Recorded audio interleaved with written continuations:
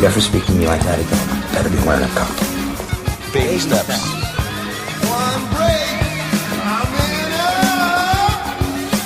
Okay, friends, let's everybody take your positions, please. Here we go. 6, 5, 4, 3, 2, rolling. Dave! And Dave! Unchained. welcome to Dave and Dave Unchained, a Van Halen podcast. I'm Dave. And I'm Dave. And we are at episode 82, Dave. We are in ROCKTOBER 2022. And we have so much Van Halen news, I actually had to edit it down. I couldn't even fit it in. This month is so insane. So we're going to stop dicking around, and we're going to go right into Van Halen news. Van Halen. Well, folks, it's been 2 years since Eddie Van Halen has passed. It's hard to believe he's gone since 2020, and we want to pause for a moment and remember our hero. He is the man, the whole emphasis behind this band that we do this podcast about, and we extend our sympathies to Wolf, to Alex, to Valerie, to Janie, to Matt Bruck, and to everybody in Ed's family who misses him deeply. So we want to do this as a tribute to Ed, just to pause here and pay homage to the man that created the band.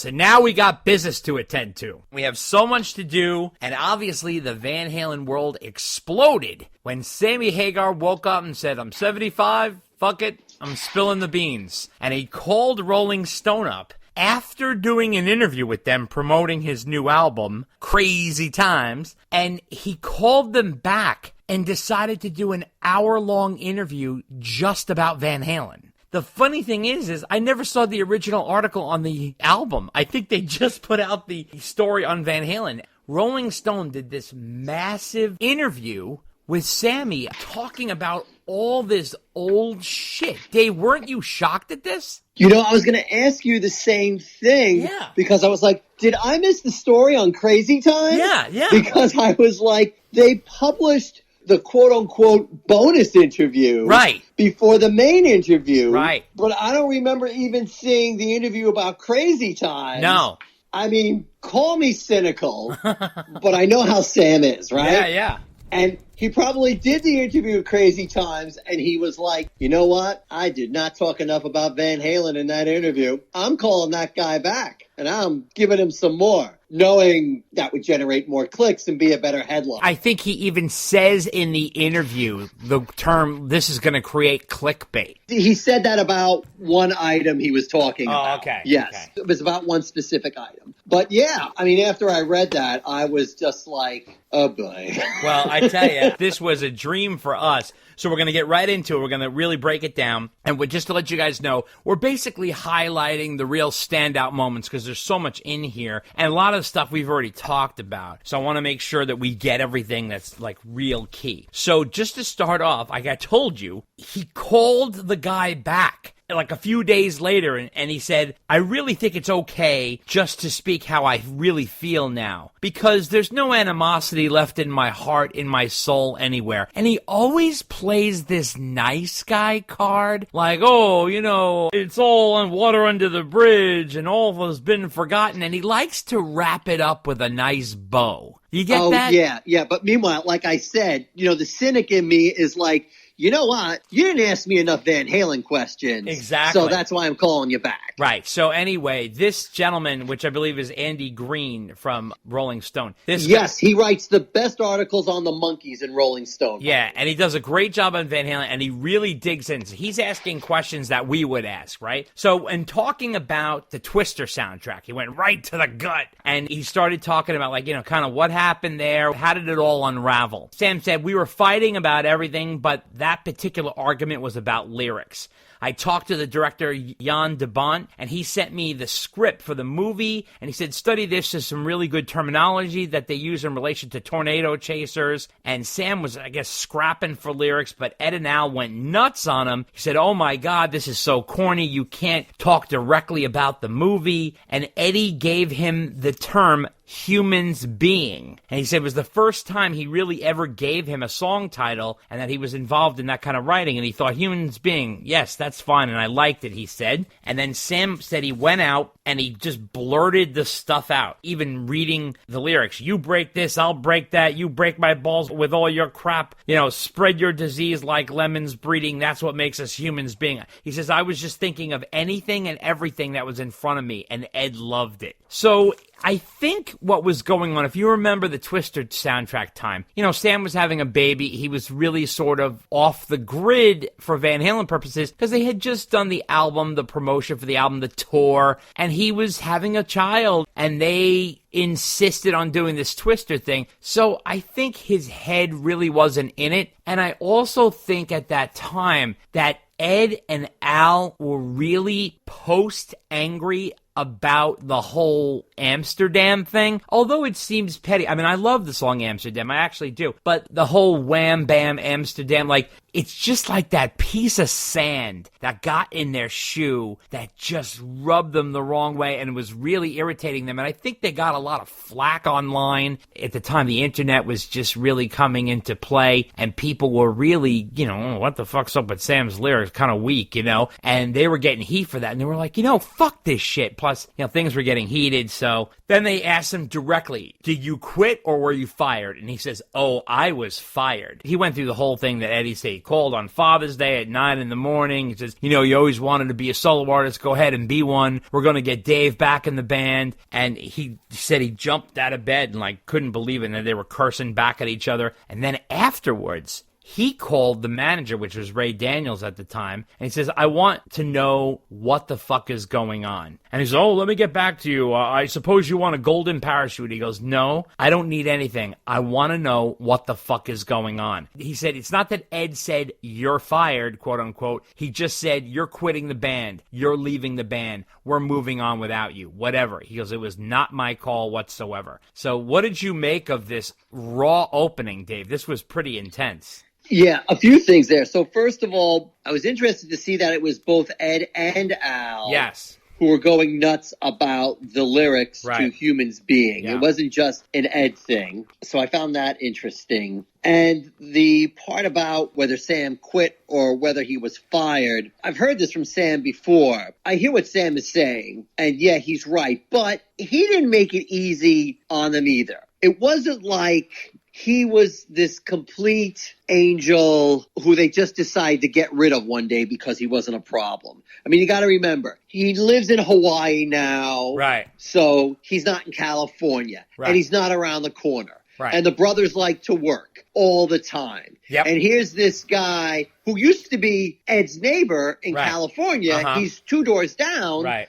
And now he's halfway across the Pacific Ocean. Right. So that's problem number one. Right. Problem number two is the bad taste in the brother's mouth from the whole Cabo Wabo episode.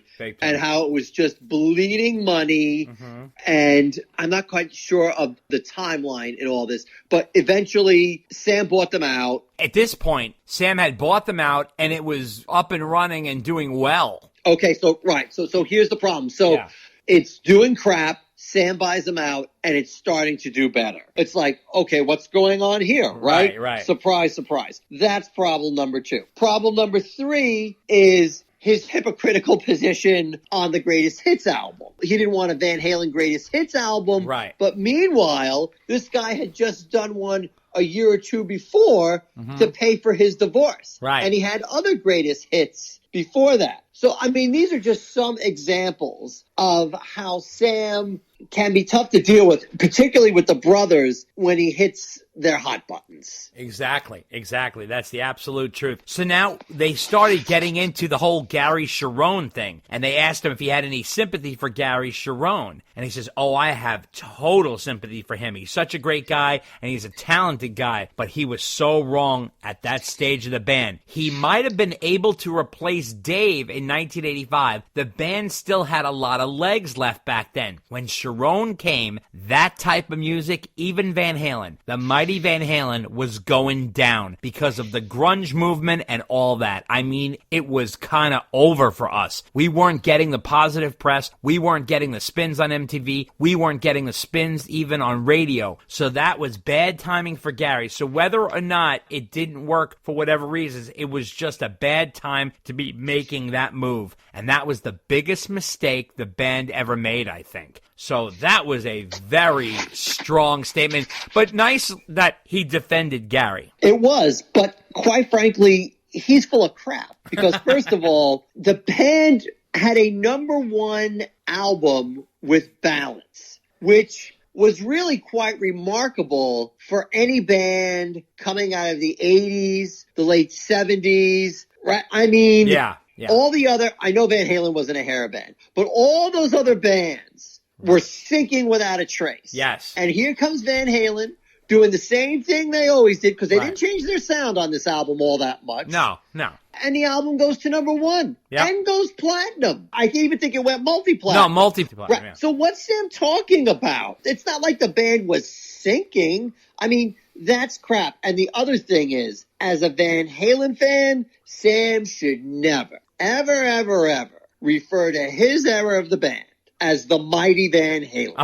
Oh, God. Because that is, sorry, I know it's petty, but that's the David Lee Roth era of Van Halen. Absolutely. So, Sam, no offense, but you need to step back. They were not mighty with you. I'm not saying the band wasn't anything with you. They were a lot. But the mighty Van Halen means something, and it doesn't mean it with you. So, yeah, I agree with you. He did give Gary some cred, but he makes it sound like the band was sinking fast when he was leaving it. No, not at all. They had a successful tour. Mm-hmm. They were actually having grunge bands as their opening acts. I think didn't have Alice in Chains. Yeah, had Alice in Chains on the Fuck tour, and then they also had Creed on the Van Halen 3 tour, and then on the Balance tour, they had Collective Soul, and like they were keeping up with the times.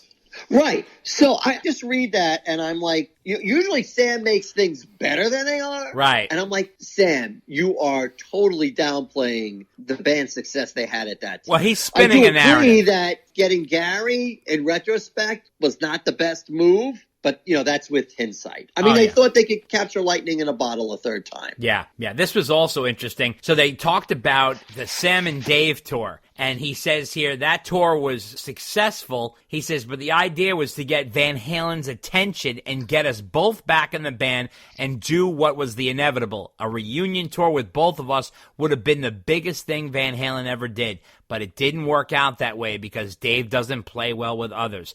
He just made a mess out of it. Instead, I got a reunion out of it. It wasn't my favorite reunion, but that's what happened. So, proof in the pudding right there. Sam and Dave did that tour basically as a demo for the Van Halen brothers. I mean, he flat out says it, almost like, look, Dave and I are going to get together and we can get along. Look at us. We can do half and half and blah, blah, blah. That was a pitch for the brothers. That's unbelievable to me. It really is. But we talked about that before. Right. Well, we always suspected that. Yeah. So but he confirmed it. He flat out confirmed it right there. He's probably like, I'm 75. Fuck it. Who cares? I'm going to tell you everything. So that was interesting. And now he's like, I got an album to promote. Oh, yeah. Good point. Good point. Yeah, that's right. So now the guy, Andy, said, things were so bad between you and Dave, I heard they physically built a wall backstage to separate you. And he says, yes, I think that was the production managers and the tour managers getting in the middle of our bullshit. They made the wall since we nearly got into fisticuffs one night. The promoters were like, oh, we got to keep these guys apart. The tour is doing too good. And so they put up a barricade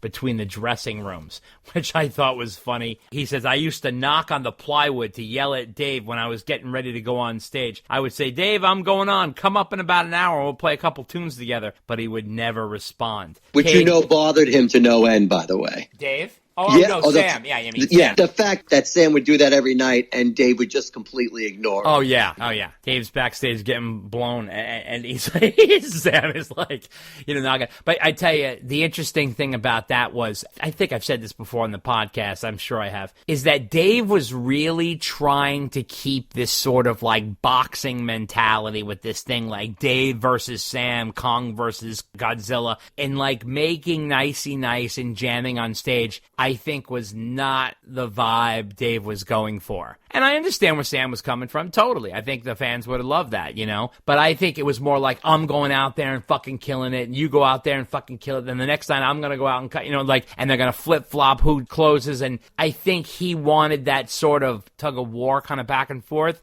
and really, that's kind of who they are, personality-wise, and it really, makes more sense to sell that kind of WWF kind of thing, as opposed to putting arms around each other, and, so it's interesting. All you have to do is listen to Sam and Dave on this Howard Stern show. Dave was in the studio and Sam called in, and you can feel the vibe between it. Like, Dave is just jabbing Sam when he can, and Sam's just kind of rolling with it and blah, blah, blah. But it's interesting. I think Sam, almost resented the fact that he had to go on tour with Dave, because his career wasn't at a great point at that point. He had already come out of Van Halen, did a bunch of albums, and he was in that sort of weird period where he was out of Van Halen a while now, and he had a few albums, and a couple of them did okay, and then after the third one, it was what's going on, that kind of thing. And he was sort of floating. And it would make sense for him and Dave to make a summer package and go on tour together. That makes total sense business-wise. And Sam didn't like that. It pissed him off. So now also here, he talked about the 2004 Van Halen reunion tour and how he wrote about it in his book, and that Eddie was deeply in the throes of alcoholism at this point. He was a sick guy, and he asked him if he had any regrets about some of the things he wrote. He says, I was so angry after that tour with everything that had gone on. I wrote all about it. Yes. Everything I said was true. I regret it now only because if someone reads it after Eddie's death, they can't go to Eddie and ask him about any of it. Back then, it was my word against his, but I don't remember if anyone in their camp even spoke about any of it. I think everyone knew what condition Eddie was in. It wasn't any freaking secret. So he's right about that. And also, Eddie died in 2020. So he had a good 9 years to combat that or respond to it. He never discussed that at all. And then he also said here, he was talking about how he was adamant that he was cancer-free and he was healthy and fine. He wouldn't listen to anyone. If someone would say, hey, Ed, you need not to drink too much. You need to get some food in you. He was like, fuck you. Nobody, not even his brother, could get through to him. But in writing about it, I broke a rule. I broke the locker room rule amongst athletes and amongst friends and clubs. It was a boys' club. None of this gets out of here. What happens in Vegas stays in Vegas. I was just angry. I just wanted to get my side of the story out because a lot of people thought, well, maybe it was my fault. So he's sort of like owning up to it, but then also washing his hands of it at the same time. He's an interesting character, the way he talks. He says one thing and then the other thing, he combats it. What do you make of that? The thing I ask is that he says he regrets it because if somebody reads it after Ed dies, Ed can't go and talk about any of it. That's going to happen anyway. Right. But you're telling me you didn't think about that when you were writing the book? And at that time, you thought Ed was on death's door anyway? Because Ed was in a really bad place at that time. Right. So if Sam really thinks Ed's in a bad place at that time, and you're writing the book,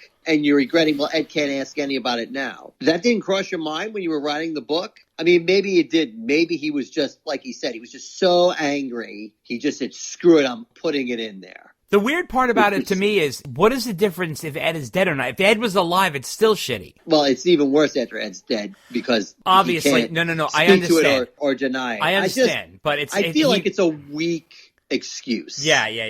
It's also when someone has a disease, and alcoholism has been declared a disease. So it is a disease, and it's really bad. And anybody who has dealt with alcoholism themselves or dealt with someone in their family who has alcoholism, it's brutal. It's fucking brutal. So, it's almost like this is a little more than the music and the bullshit. This is kind of like personal family shit, but he went there and I think he was pissed off, and what are you going to do? It is what it is, man. So it's out there. It's sold in all these copies. Everybody read it. And it's not like he wrote it yesterday. He wrote it in 2011? It was a long time ago now. So it's been around. And he knows what's going to sell a book. Of course. By the way. Of course. Yeah, absolutely. So now they said, the tour sounded like it was absolute hell to you. And he said, Eddie was so out of tune and playing the song so wrong. There were times I couldn't sing well. I had a hard time staying on key. I'd go over and sing with the bass because Mike would always be in tune. I'd sing to the bass. But the problem is they had Ed's guitar so loud because he would go out there during sound check and make sure his guitar was screaming. So that was interesting. Then this is kind of funny. They got into the Rolling Stone article that Blair did. Remember, Blair was on our podcast. And he brought up the quote that Blair printed from Ed saying it's all about the money when it comes to Hagar. He used the band to elevate himself. Well, Sam jumped on that. Nope. That's when Ed was in that frame of mind where he wasn't thinking straight. He was being fed weird information. He was doing a lot of drugs and alcohol, and he was paranoid. He wasn't thinking right. Everybody knows it. He was a mess. Somebody was poisoning him with that. I am not about the money. I'm about fame and fortune, yes. Isn't that saying you're about the money? That's what's weird. I'm not about the money. I'm about fame and fortune, yes. That's kind of strange. I was thinking the same thing. Isn't fortune money? Well, fame and fortune, yeah, exactly. It's insane. That's what I wanted my whole life. Once I got it, the question becomes, what do you do with it? You use your celebrity to enlighten people, to bring awareness. That's what I'm all about, and I've always been about. I'm a business guy. I love business. I love creating things and seeing them make it. That bothered Ed and Al to death because they didn't think like that. They would say, why are you doing this? I'm making a bicycle. Why are you making a bicycle? Because I ride bikes and I want to make a good one and make a better one than everybody else. That was my premise, and that was my ambition and my creativity. It just drove them nuts because they didn't understand it. Now, let me explain something here. What he's not getting. Yes, Sammy's great at business, and he's very creative, and he has a million different ideas, and he likes to expand and keep moving forward and doing all kinds of stuff. That's fine. That's who he is. And you know what? There's nothing wrong with that. The problem and the rub here is Ed and Al's like, why don't you put some of that creativity and energy toward Van Halen? Do you understand? Their attitude is, we have this band. We gave you the lead singer position of this already established, multi-platinum, world-famous band. We gave you the mic right under the hot spotlight. We brought in the manager that you wanted. If you're hired by the Mets, then you bat for the Mets and you field for the Mets. You don't go play for the Yankees. You don't go play for the fucking Boston Red Sox. You're a Met. You wear the Met uniform. You go to Met training. You travel with the Mets. You bat for the Mets. You field for the Mets. You're a Met. You're supposed to be engaged with the team that you're on.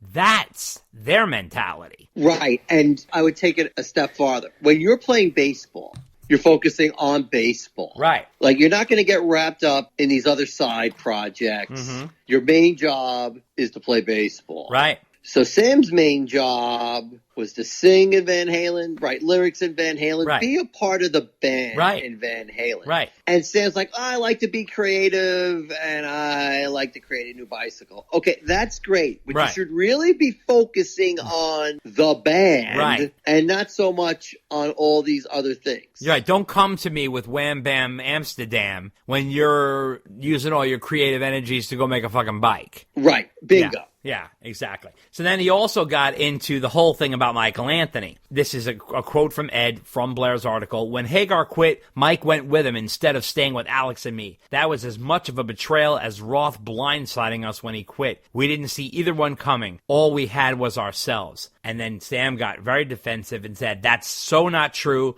Mikey didn't leave Van Halen. Mikey was replaced in Van Halen by Eddie's son Wolfie, and he found out about it in the press. When he asked about Michael essentially quit Van Halen when he started doing gigs with you, Sam, isn't that true? And he says, yes, that's because he wasn't in a very good frame of mind. Mikey sat around for 5 freaking years. Then he started coming out with my band as a special guest, and it was really cool because it made me feel comfortable, especially on the Sam and Dave tour, to have Mikey there. It warranted me playing more Van Halen material. Before that, I was only playing 2 or 3 Van Halen songs with the Wabos. I was not about to start being a Van Halen cover band, and Dave had come out with this big Van Halen cover band playing all Van Halen songs. He didn't even play Just a Gigolo or play California Girls, 2 of his biggest hits, and I thought, what an idiot. I don't think that's cool. Having Mikey there made it fun for me to play Van Halen stuff, and still today in the circle, we play more Van Halen than we ever did because Mikey's in the band, number 1, and number 2, there's no more Van Halen. So now I feel great about playing it. It's part of my life. I was in that band for 11 years. And when Dave came back to the band, they pretended like I'd never been in it. There weren't those number 1 albums, those number 1 hits. Those 40 million albums never existed. That's stupid. It's not what I do right now with Mike. But with Mike, they just interpreted it that way. The second Mikey would have gotten the call to be in the studio, he would have been the first guy there like he always is. Mikey would join Van Halen today and quit the circle if there was such a thing. But Mikey never betrayed anybody. He would just say, I'm going out and having some fun with Sam. So now, first of all these number 1 albums and these number 1 hits and those 40 million albums, first of all, yes, all the albums went to number 1, okay? But let's be honest, that was during SoundScan time when you could track that shit, and that's the way everybody's album who comes out that week goes to number one when you have a big band that comes out with a brand new album, because all the fans for that band who's been waiting for that album to come out go out and rush out and buy it the week of, and it goes to number one. Like, that's how that happened. Van Halen didn't have SoundScan back in the days with Dave. They were also dealing with Thriller and Purple Rain at the top of the charts in 1984. So that's besides the point. But all those number one hits, they never had a number one hit with Sam. I don't know what the hell they're talking about. None of those songs went to number one, Sam. So what are you talking about? Now, he talks about 40 million albums. He made 4 albums with Van Halen, which means every album went diamond. I mean, is he out of his mind? And the funny thing is as you get later in the interview, that number in this actual interview, he bumps up to like 47, 48 million. It's hysterical in the same interview. I know, if he had another half hour, it would have been 50 million. I know. But, like, if you made 4 albums with the band, you're trying to tell me that you sold 40 million albums with 4 albums? Jesus Christ. He's such a good businessman, he can't do this math? It's total hyperbole. I went to this website which estimated the worldwide sales of Van Halen albums. And Sam's albums, maybe. It's like 23, right? Best. 23? No, I'd say it may go to 30, actually. It may go to 30. Especially if you include the live album, maybe you include the greatest hits in there. I don't think you can count the greatest hits, because both of them are on that. Okay, that's fine. But either way, it's not 40. And by the way, Sam knows that, or he's in complete denial about where the number comes from. So that's number one. Number two, they never had a number one hit song with Sam. No. Ever. No. Right? So unless he's talking about the album. No, the albums each went to number one. He separately states that. So, no, Sam, there were no, like, he thinks like he's the Backstreet Boys or something. Like, Sam, there were no number one hits. I know. And by the way, I just laugh at Sam when he says they pretended like I'd never been in the band. Exactly like you did, Sam. Exactly. When you joined the band. I know. And maybe you sang 2 or 3 songs in a show. And by the way, for the whole time you were in the band, it was almost always the same 2 or 3 songs. So all I got to say is karma is a you-know-what. That's right. So what goes around comes around, Sam. That's right. So, like, I laugh when he cries about that because he did the exact same thing. It's ridiculous. His math is bad, and he's crying about the same thing he did. The only other thing I want to add is when Ed said when Hagar quit, Mike went with him instead of staying with Alex and me, his timing is way off on that. Oh, I know. Because I think he seems to forget that when Sam quit, Mike stuck around with them for an album and a tour.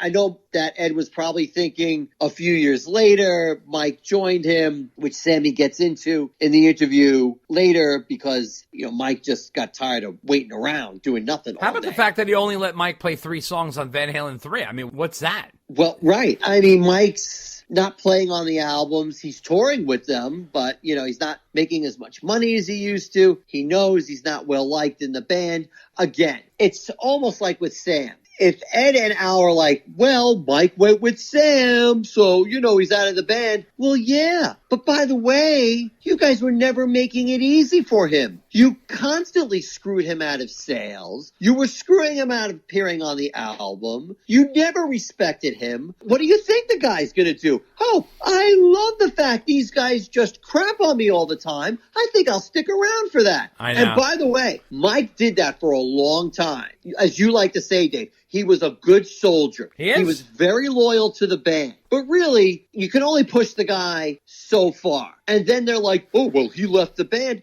Of course he left the band. You guys were crapping on him for years. What did you expect? Are you really in so much denial that he's going to be that loyal for years? I mean, come on, it's ridiculous. It's insane. It's insane. Then they start getting into getting back in touch with Ed when he was ill towards the end of his life. So he got into, discussed the whole thing, the back and forth with George Lopez. I called your brother, I called here, I called there. So he says here, we didn't try to bury any hatchets or apologized for anything. We just went right into how he was doing, and he told me. I said, I've been wanting to reach you. I didn't know what kind of headspace you were in. I called your brother. I called Steve Lukather. I called Irving Azoff. He goes, why didn't you just call me? And I go, well, that's a good question. I'm calling you now. And we had a big laugh about it. And he says, you want to talk to me? Talk to me. So that's what Ed said. And he felt he was in a really good headspace, and he touched me really hard when he said something like that. If you want to talk to me, call me. He was never that kind of guy before. Ed was always a humble, quiet, sweet little guy.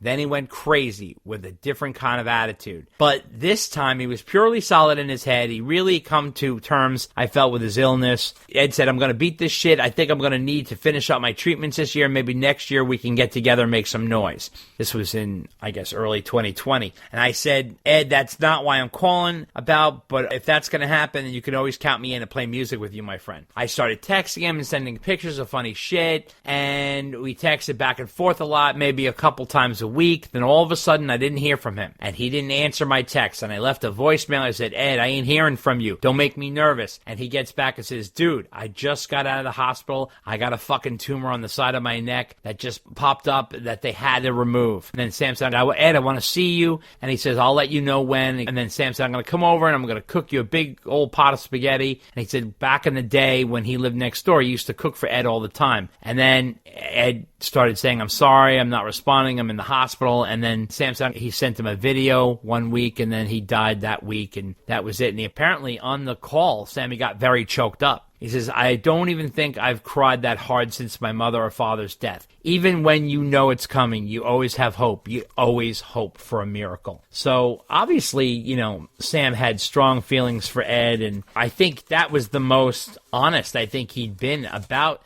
that exchange he had with Ed, which I thought was more honest than before when, we're texting like teenagers, you know, that kind of thing. So I thought he was a little more straightforward with that. What do you think? Yeah, I guess so. I'll go along with that. I read this with interest, but I think you're right. I think he was honest because there was nothing I strongly reacted to where I was like, oh my gosh, you're full of garbage, Sam. Yeah, like I did many other times during this interview. Yeah. So I do agree with you. I think this part of the interview was probably one of the more heartfelt times of the interview. Yeah, that's true. Interesting here. And now he talked about the reunion tour. The stadium tour, whatever, the kitchen sink tour, right? There was this big tour with you and Dave and Michael and Wolfgang. It was confirmed in interviews and blah, blah, blah. And he says, what a shame, huh? I mean, honestly, the shame is that Eddie Van Halen is no longer with us. That's the shame. But if we would have done that, all the damage that I did with my book, the damage Ed did with his actions and his stuff he did in public, and the Sharon shenanigans and the Roth reunions and my reunion, that would have righted everything if we had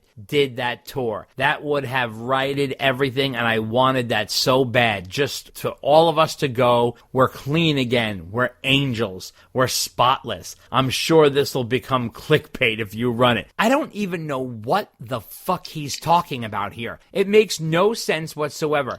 There is no way that tour would have ever fucking happened. What is he getting into? There was nothing about Sharon going on tour. Dave never agreed to go out on tour with Sam. I mean, he just makes all this shit up in his head. The closest thing that they came to doing was that stadium tour with the original four. Even that, I think Michael Anthony was going to be like a special Wolf guest. And Ed were talking about it like, hey, Dad, when you're better, we'll get everyone together. But there never was. They make this out like it was, Right. And there never were any formal plans, or Irving Azoff never called Sam and was like, get ready, we're doing the kitchen sink tour. Right. It just never got to that level. It's becoming this ridiculous talking point, and the way that would have righted everything.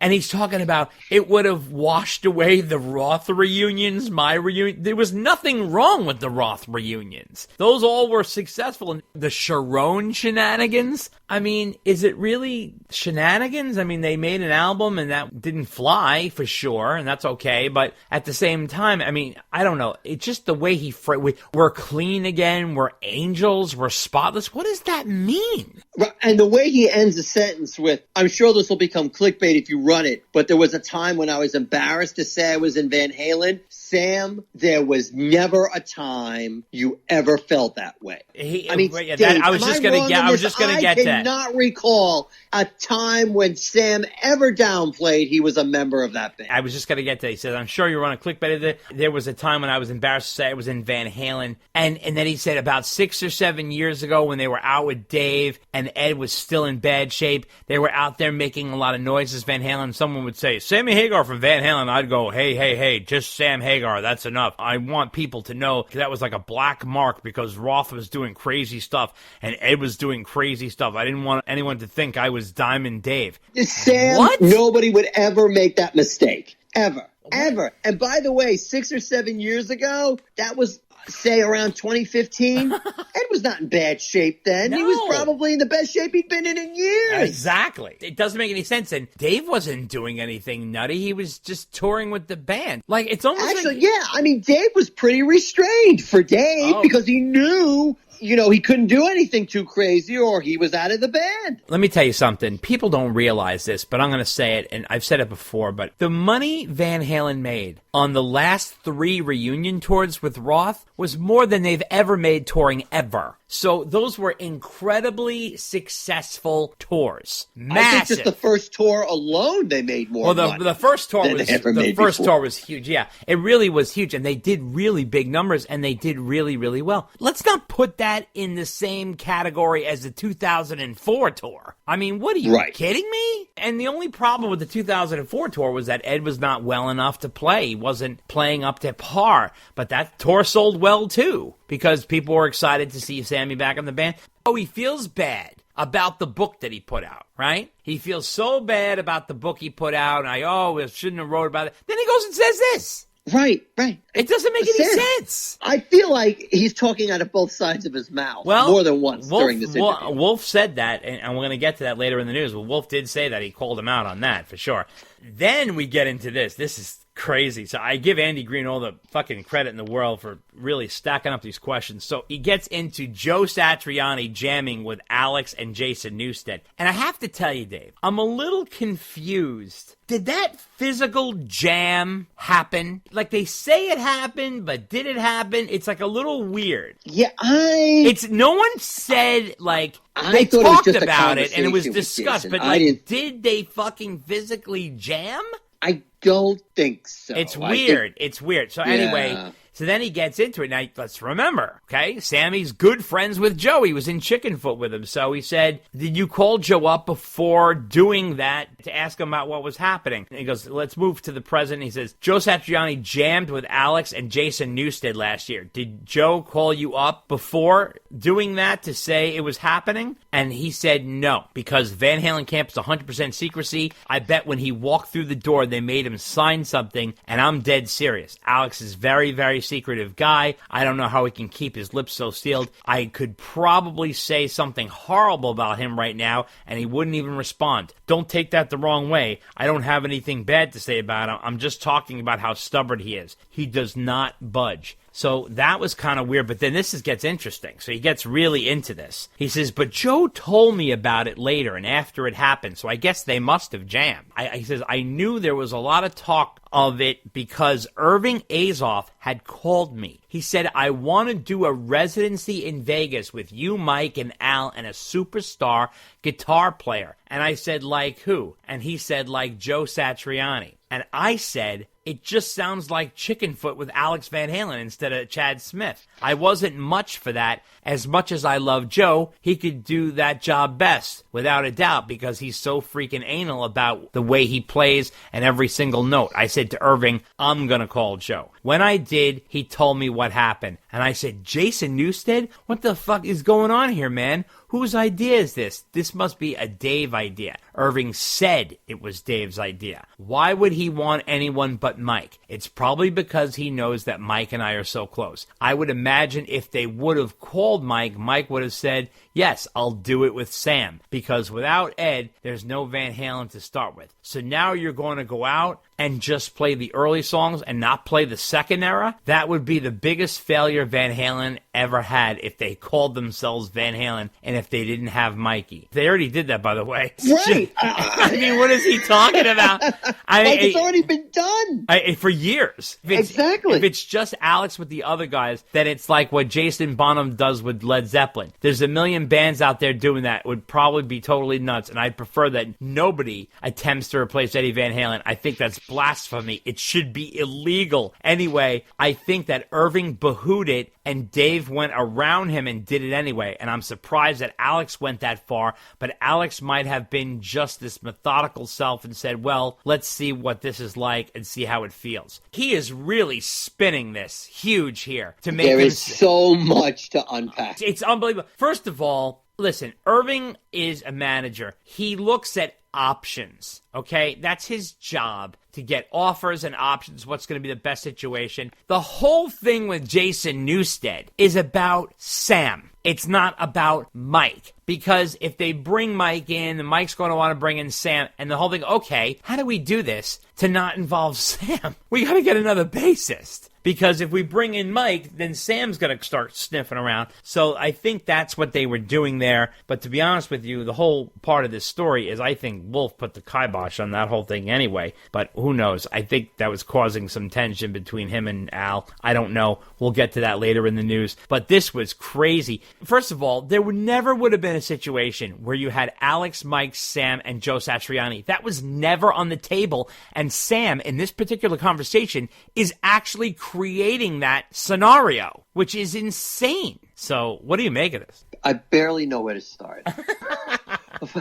When he found out that Joe was going to be a possible replacement player for Ed, he goes, right. It just sounds like chicken foot with Alex Van Halen instead of Chad Smith. No, Sam. It is definitely not chicken foot. I get from a player standpoint what he's saying, right. But there's a very different thing going on here, and there's a very different dynamic. It's a tribute show to Ed. And by the way, of course it's going to be like that because you've got Michael Anthony and you in both bands, right? I mean, so what do you think is going to happen? And by the way, I just want to remind Sam that when they had the tribute to Ronnie Montrose and they had the reunion of the original Montrose lineup, guess who was playing guitar in that band? It was Joe. It was Joe Satriani. Right. So I just want to remind Sam that he's already done that. Right. Okay. Yeah. So that's number one. Actually, that's number one and number two, Sam. Because Right, it's so right. important that you've done it already. I'm going to list it twice. Right. Okay. And the second part where Sam automatically jumps that it's Dave's idea to have Jason Newsted in there. Mm-hmm. I'm not calling Sam a liar. I'm not calling Irving Azoff a liar. But I don't know. I can see Irving saying that just to cover his ass. Because Dave was a Mikey fan too. There's really no reason why Dave doesn't want Mike to be part of the band. But if Al is stubborn and is like, listen, I'm not playing with Mike, that's it, that's the end of the story, then I could see Dave going to Irving and saying, look, you're going to have to find somebody else because Al's not playing with Mike, so we're going to have to find another bass player. That's how I'm thinking it somehow went down. We already talked about when he said, Mike wasn't in the band, that it's not Van Halen. And, Wolf was part of the band for a long time, so it was already there. And again, I just laugh at Sam when he says, so now you're going out just to play the early songs and not play the second era? Yes, Sam, just like you did, again, I know. when you joined the band. Like, I really don't know how many times someone needs to remind him Right. that he was a part of this. And by the way, Sam knows this. He knows that there wasn't going to be a tour in the summer of 2019 because Ed was doing bad. He knew that. Really, this whole thing, like you said, Dave, it's like he's trying to change the narrative. And he's really trying to get himself into the narrative that he was part of the reunion when really most people have not mentioned him as part of this reunion. The closest we ever got was when somebody interviewed Joe, and Joe was like, and I'm totally paraphrasing here, but Joe had said something like, yeah, it would be interesting because I have to play all eras of Van Halen, so I have to get the right guitars and the right equipment and stuff like that. And that was really the first and only hint that it was going to be some kind of all-era Van Halen show. But by all indications, they were definitely doing their darndest to get Dave in there and have him a part of it. Yeah. Because if Sam thinks that Dave was never going to be part of the equation, I mean, he's just living in a dream world, man. There's just no way. There's just no way. Yeah. No, it's totally true. When they talked about, they asked him, would he be interested in a Las Vegas residency? He goes, I wouldn't leave what I'm doing for that. I would make myself available to have a rehearsal and see which guitar player would work best. I'm telling you, Joe would be the best. Like I said, it's just kind of chicken foot with Alex, which there's a problem there. And I think that's probably what they were thinking when they tried to get a different bass player. But that's stupid too. I definitely would love to play with Alex and Mike with a great guitar player that doesn't try to mimic Eddie perfectly. There are so many great guitar players like Steve Vai or John Five, who's also a great guitar player. And they said, would you do like a short Vegas residency, or are you talking about a mere one-off show? He goes, I'm thinking more of a one-off weekend or something where we give the money away to some cause. I got plenty of money. There's nothing that I would do for money that I just wasn't in love with the idea of doing. And I'm not in love with the idea of being in Van Halen without Eddie Van Halen. Matter of fact, I'm dead against it. I would love to play music with Alex and Mike again. I would love to play those songs again. And if we did a residency or a tribute, I would sing 50-50. I would sing half the Dave songs too for the Van Halen fans. And those songs are great, and I don't mind singing some of them. I mean, can you fucking believe this guy? First of all, in the same sentence, he says he's dead against it. And then the next minute, he's talking about doing a set list of 50-50. And he never did that when he was in the band the first time. I know. And now, all of a sudden, yeah, he's like, oh, I'll sing the David Lee Roth songs? And really, the reason he will do that. Exactly. Is, you know where I'm going with this, right? Yeah. The reason he will do that is to spite David Lee Roth. So this way, hey, listen, you guys don't have to worry about dealing with Roth. I will sing the Roth era song. So now he's singing the light. Because now he'll play with Al and Mike, and everything will be great. And oh, by the way, in the last question where he's like, Michael, do it as long as Sam's a part of it, I got news for you, Sam. If they called Mike and said, do you want to be part of the Van Halen tribute with Dave and Al, he will already be booking a plane there without even hanging up the phone. Of course. No offense, Sam. Of course. You've been great to him and his biggest fan. But there's no way that Mike is going to sit there and say, the only way I'll do it is with Sam. There's no way. He's smart enough to know he doesn't have the leverage for that. Mike had Sam completely rebook the Circle's 2019 summer tour around him making himself available to be in that stadium tour with Van Halen. Yeah, they didn't even tour that summer. That's how much of a thing it was. I know. He gave up the summer. I proved it all in the podcast. You remember what I laid all that out? Yeah, totally. And again, Sam knows this. Yeah.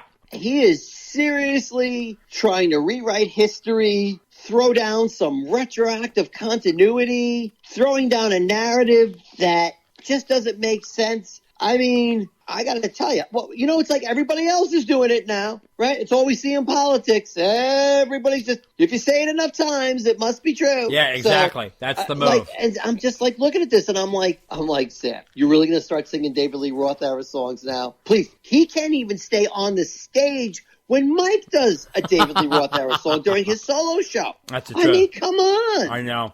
He's amazing.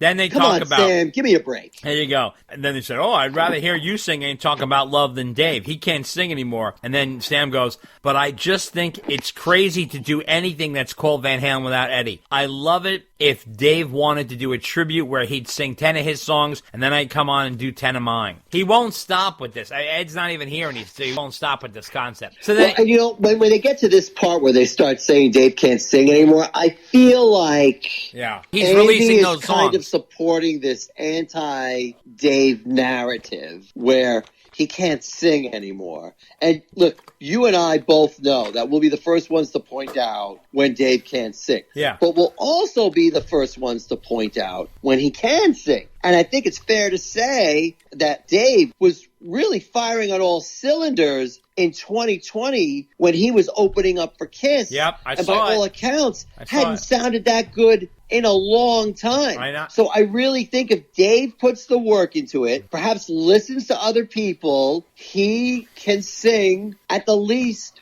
well enough. Look, we were there. We saw him in Vegas. He was great. Yeah. Right. We saw him the last 2 of the 3 nights when he was really good. Uh-huh. The first night was a little shaky. Right. Okay. And I saw him on the Kiss And I tour. also wonder if Andy knows he's got Sam on the phone and he's basically trying to butter up and be like, well, you know Dave can't sing. So.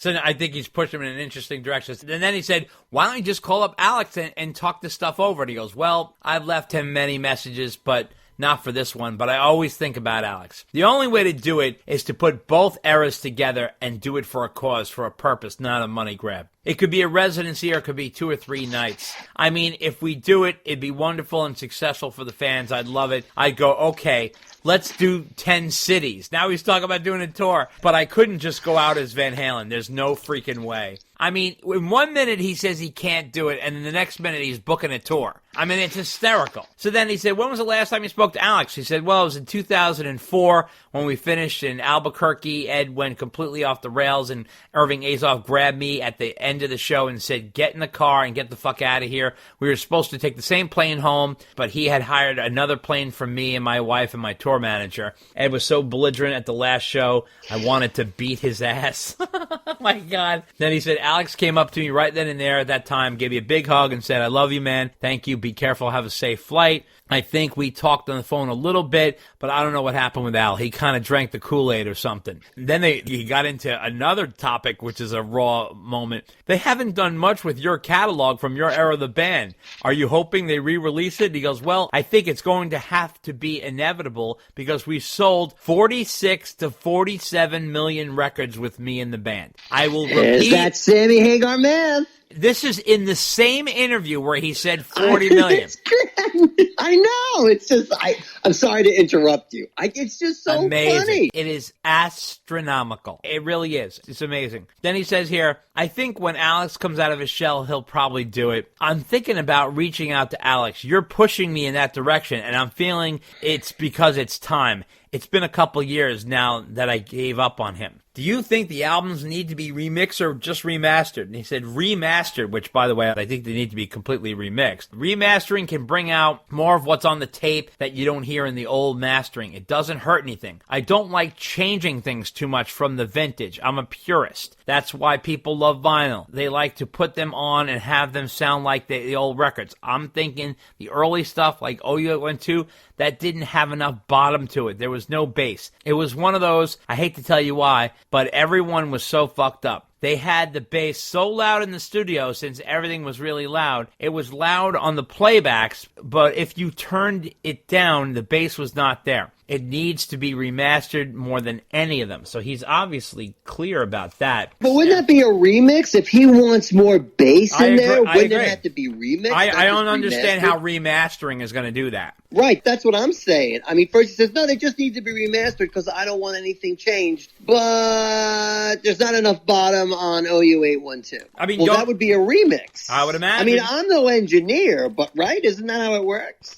I would imagine. I mean, I need a technical person to answer that question, but I was always under the understanding that if you're really going to start playing with the levels, and the reason I remember this is because a lot of people have the same complaint about the Metallica album and Justice for All. They complain that the bass is too low. And that is one of the, I guess, sets that they wanted to see if they were going to remix or remaster. And then I think I was on Eddie Trunk's show, and we're talking about, hey, listen, if you're going to do that, you got to remix it. It's not just remastering, because remastering is just enhancing what's already right there. But if you want to start bringing up the bass and fixing the mix, I think you have to remix it. That's what I understand. I'm not 100% sure, but I think so. Now, they talked about album box sets, any chance to release any demos. demos, outtakes, and live stuff from the era. Fans would love to hear that. I don't know how much of that stuff is around. It's all at 5150 Studios somewhere. I shouldn't be saying where it is, but I know it exists. And I do believe Wolfie's in charge of it. I heard things were turned over more to Wolfie than to Al. So that's interesting. Have you spoken with Wolfie? And he says, not a ton. I gave him some love when he made his first record, and he gave me some back. It was very cordial. He just keeps impressing me with his talent. The song Distance is very soulful. I had no idea he could sing like that. He's really got his Pop's talent. I praise him for not trying to be Eddie. And he said Wolfie playing Ed's guitar parts. Now that would be worthy of calling Van Halen for a moment. Wolfie would be crazy to drop his life and creativity in his career to be in his dad's mimic, but for a moment it could be great. And then he went back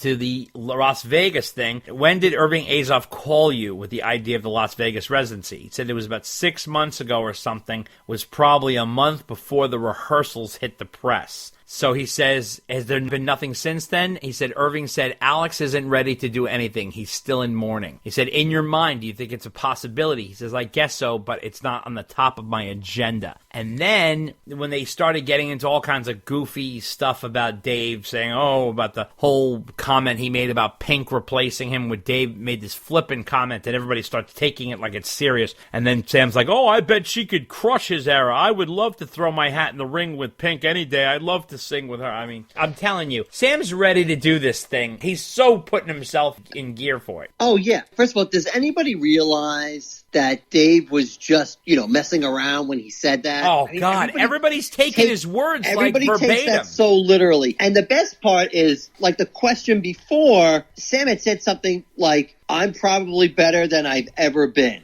And I'm like, whoa, Sam. Oh, wow. Slow down. I know. And he goes, I think Diamond Dave is the one we want to worry about here. I mean, that's fair. But Sam, if you were better than you've ever been, you'd be singing Dreams on your last tour every night. And you're not. Yeah, I know. So, Sam, you still sing great. Don't get me wrong. You're knocking it out of the park for a guy who's 75. But, you want to talk about drinking the Kool-Aid. I'll tell you who's drinking the Kool-Aid, Sam. You're drinking the Kool-Aid if you think you're better than you've ever been. He's just too much, man. They said that Dave's basically retired. Wolfgang's doing his own music. Alex is off the grid. And you or Michael the only ones keeping the music alive. And he goes, 100%. Alex, he's not going to try to put a Van Halen tribute together. He would never. Alex has got more dignity. It's not his style. When Dave goes out, he just does his stuff. But Mike and I tour together. We're the other half. We're the other two of us from the band. We're 2 out of 4. And that's the vocal sound between Mikey and I, and that was the identity of the Van Hagar era. See, he uses that term, I told you. And then he also says, everyone thinks I changed Van Halen. This is really important. I'm glad you put this into my head. Those ballads, Eddie presented them to me. When It's Love, Love Walks In, Eddie was so horny to show off his keyboard playing because Roth hated it. And Eddie was a good keyboard player, almost as good as he was on guitar. And when I heard what he was doing, I'm going, holy shit, I got inspired, and I wrote those songs. When he played When It's Love, the words just started pouring out of me. He's trying to set the record straight on all these things in Van Halen, like, don't blame me for the ballads. He's going crazy. And then they asked him, if you got Alex on the phone today, what would you say to him? And he says, I'm going to say, Alex, we ain't getting no younger. Then we'd have a big laugh and catch up. I really want to see how he's doing. Alex is a sweet guy. He's just tough. He's Dutch, man. He's really tough, old school kind of person. He's closed up, but he's got a big heart, and that's probably why he's so closed up. And then they said, do you think a tribute show will happen? I think it would be cathartic. And he says, I agree. I think it's necessary. So that was that massive interview in Rolling Stone with Sam. I mean, he is a complicated man. I mean, look, all the lead singers are. They're all complicated guys, but I think he's the king of hyperbole, and he likes to tell a narrative that supports his side of the story. And I think he honestly believes a lot of that. But the problem is with fans like you and me, we just sit there and pick it apart and say, the facts really don't support where you're coming from. I know. Well, listen, I have to say, I give him kudos because he spoke very honestly and frankly in the press. And whether we agree with everything he said or not, at least he had the balls to step up to Mike and answer the questions. I will give him that. Well, I won't say he stepped up to the mic. He called up the mic and said, I want to talk to the mic. But, not many people do it. Not many people Well, that's do it. true. He did do that. And the fact that this interview was so riveting was we said we would condense it down, but here we are over an hour later still talking about it. Because it was just so much to unpack. It was crazy. It was a big deal, though. It was a big deal. It was a very big deal. Yeah. I mean, I remember when we both saw the article and we were like, are we going to need a whole episode just for the article? Like, it was nuts. It's going to be wild, believe you me, in handling this. So anyway, just going on, also want to wish Sam an incredible happy 75th because he just turned 75. And let me tell you something, he looks and sounds great. I don't know many 75-year-olds that can be like him other than Steven Tyler. He's 75 as well, or he's up there, almost 75. And, you know, Sam did his birthday bash at Cabo Wabo. Dave, he played with the Wabos. He went there and played with the Wabos. And let me tell you something. I got crazy when I saw this set list he was doing. I was so excited to see some of these songs he played. So he played 3 nights. He played October 9th. Fucking long set list. October 9th he played, and then he played a couple nights later on October 11th, and then on his actual birthday, 10/13 on October 13th. And Dave, listen to some of these songs he had in the set. Wow. He played Bad Motor Scooter, Make It Last, which is a Montrose song, Bad Motor Scooter, Montrose song. The Girl Gets Around from the Footloose soundtrack. Love that song. Here's a clip.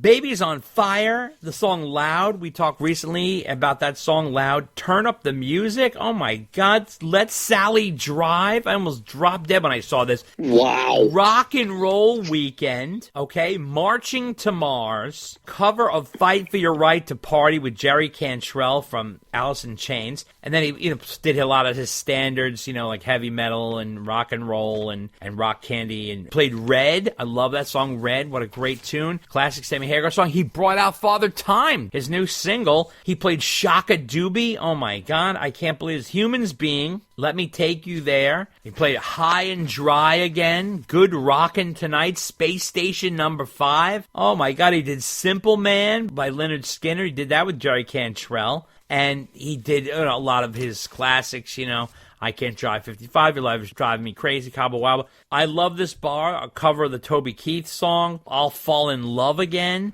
3 Lock Box, I've Done Everything for You, Little White Lie, Give to Live. Of course, he did some Van Halen songs, Finish What You Started, Right Now, all those kinds of tunes. And I was crazy wild to see these songs. And he returned to Cabo Wabo in Cabo San Lucas in Mexico. You know what, Dave, I really want him to do? I want him to put out a birthday box set. He's got to put out a birthday box set. Yeah, because that one set list alone was killer. Well, no, that wasn't one. That was there was a mix. That was a mix of the 3 nights. I just wanted to let you know some of the songs. But still, I mean, there were some great songs there. That must have been so much work to work up all those songs. Those are incredible. And it was cool that he brought the Wabos because he hadn't played with them in a while. So that's really awesome. On top of this, listen to this. So Sammy Hagar grew up in Fontana in California, and the Fontana City Council voted on October 11th in favor of changing the name of the Center Stage Theater, the venue which has been hosting a wide range of entertainment events since it was built in 2008. They're going to name it after Sammy Hagar. So that's pretty incredible, and it's all going to be renovated and expanded, and it'll open up the middle of next year. And in accompanying news, David Lee Roth just jumped off a cliff screaming, "Why not me?"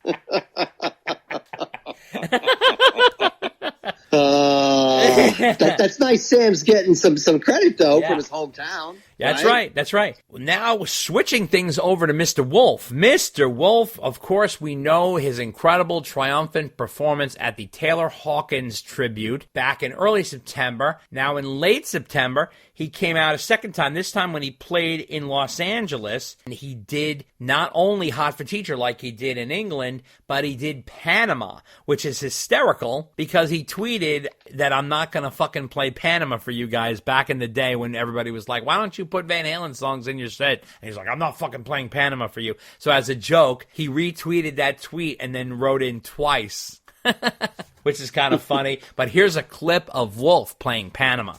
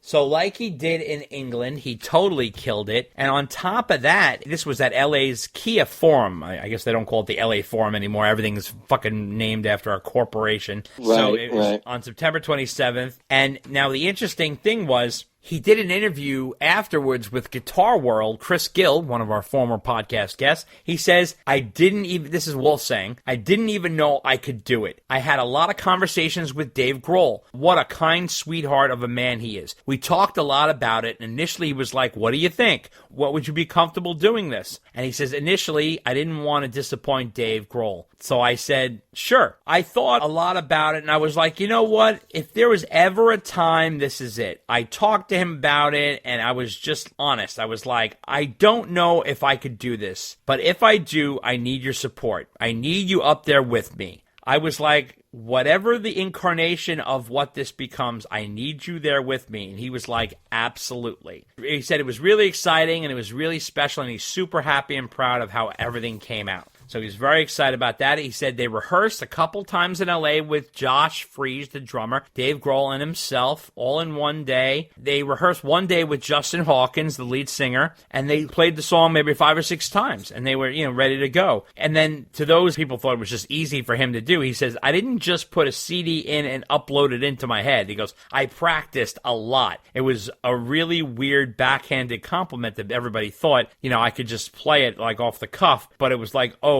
you did nothing to be able to do this? And I was like, no, I did a lot of work to be able to do this. So I understand where it's coming from, though. And then he also thought that he kind of did the tribute already. I think I did it with the Taylor Hawkins tribute. I feel a lot of closure because my part of the show was a tribute to my father. And if the Taylor concerts are all that happens, then I'm happy with that. So he was pretty pleased about how it all turned out, and he was pretty honest about what it took for him to do that. So that was interesting. What did you make of that? Yeah, that was something else for sure. I was like, wow. I think, Wolf's getting some good credit there for both tribute shows. So, kudos to him for doing a good job for that and playing tribute to his dad and for Taylor. Yeah, absolutely. Now, the funny thing is Joe Satriani was doing some press, okay? And he was out there because he's out promoting his album. And he said, when I saw Wolfgang playing at the Taylor Hawkins benefit, I thought it was the most natural and beautiful thing I'd seen in a long time. It was such a wonderful thing to see him playing his dad's music like that. And he's such an incredible musician. I thought, well, if this thing's ever going to happen, he should do it. It just seemed seem more natural than reaching out to someone like me. So the world just should wait for him to make up his mind of how he wants to do it, and we should leave him alone, let him figure it out.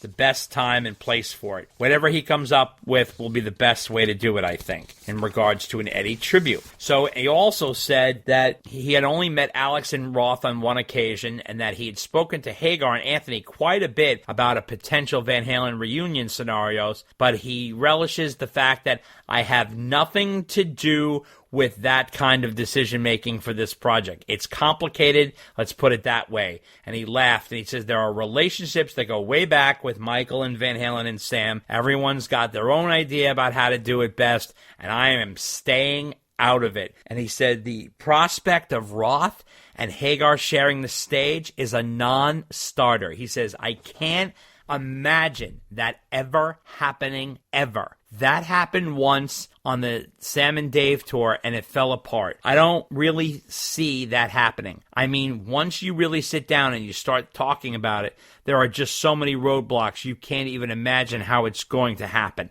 I think they need to make some important decisions. I think it's really up to Wolfgang and his Uncle Alex to figure out what to do. So Joe being very forthcoming about that situation. What did you make of that? I think Joe wants out. The more he thinks about it, the more he hears, the more he reads. He's like, you know what? This is going to be a cluster. You know what? And Joe does not like to sit around. Like, Joe's not going to wait around for 6 months and do nothing. Yeah. He's just not going to wait for those guys to figure it out and then call him. He's going to do his thing, especially when he's like, oh, you know, they don't need anybody else. They've got Wolf, which is effectively what he's saying. When I heard that, I was like, that is Joe saying, I'm out. Good night, nurse. Get Wolf as the guitarist. That's the guitarist you need. I am done with this mess. Bye-bye. Bye-bye. That's right. Now, getting back to Wolf, he went out and he started talking a little bit about the Van Halen situation and how complicated it is. So he said, when it comes to Van Halen and the entities surrounding the band, it's unfortunate. Certainly compared to Foo Fighters, who have their shit together with interpersonal relationships. I don't know what it is with some bands, but certain personalities just can't get over themselves to work collectively for one purpose. That's been the curse of Van Halen for its entire career. So my playing at the Taylor Hawkins shows delivered that catharsis without the stresses of dealing with the Van Halen camp and the players involved. Their camp is very dysfunctional. Everyone. Hell, it was difficult to make plans even when the band was active. He also said that he loves playing those songs again, but he also addressed the thing about Sammy. This was in Classic Rock magazine, and they asked him about Sammy's recent comment that he would love to play the old Van Halen songs again, and Wolfgang said, he said that, but he also said he wouldn't. Sammy says two different things. I feel like I've said my piece, and if the Taylor Hawkins concerts are all that happens, I'm happy with that. So he just basically said Sammy kind of talks out both sides of his mouth, so I don't know. Right. What do you make of his comments there? Well, I think we certainly touched on that in the Rolling Stone interview. How Sam says one thing and then he says another. Sometimes you have to take what he says with a grain of salt. But I get where Wolf is coming from. I mean, this whole thing is just frustrating. Like, who can blame the guy, right? He's just like, you know what? Screw this. If you guys can't figure out how to do a tribute to my dad and put everything else aside, and it takes you forever to get to this point, which is nowhere, then forget it. I'm not interested in working with you guys. Sorry, I'm done.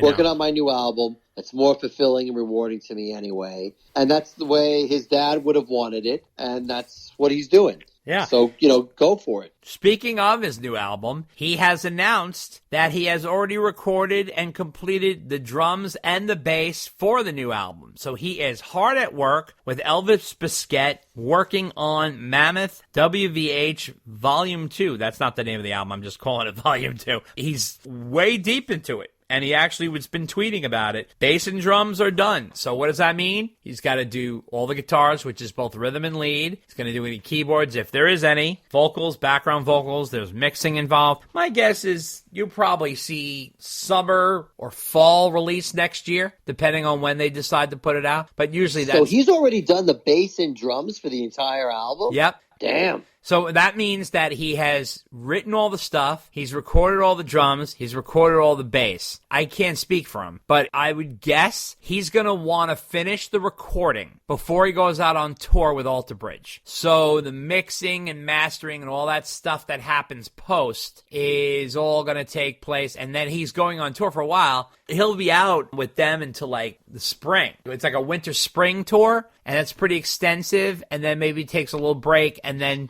I would imagine probably the fall by the time you get everything together and gear up the tour. Probably next fall, maybe late summer. I don't know, something like that. I can't speak for them, but just guessing at the timelines, I would imagine he's going to want to probably finish all the recording before the holidays because he's going to leave. He's not going to be available. So that's interesting. Yeah, that would be ideal, right? Totally. Key timing. And in the meantime, Mammoth WVH dropped another single, As Long As You're Not You. And that is from the deluxe version of the self-titled debut album from 2021. Here's a clip.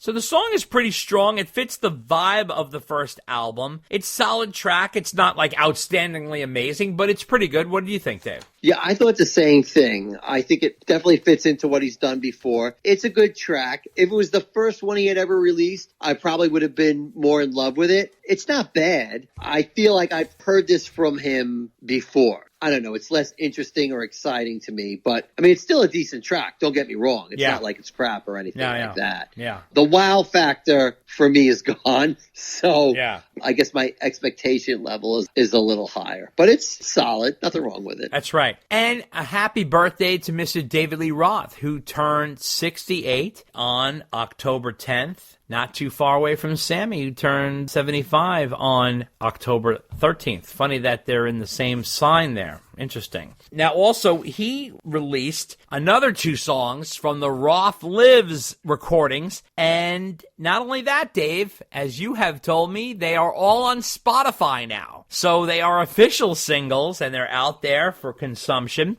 And he dropped Dance the Night Away, and here's a clip.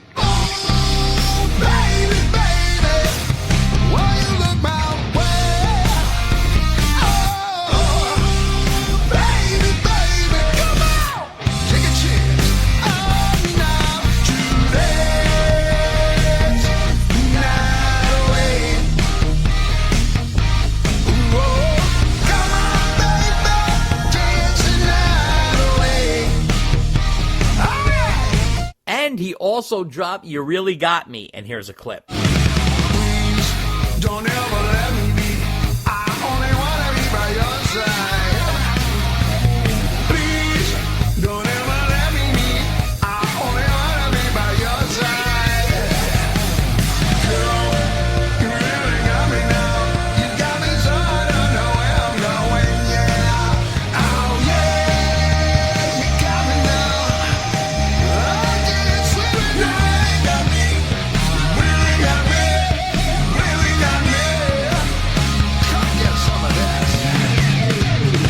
Both are pretty straightforward and traditional versions of these songs. They're both strong, sound great. The question is, what's next? This is what we got so far. We got Panama, Ain't Talk About Love, You Really Got Me, and Dance the Night Away. So that's 4 out of the 14. My question is, what's the other 10? I'm going to give you a list of what I think the other 10 is, Dave, and you chime in and you tell me what you think, and then I want to hear what your thoughts are on the recordings. Unchained, Jump, Running with the Devil, Jamie's Crying, Beautiful Girls, and The Cradle Will Rock. Pretty Woman, Hot for Teacher, Ice Cream Man, Everybody Wants Some. So what do you think about the songs, and what do you think about my 10 list? The ones that recorded so far, I mean, they're fine. If I saw him perform live, I'd be like, all right, they're decent. Yeah. But, I mean, that's all they are. Yeah. I mean, I'm really surprised he released them as official Spotify songs. I know. They're just versions he was screwing around live with the band. I know. they're okay. They're not bad. But, as a fan, it's like, okay, it's interesting to hear what his latest band is doing, but that's about it. Yeah, that's interesting.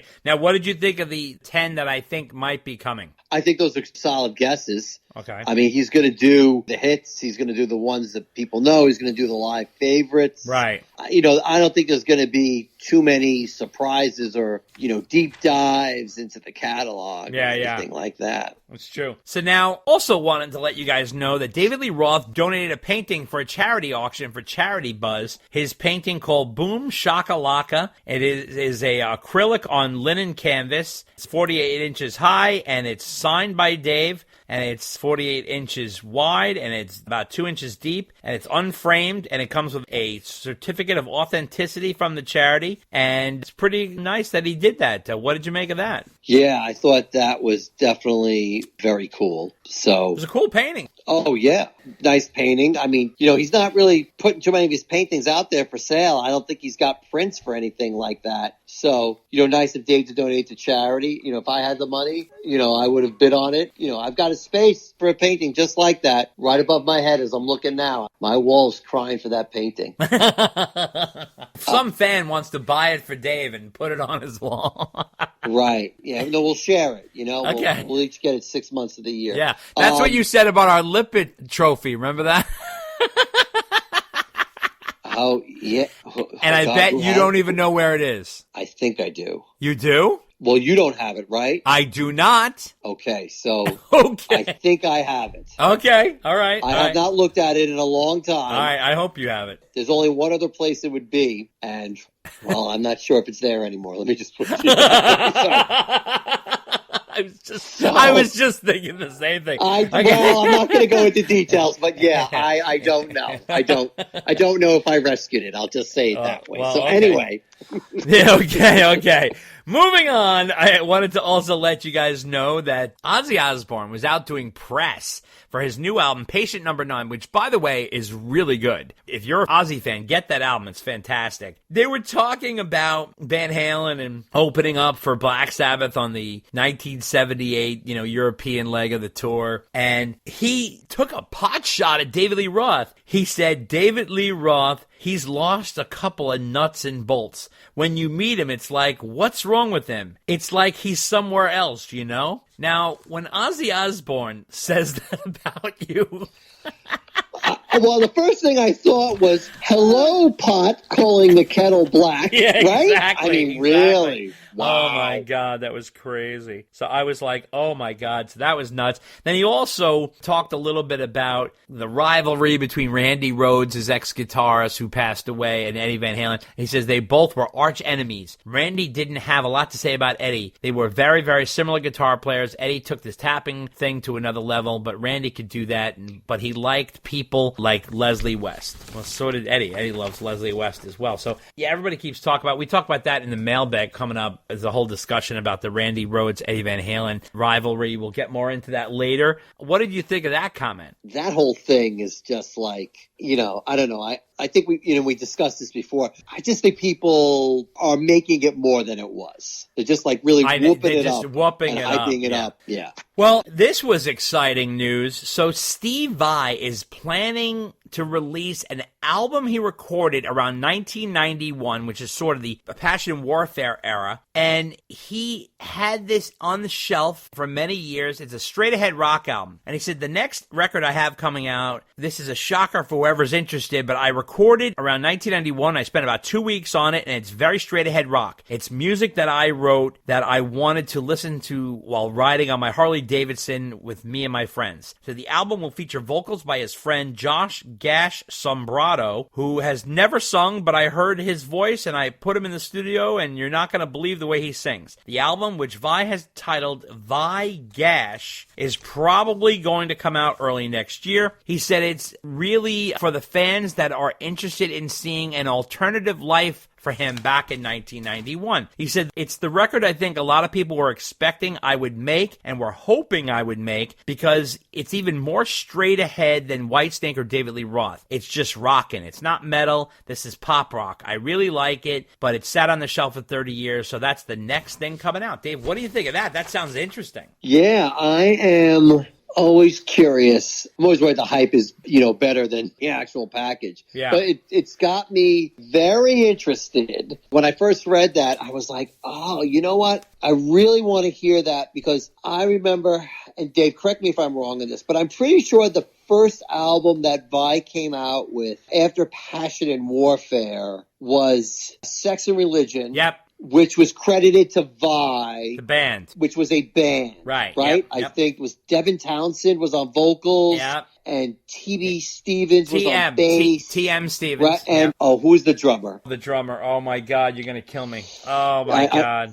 Oh, God. I can see him. I can see him. Terry Bozzio? Yes, Terry Bozzio. Okay. Right? Yeah. So, right. Good call. Thank you.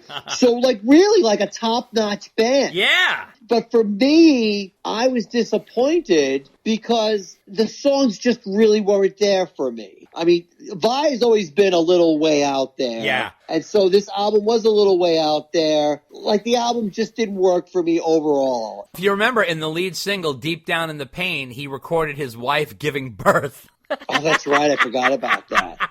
So, but anyway, and that album came out around, I want to say 1994-ish. So if he actually recorded a whole album prior to that, that was more of a traditional band album, I am really very curious to hear how that sounded. And it's the first I've ever heard of it, too. This wasn't like some fabled album that had been on the shelf for years and we're all waiting for him. I was like, oh, really? Well, that, I guess, kind of explains the gap between his recordings. Although, admittedly, he was with Whitesnake during that time. Yeah, he was a million So things. that at least partially explains it. But yeah, I am definitely very curious and I'm looking forward to that recording. But I'm not getting my hopes up too high. Yeah. Because I did that with the Sex and Religion album and I was disappointed. So we'll see how this one is. Well, I'm also excited about this new documentary coming out about the singer John Waite. It's called The Hard Way. And John Waite released a live track with Eddie Van Halen playing with him from the Palladium Theater in Hollywood on November 7th, 1984. They played the song Wildlife with his No Brakes band. And this is a clip right here.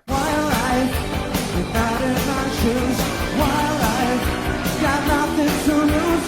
Wildlife, I do what I want. Wildlife, wildlife, get out my way. Wildlife, we got something to say. Wildlife,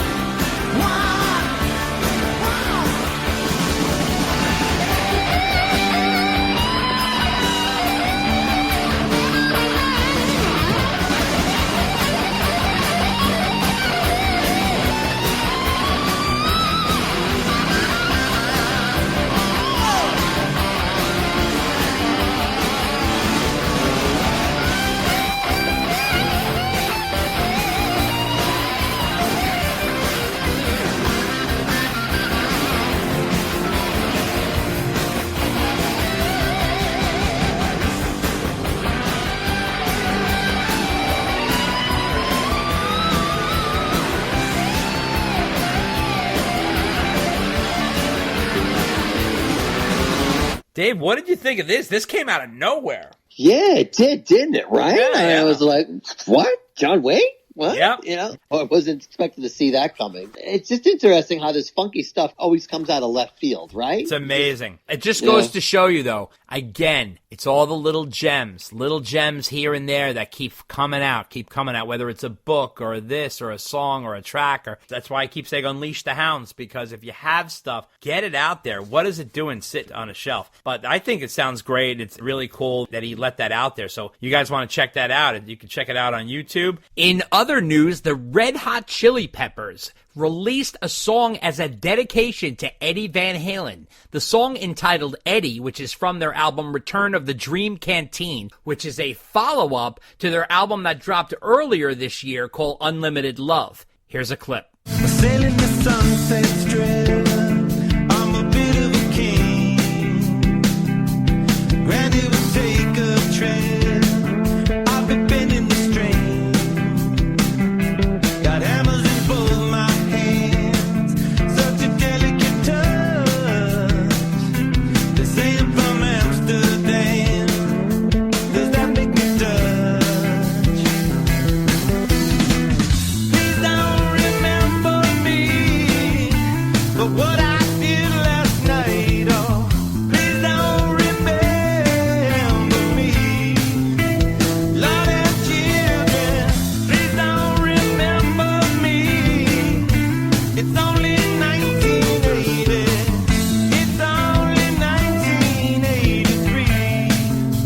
we're not going to get into a whole discussion on this because in the mailbag, we do an entire breakdown of the song, and I didn't want to repeat both in the news and in the mailbag, so we're going to discuss that fully in the mailbag. Also wanted to let you know that you remember the famous photo, Dave, of Roth and Eddie eating McDonald's. Do you remember this? Yes. Okay. Yes. Well, the McDonald's where that famous picture was taken has reopened. The St. Louis area McDonald's where that picture was taken nearly 45 years ago has reopened, and the photographer Richard Upper, who was hired as the promo tour guy, had snapped that photo of Eddie and Dave on March 5th, 1978, standing in front of a giant McDonald's sign with a single arch on Watson Road in Crestwood, Missouri. That's kind of cool. And Van Halen and Roth had just finished promoting the band's first single, You Really Got Me, on the station KSHE when the pair with Upper visited a nearby McDonald's because they were hungry. They did a quick food run, and he took some impromptu photos, which have now become iconic. Now, this is really cool because the McDonald's, when they reopened, has framed the photo and blew it up and put it in their dining room as part of the grand opening ceremony and ribbon cutting ceremony, which took place on September 29th. And Richard Upper, the photographer, was even there for the moment, and that's kind of really cool. If you guys want to check it out, the restaurant is at 9915 Watson Road in Crestwood, Missouri. And copies of that photo, which are signed by Upper, can be purchased via Rock and Roll Gallery online. So you guys can check that out. I thought that's really, really cool, Dave. What do you think about that? I saw that. I thought that was cool, too. I thought that was really a nice touch that they acknowledged the picture and it was famous, and that even though they completely renovated the McDonald's, they probably renovated that McDonald's a few times over the years since the band was there. But I just thought it was very cool that they made a big deal about it and put the picture up and framed it and all that. Very nice. Absolutely. Also wanted to let you know, Dave, Loudwire came out with the 66 best metal and hard rock drummers of all time. And where do you think our buddy Alex Van Halen landed? Number 18. Number 18. And I got news for you. I'm a little pissed about it because I think he belongs in the top 10. This is the top 10. Okay, Alex is at number 18. This is the top 10. Number 10, Dave Grohl from Nirvana. Number 9, Bill Bruford from Yes.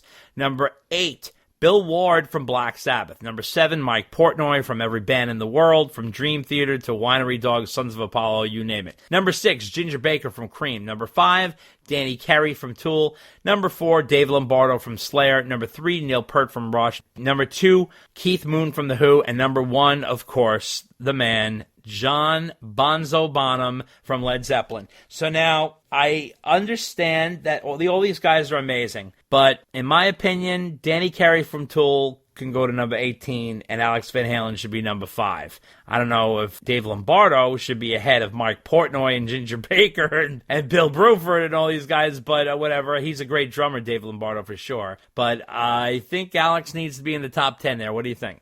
I think I'm just happy he even made the list. Oh, that's right. Well, no, I mean, honestly, when I first saw that, I'm like, is he even going to be on this thing? Am I really going to be that pissed at coming through this list? So I was happy he was on the list. I was happy he was high up on the list. I mean, all these lists are judgment calls anyway, right? Yep. And really just sending them to you is great sport, but I digress. So, again, I'm just really happy that he made the list and was recognized as a great drummer, because he's not always. That's right. And wrapping up Van Halen news is another list, which I'm already on fire about. This is the Pitchfork list of the top 200 best albums of the 1980s. Now, top 200 albums, right? So now you think of the 1980s, right? Some of the biggest albums of the 1980s, right? What stands out as some classics, like Tina Turner's Private Dancer, Duran Duran's Rio, right? David Bowie's Let's Dance. You figure like AC/DC's Back in Black, Guns N' Roses' Appetite for Destruction, right? Thriller from Michael Jackson, Purple Rain from Prince, George Michael, Faith. These are all the big ones. Madonna's debut album, right? All these real classic, Joshua Tree from U2, Paul Simon's Graceland, Bruce Springsteen, Born in the USA. Dave and I came from this era, so we know these big albums, right? We know the Beastie Boys, License to Ill, She's So Unusual by Cyndi Lauper, Whitney Houston's self-titled album, Go-Go's Beauty and the Beat, like all these big albums. But one of the biggest albums of the 1980s, hands down, that goes right hand in hand with all those albums that we just mentioned, is Van Halen's 1984. But holy shit. Top 200 albums in the 1980s, and Van Halen is not on the entire fucking list, which is really brutal. Now, just to give you a taste, bands that are in their genre, okay? So, AC/DC's Back in Black, which is a stone cold classic like Van Halen's debut album. Number 128, that's pretty low. Guns N' Roses, Appetite for Destruction, number 86. Iron Maiden, Number of the Beast, number 82. Motorhead's Ace of Spades, 71. Metallica got 2 spots at 69 for Ride the Lightning, 55 for Master of Puppets. Slayer for Rain and Blood at 31. Judas Priest, 158 for British Steel. That's all good, but here's the thing. This is what pisses me off. You got Yoko Ono, Season of Glass at number 188. The Ghetto Boys, Bronski Beat. The Ghetto Boys. The Ghetto Boy. I mean, come on, guys. I mean, nothing against these guys, but and this is the top 10. You ready? Sade, Diamond Life, number 10. The Cure, Disintegration, number 9. Janet Jackson, Control, number 8. Sonic Youth, Daydream Nation, number 7. Public Enemy, It Takes a Nation of Millions to Hold Us Back, number 6. Talking Heads, Remain in Light, number 5. Kate Bush, Dave, I know you love Kate Bush. Hounds of Love, number 4. Kate Bush is making a comeback, actually. Let me tell you, I know. my daughter was singing a Kate Bush song the other day, and I was like, how do you know Kate Bush? Because, I know of Kate Bush, but I couldn't even name a song. And she's like, it was on, I forget what show it was, but it was on this show that everybody watches. Yeah. And now this Kate Bush song is known, by our kids' generation. Right. And I was like, unbelievable. It's funny because when you were growing up, you were just focused on Bush. I was really trying to steer you away from that. I knew exactly where you were going. I was trying to keep it classy. Low-hanging fruit. No. Low-hanging fruit. Every time I try and pull away, they pull me back in. That's right.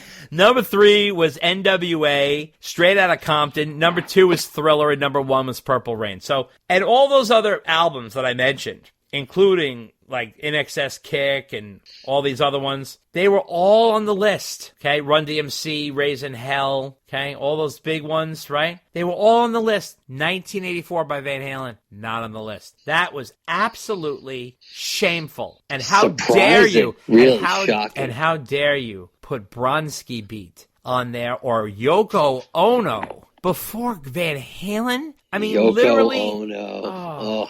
Yoko, oh no. So I have no idea. But Pitchfork is a little uppity, so I guess. But I have to say, all those major albums that I mentioned that you consider like classic 80s albums, they're on there. So that's why, although one thing they didn't have, Dave, which was a classic 80s album, Huey Lewis Sports. No love for Huey Lewis. Did they have any Huey Lewis on the list? Nothing. Wow. But Sports is an 80s classic. I mean, that's, anyway. Right. So, what can I say? Shame on you, Pitchfork, and how dare you. I'm crushed by this. I think you were better than that. People look to you for all kinds of musical knowledge, and to ignore Van Halen the way you do, and it's just absolutely pitiful. So, what can I say? I just had to say my piece because I saw that our friend Brandon Wall, Chocolate Slim, he wrote me about it, freaking out. And he's like, you gotta talk about this and discuss it. Okay. Is that right? Yeah, he went nuts. That's for you, buddy. That's for you, Brandon. That wraps up Van Halen news. And that's the way it is. Good night. And we are on to our interview with Daniel Gray. He is the art director for the new book, Ed By Zloz. And let me tell you guys, this is a must-have for Van Halen fans. Now, I'm also going to warn you that it's not cheap. It's expensive, but it is this big, huge book on Edward Van Halen with these classic shots of Ed all through the years from 78 all the way up to, I guess, the Van Halen 3 tour, So it's really got a lot of great shots in there, all by Neil Zlozower. Now, if you have his other two books, one on Ed and one by Van Halen, there's no repeats here. These are all shots you haven't seen before. This is on high-quality paper. This book can kill you if you got hit by it. It's so heavy and thick. But you want to get this, and you can order it from Neil Zlozower's site. Definitely want to check this out. We did an interview with Daniel. We've had Zloz on before, but Daniel was intricate in putting this book together. And he also put together the Tone Chaser book with Steve Rosen. So he's very heavily involved with these two very big books. And you guys got to get both of those books, are required reading for our Van Halen fans. And we're not going to let any of you go home without a huge bag of mail. And we have a massive freaking Santa-sized bag of mail to answer, and Dave is really up my ass about getting them all edited down, and I made sure to do that, but it was still really long, and that's all coming up next. Take a listen. There's only one dynasty that can ever happen for a given team. I don't care if you're playing basketball or if you're playing football or it's a political scenario. And when you're lucky enough to have a writing team like Eddie Van Halen and myself, it's the same as Jagger, Richards, and what have you. You can't replace that kaboom just with impunity there. If you need a dose of VH, get a taste of the closest thing. Romeo Delight, the ultimate Van Halen tribute band, playing all the hits from the David Lee Roth era, first classic 6 albums, plus deep cuts, some of which have never been played live before by the band. They even throw in popular tracks from the Sammy Hagar era and solo hits. The most viewed Van Halen tribute band on YouTube, Romeo Delight, doing customized recreations of staging, instruments, and costumes from the classic Van Halen era. They even perform entire Van Halen albums in sequence. Romeo Delight plays theaters, casinos, summer indoor and outdoor festivals, and special events. They're also available for private parties. To contact them, call Bud Blanche at 215-704-5144. That's 215-704-5144. Or via email at sonicparade1@yahoo.com. Romeo Delight, the ultimate Van Halen tribute band. The long-awaited Van Halen book from legendary rock journalist Steve Rosen is almost here.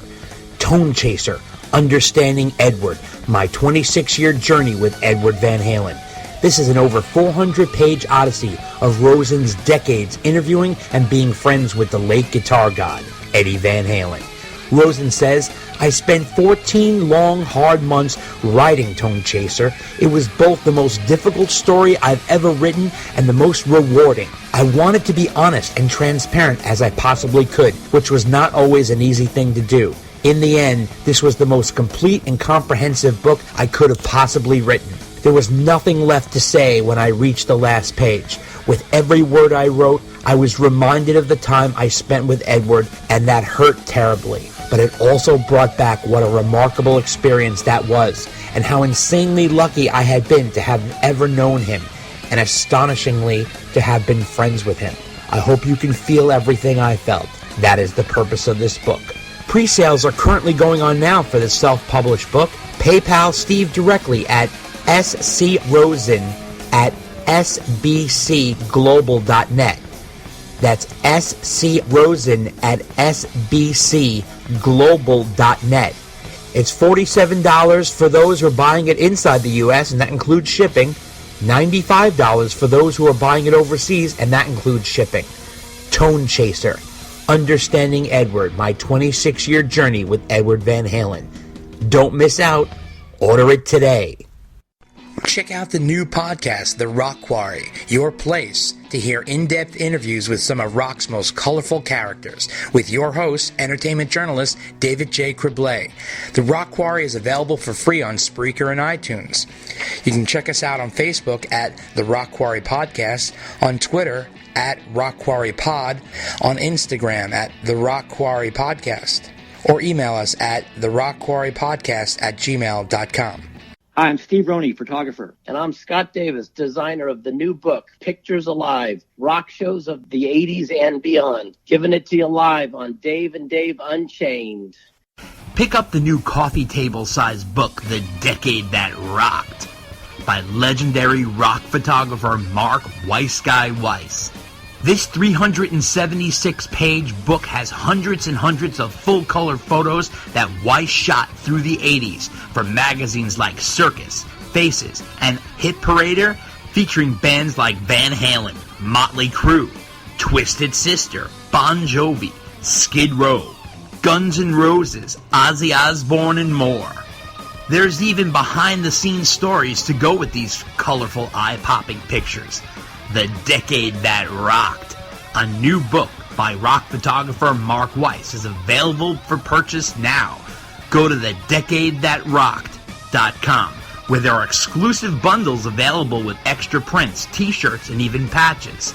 Inquire about the Van Halen bundle, especially made for Dave and Dave Unchained listeners. Order today. The Decade That Rocked. It'll rock your world. Author Greg Renoff is back with a new book, Ted Templeman, A Platinum Producer's Life and Music. The new biography of the record producer Ted Templeman, who went on to produce Van Halen, the Doobie Brothers, Van Morrison, Aerosmith, Sammy Hagar, and more.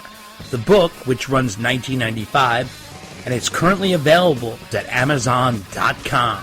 From the man who brought you Van Halen Rising comes Ted Templeman, A Platinum Producer's Life and Music, written by Templeman as told to Greg Renoff. Available for only $19.95 at Amazon.com. Order it today. Pick up the new book Eruption, Conversations with Eddie Van Halen by Brad Tolinski and Chris Gill. These music journalists share with fans new and old alike a candid, compulsively readable, and definitive oral history of the most influential rock guitarist since Jimi Hendrix. It is based on more than 50 hours of unreleased interviews they recorded with Eddie Van Halen over the years, most of them conducted at the legendary 5150 Studios at Ed's home in Los Angeles. The heart of Eruption is drawn from these intimate and wide-ranging talks, as well as conversations with family, friends, and colleagues. In addition to discussing his greatest triumphs as a groundbreaking musician, including an unprecedented dive into Van Halen's masterpiece 1984, the book also takes an unflinching look at Edward's early struggles as a young Dutch immigrant unable to speak the English language, which resulted in lifelong issues with social anxiety and substance abuse. Eruption, Conversations with Eddie Van Halen, also examines his brilliance, who changed the face of guitar manufacturing. Eruption, Conversations with Eddie Van Halen. Get your copy today on Amazon.com. There's a lot of enthusiasm out there. I think people want to participate in rock and roll a little bit more than usual when they come to see Van Halen. And I think our audience has the same thing that I always look for in people, is three qualities. That's a sense of humor, and that's a certain kind of passion, and a whole lot of fury. All right, Dave, you know what time it is.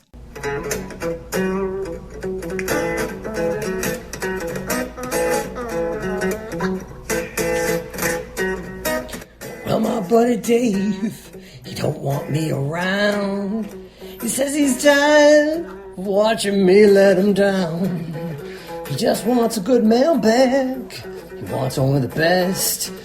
But he hates disappointment better than all the rest. And he says that he thinks that I'm headed for a whole lot of trouble. Well, he thinks that I'm headed for a whole lot of trouble. Well, he thinks that I'm headed for a whole lot of trouble if I don't nail the mailbag intro. That's right, it's mailbag time again. And we have a boatload of mail, so we're going to get right to it. Letter number 1 comes from some random guy from New York City. We haven't heard from him in a while. He says here, were you guys aware of this rivalry between Eddie Van Halen and Randy Rhoads? Did it exist? I tell you why I'm asking. I'm a big fan of music in general, and I never heard of this rivalry before. But I watched this low-budget documentary on Randy Rhoads. And in the doc, there's a woman who identifies herself as the Quiet Riot fan club president, and she mentions this rivalry. And there's a brief discussion about it. She even goes as far as saying that David Lee Roth and Eddie Van Halen quite often went to Randy's gigs, but Randy never went to see them. The doc even has a recording, I'm assuming from an early radio show, of Eddie Van Halen commenting on this, in which he says, and she's paraphrasing, "It's all good. The kid has admitted that everything he learned from me. I personally never heard about this rivalry, but wanted to hear your collective thoughts. Some random guy in New York City." So this has been addressed before. I think Dave and I have talked about it before. The rivalry with Eddie is exaggerated to a certain degree. Yes, of course Eddie made that comment, and yes, they were peers that came up in the same club. Sure, there's definitely always competition between bands, and bands will try to outdo each other, and that's understandable. But with Van Halen versus Quiet Riot, or Eddie Van Halen versus Randy Rhoads, and a lot of fans love to do this, conjecture type of thing. It's not really a thing. That doc, which I saw, was a bit overhyping it, to be honest with you.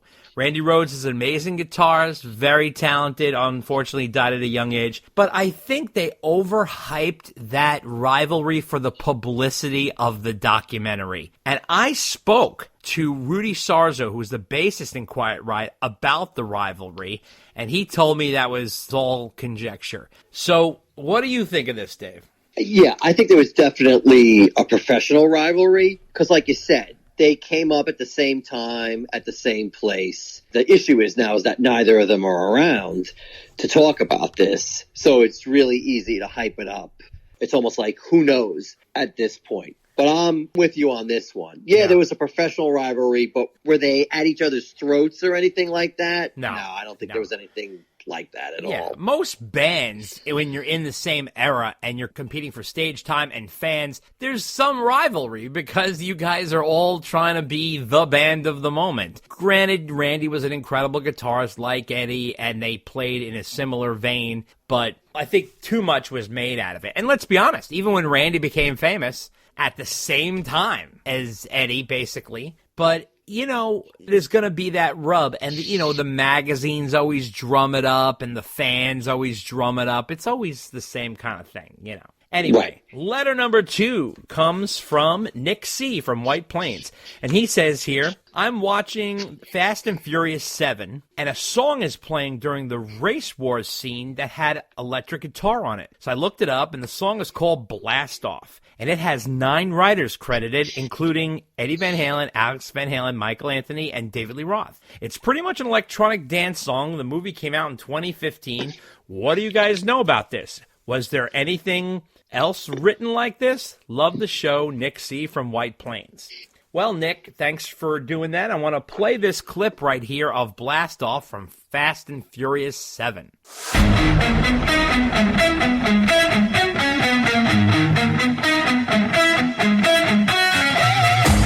This is the blast off, time to blow this up.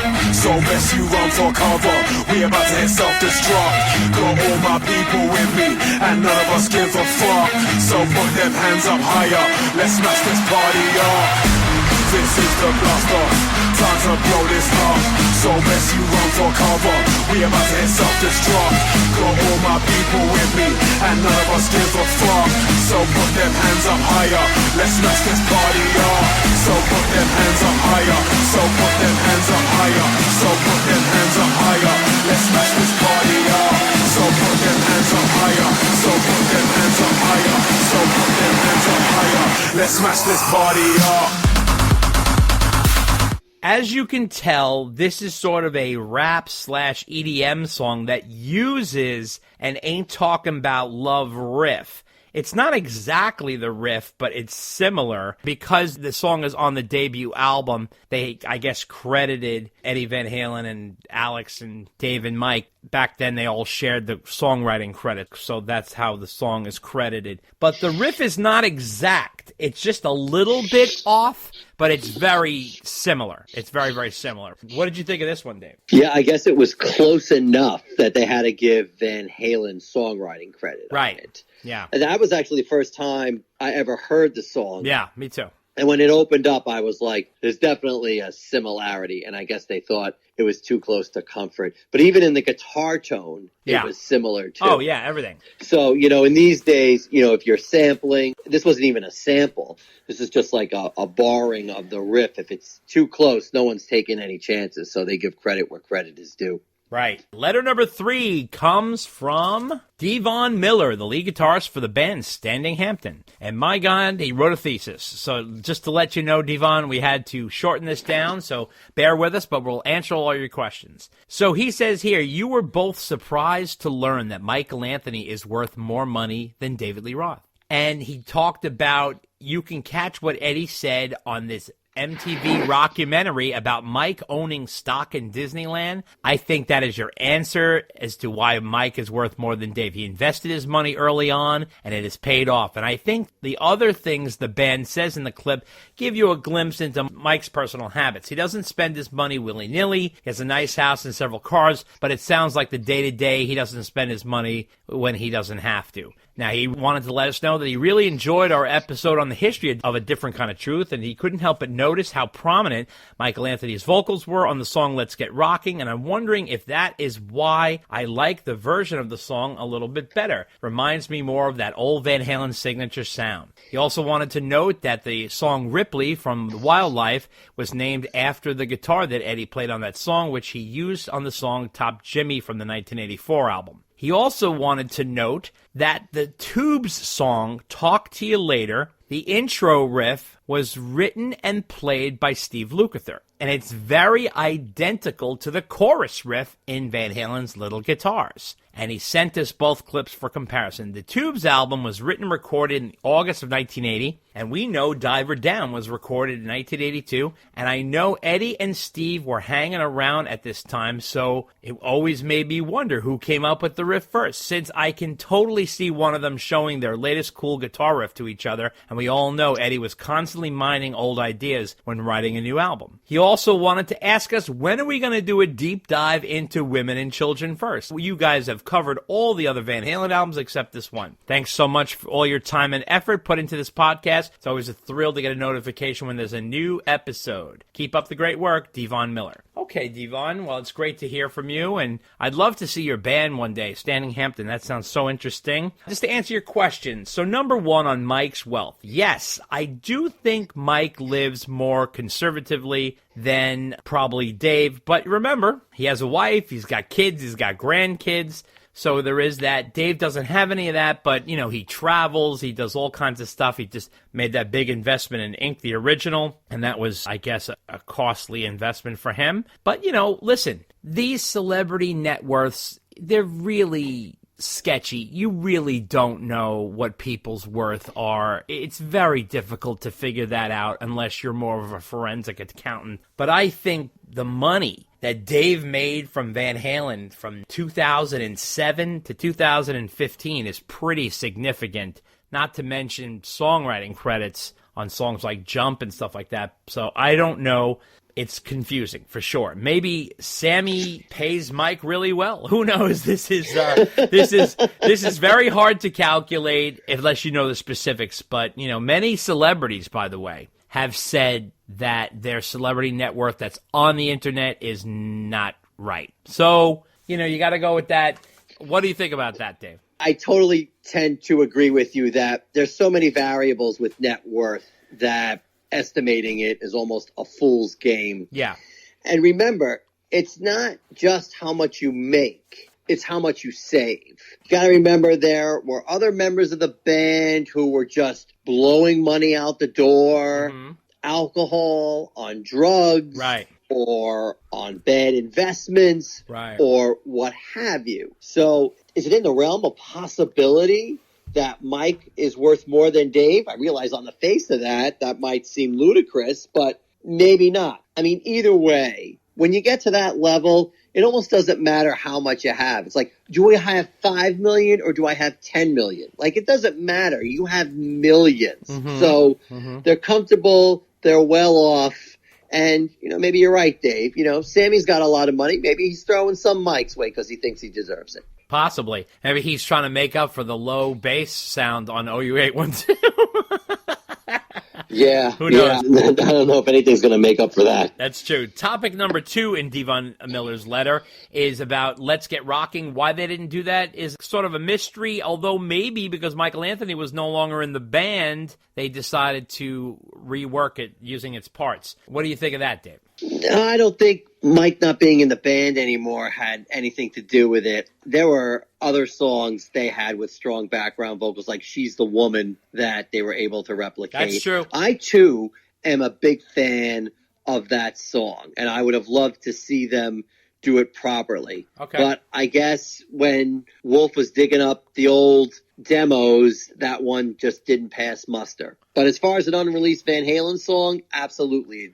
It's towards the top of my list of the great Van Halen songs that never saw the light of day. Right. Now, topic number 3 of Devon Miller's letter is the Tubes song, Talk to You Later, which is a well-known 80s hit, and Van Halen's Little Guitars. Yes, they are very similar riffs, but that riff is pretty generic. It's not like the Ain't Talking About Love riff, which is very, very specific. Perhaps Steve and Ed did share and didn't notice this before. To be honest with you, I'm shocked that Steve Lukather is playing on that song. He wasn't in the Tubes. What is that all about? So this really threw me. Yes, definitely has that same riff for sure. Let's play the clip. Here's Talk to You Later.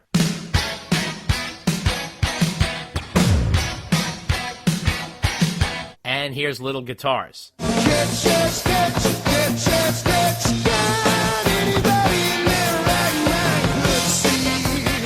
Now, the question is, what is Steve doing playing on that track? I mean, it's a little bizarre, Dave. What do you think of that? Well, he is a session guy, so I guess I'm not totally surprised he's playing on somebody else's album. But the Tubes has a band. They have a band. They have a guitarist. Now, I understand, but maybe they just wanted to punch things up a little bit. I mean, look at Kiss, Dave. I mean, it's right. not like You're right. Who am I talking they were about? shy about using other people. Yeah, I know.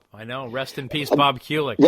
Right. Yeah. Absolutely. That guy played on quite a few songs. Oh, my God. But getting back to this one, you're right about the riffs. I agree with you there. It's a pretty plain Jane kind of riff and could have been used by a bunch of people. There's only so many notes. There's only so many riffs. There's only so many chords you can make. I really think it was a coincidence more than anything else. Could be.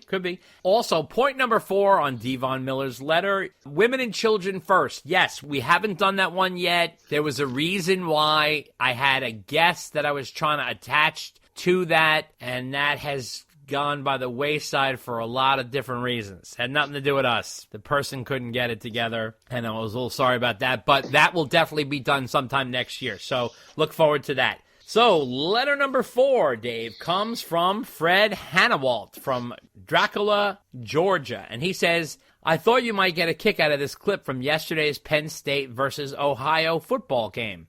How's that for keeping it short and sweet? And here's the clip from the football game. It's the banter between the two announcers. Think about Ohio. Again, you mentioned 3 wins last year. That ended a streak of 12 straight non-losing seasons under Frank Solich. They are expected to contend for the MAC championship this year.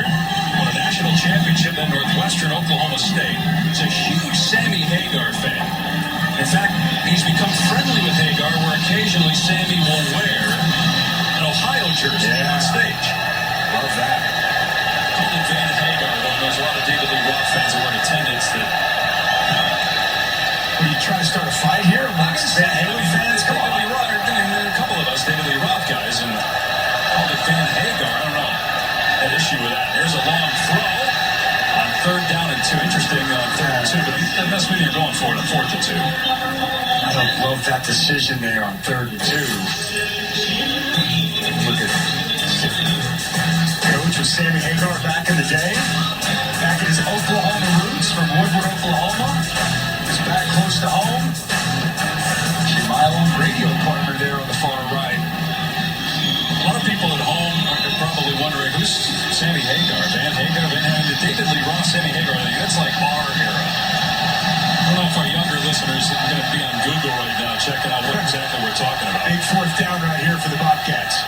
So now they were talking about the head coach for Ohio, Tim Albin, he's very friendly with Hagar, and he said sometimes that Sammy wears the Ohio jersey on stage. But you gotta love Van Halen banter during a football game. It's amazing to me. They're going back and forth with Sammy versus Dave. I mean, it's like, here we are, the debate continues. The band hasn't done anything for 7 years. Sammy has been out of the band since 1996, and people are still talking about Sam versus Dave. It's incredible, but it really seems that people in their late 30s to mid 40s are more of a Sammy Hagar person, and a lot of people who are older than that, and we fall into that category, lean more toward DLR. I never understood why it has to be one or the other. I love both. As we all know, Dave and I prefer Dave, but we love them both. You know, it's amazing. But somehow, some way, people feel like they need to take a side. What do you think, Dave? Yeah, I feel like people need to take a side on a lot of things these days. Oh, yeah. You know, and Dave versus Sam is just ripe for that. Exactly. I just can't believe how many people Sammy Hagar knows. That guy knows everybody. Look, Sammy is extremely friendly. He's a networking genius in a way, because he really has a way of connecting with a lot of people. It's amazing. It really is. And so many walks of life. He's very open. He's very friendly. He's very welcoming. I have met him multiple times. He is the same every time. Upbeat, nice, warm guy. So, you know, listen, people are attracted to people like that. And, you know, he does bring the party for many different reasons, a different kind of party than David Lee Roth, but a party nonetheless.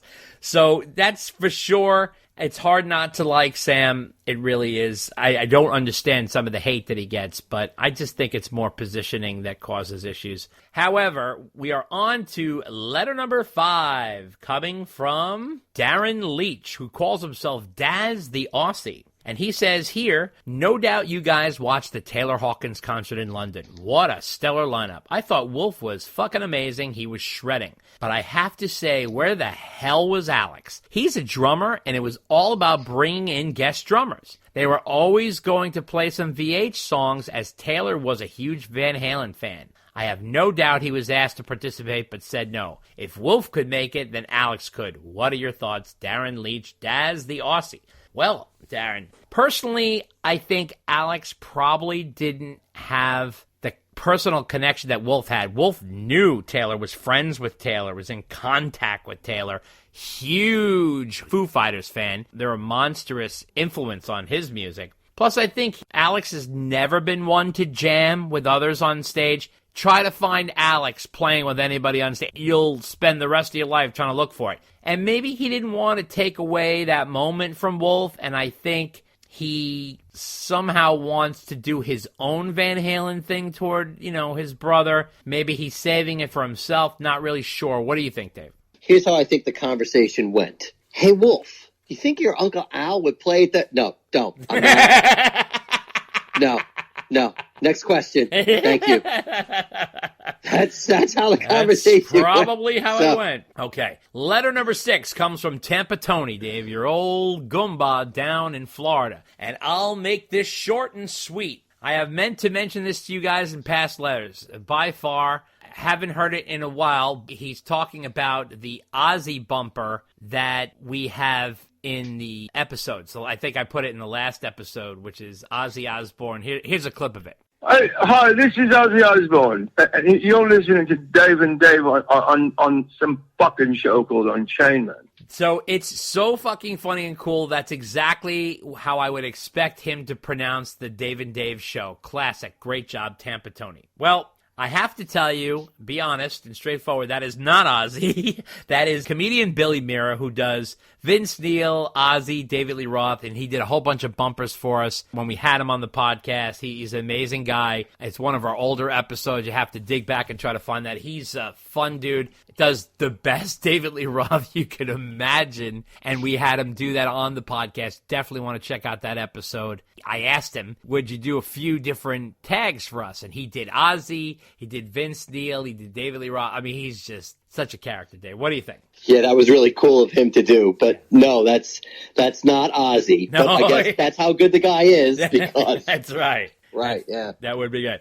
Letter number 7 comes from Mark Savage from up in Vermont. He says, "Hi, Dave and Dave. I've never seen or heard of this Easter egg discussed anywhere online or in print. Not even in the Van Halen encyclopedia, and maybe you guys have some insight on this. My cousin showed this to me shortly after the VHS came out in the early 90s. So on the Van Halen live right here, right now, DVD and VHS, after the credits are done scrolling, there is some white snow for a little bit, then all of a sudden there's this few seconds of a 3-legged dog walking around. What do you make of this? Keep up the great content, guys. Long-time listener, Mark Savage in Vermont." Well, Mark, thanks so much for writing in, and we appreciate you listening to us. Yes, I have watched this and have seen this, but let me tell you what I think it is. I really think it's just a little tag that the person who does the video put on the end there. There must be some sort of weird attachment. So they're not making fun of the dog. It's a guy walking his dog, and the dog has 3 legs, and it's like a black lab or something, and you see the guy from behind. He's just walking the guy down the sidewalk. My guess is he must be like a member of the crew or something that, I don't know, has a 3-legged dog and they thought it was kind of quirky or something and tagged it on the end there. There has to be some sort. First of all, Van Halen has control over the whole thing, so they must like know the guy, or you must be like a sound engineer or something in the tech end or something, that he was always walking around with his 3-legged dog and they thought it was interesting and they just put a clip of him at the end. What do you think, Dave? I feel like I read something about this years ago. And you know who might know? Midwest Ron. Of course. Might know. Right, of course. Because I feel like somehow he figured out, or somebody else on one of the websites we go to figured it out. And I feel like the answer's out there, and I certainly don't remember it. Well, yeah, he's going to write in and tell us now. I don't know if it was like a clip from another movie, and somebody just tagged it on at the end who was in the production and was like, all right, I'll just throw it on at the end after they watch the proper concert, and, you know, no one will ever see it or know about it till it's already out there. I forget what it was, but somebody had done the homework, and I thought they had figured out what it was, but this was like quite a few years ago, and I just can't remember what the answer is. Yeah, okay, no big deal. Letter number 8 comes from Greg Miner, and he says here, "Hi, Dave and Dave. Love your podcast. Your hard work is very much appreciated. I can't even imagine how much work you guys go through to bring us all the Van Halen information and great interviews. I only recently discovered your podcast, so I haven't heard them all yet, but I'm going straight through them right now, and I apologize if you've heard this one before, but my comment is regards to the song Beats Workin'. It's the last song on Different Kind of Truth, and when I first heard this song, I had a strong feeling that this was the last album they would ever make. If you think about Running with the Devil and the way it comes in with the horns blasting, announcing something huge is happening, now listen to the last 30 seconds of Beats Workin'. It sounds like something that has totally run out of steam and is dwindling down to nothing. It has made me feel sad every time, from the first time I hear it to when I listen to it now. Keep up the fantastic work. I'm listening from Australia." Greg Miner. Wow, all the way from down under, Greg Miner. Listen, Greg, thanks so much. I appreciate you discovering our podcast and listening. There's plenty of episodes, over 80 now, for you to listen to. I think it's just Ed's guitar fading down. Perhaps it's a statement like Van Halen was winding down, but I don't think they thought they were never going to record again. Perhaps in the sequencing, it kind of worked best for the closer on the album. It definitely sounds like Ed's guitar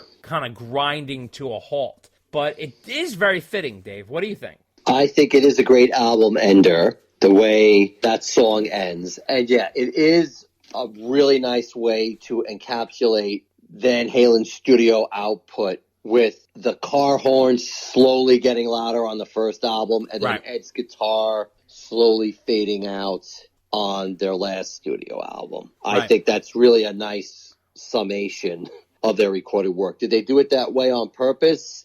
I don't think so. I just think they thought, hey, this song is the right one to end the album. Absolutely. Letter number 9 comes from Cleveland Ron Hanwell Jr. "Hello, Daves. As always, I love the show, and I devour it every month as soon as it comes out. Anyways, the new Red Hot Chili Peppers song, Eddie, is a tribute to Eddie Van Halen. The song is beautiful. The lyrical references are clever and cool, And John Frusciante's leads are awesome and a nod to Eddie without being a rip-off copy. I understand and get a lot of the lyrical references, but I don't understand all of them. I'm wondering if you guys can do a line-by-line breakdown of all the lyrics so that those of us who don't get all the references can understand them.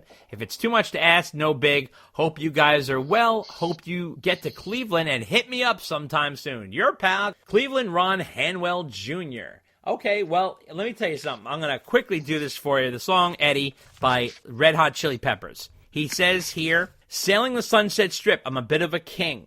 Granny would take a trip, and I've been bending the strings. Now, obviously, Eddie played on the Sunset Strip. That's where they kind of grew up, and Eddie definitely became a king of the strings there. Got hammers on both my hands with such a delicate touch. I say I'm from Amsterdam. Does that make me Dutch? Now, you talk about the hammer-on style that Eddie's known for on the fretboard, and, of course, his ethnicity coming from overseas. Please don't remember me for what I did last night. Oh, please don't remember me. Lord, children, please don't remember me. It's only 1980. It's only 1983. I think what he's saying there is, don't just judge me on my heyday. Meaning like, yeah, I was the big thing and the big hotshot guitarist in the early 80s, but please, I'm a musician and consider my whole body of work and not just the early 80s when everybody was crying on about me and how amazing I was. That's also a little wink into saying, please, listen to Van Halen 3. Consider it. It's definitely got some good stuff in there. It's also, now he also says here, smoking the reefer, feeling my own light. My brother's a keeper. I married a TV wife.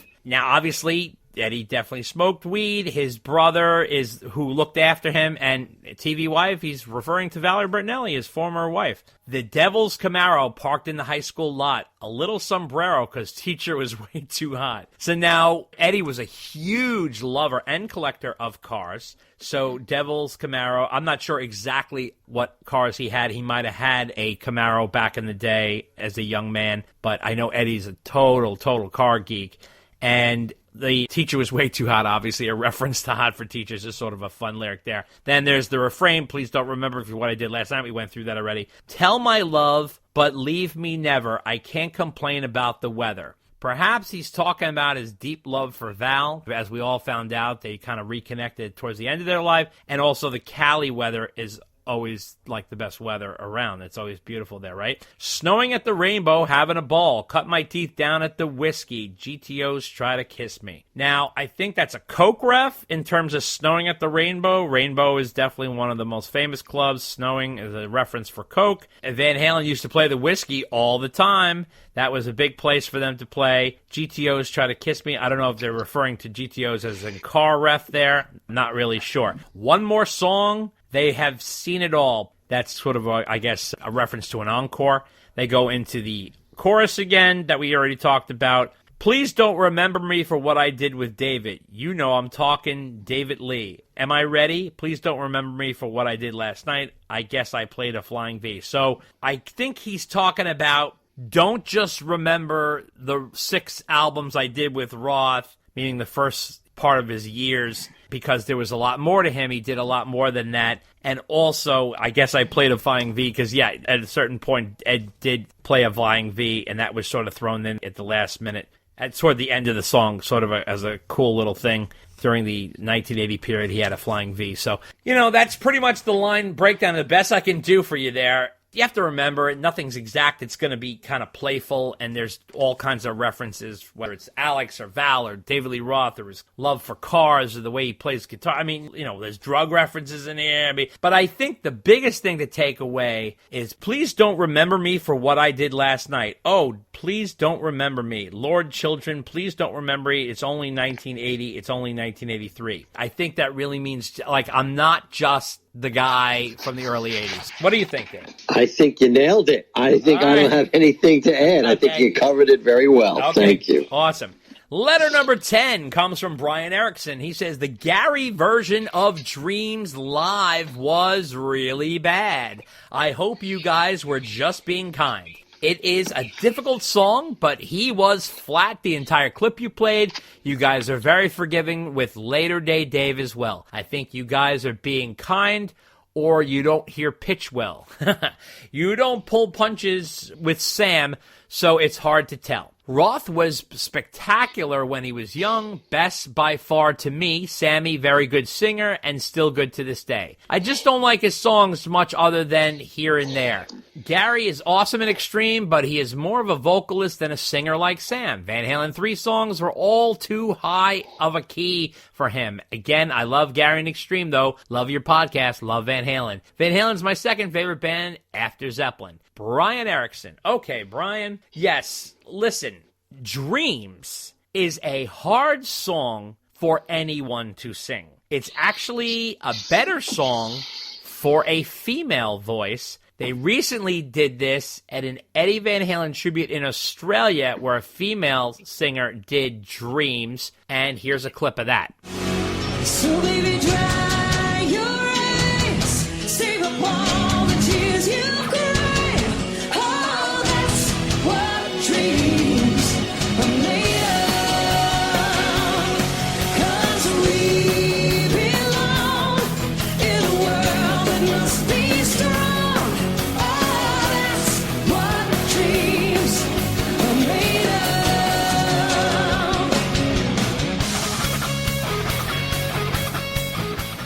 Now, we played that clip before. That was a promo for a tribute that they were doing for Eddie. She sounds amazing and really pretty close to the way the song is on the recording. And Sammy really pushed himself on that recording. I mean, he kind of put himself in a corner because who the hell can replicate that performance? In fact, I heard that when he recorded that, he almost passed out because he was pushing his voice so hard. But, everybody has highs and lows. Listen, Gary did everything he could to fill that role. He worked very, very hard. But Dreams is really, in the stratosphere. So, Dave, what do you say? I didn't hear him so flat. I did hear him straining, talking about Gary. Yeah.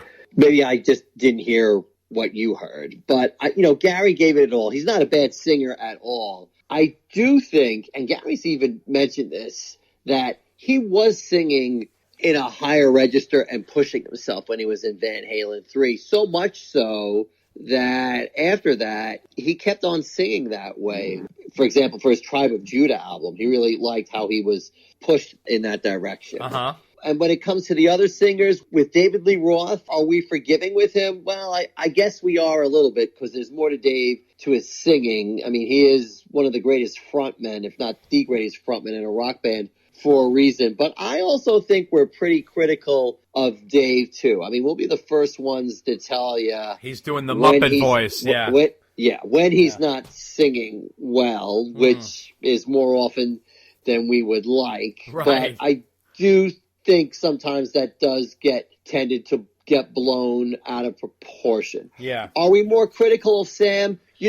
We might be, but only because we know what Sam is capable of. That's true. And Sam is capable, quite frankly, of a lot more than David Lee Roth vocally. Right. So our expectations, quite frankly, are higher. So when we don't see Sam make them, that's why we're critical of him. Although I will say, I think we're more critical of his songwriting than we are of his vocal ability. Yeah, that's true. That's true. Right? Yeah. But singing is a tough gig no matter how good you are. And these days, when you're live and you're really singing live. And you're older. Well, you're older and everybody's recording you now. Yeah. And every little flub is captured on a crappy cell phone. Uh-huh. And it just sounds bad. And, Right. you're under the microscope all the time. It's tough. Yeah, that's true. Letter number 11 comes from Shannon the Dude, Dave, and he sent us a clip of the Panama version that Wolf did at the Taylor Hawkins tribute in L.A. So he says here, I'm sure you guys have seen this one already. Not sure what Justin Hawkins is singing here after Here She Comes. And he's talking about the full blast and top down or foot tap and top down. Anyway, with the other rumor of this Vegas residency with Al, Mike, and Sammy, I think we have found a guitarist. As Panama sounded great, man, that would be weird and cool. And then he wrote in again. He said, regarding Roth's re-recordings, my guess is he's doing this so he can license his versions to movies and commercials. You kind of made the same point about Sam later in the pod. Don't forget the whole struts dancing in the streets thing. Mike Love re-recorded a bunch of beach sports hits for what I suspect is the same reason. He also wanted to note he's clarifying his jump question on the studio version. Did Eddie play the keys for the full 4 minutes and 2 seconds, or did he play the main riff for 8 bars? Whatever it is, then they cut and pasted that. To me, it sounds like cut and paste, except for the solo, of course. He's talking about the studio recording of Jump. He's wondering if he played it and then cut and pasted it in the studio recording, not on the live setting. So, and then he says, bold passing, towel down, Shannon the dude. All right, Shannon. Well, he's such a wise guy. So, okay, number one. I have listened to the Justin Hawkins clip, and he was the one who sang the Van Halen songs for Wolf. I don't think he's saying full blast top down. I don't think he's saying foot tapping top down. It sounds like he's saying balls deep and top down. So I cannot tell you for sure. Here's a clip of it.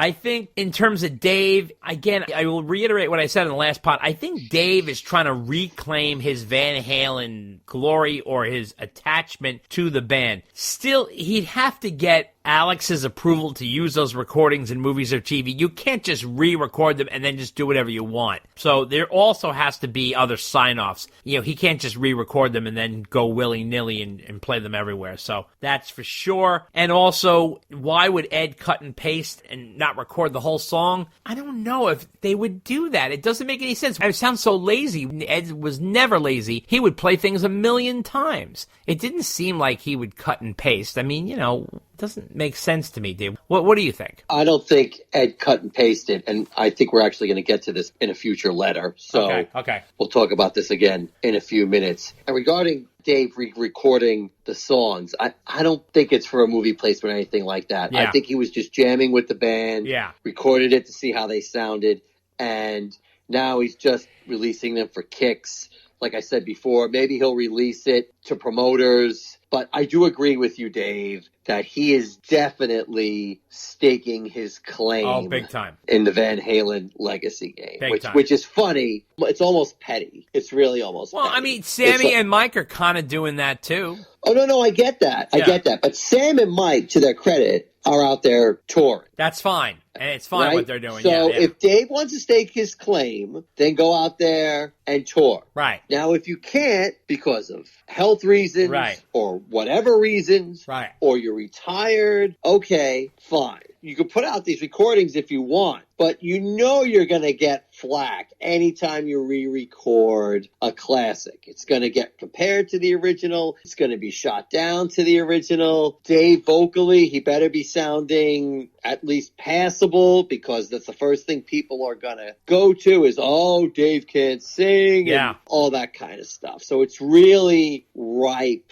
for criticism, which I think Dave knows. I think he's just trying to keep his name out there. And honestly, I think it bothers him that Sam and Mike are touring right now and they're the ones waving the Van Halen flag. I mean, I don't think anyone's going to forget about David Lee Roth, who's a fan. But, you know, these guys, they all have big egos. It's interesting. Some things they can let go. Some things don't bother them. There could be social media fights all day long and they won't respond at all. And then all of a sudden, out of the blue, they'll do something like this just to keep their name going.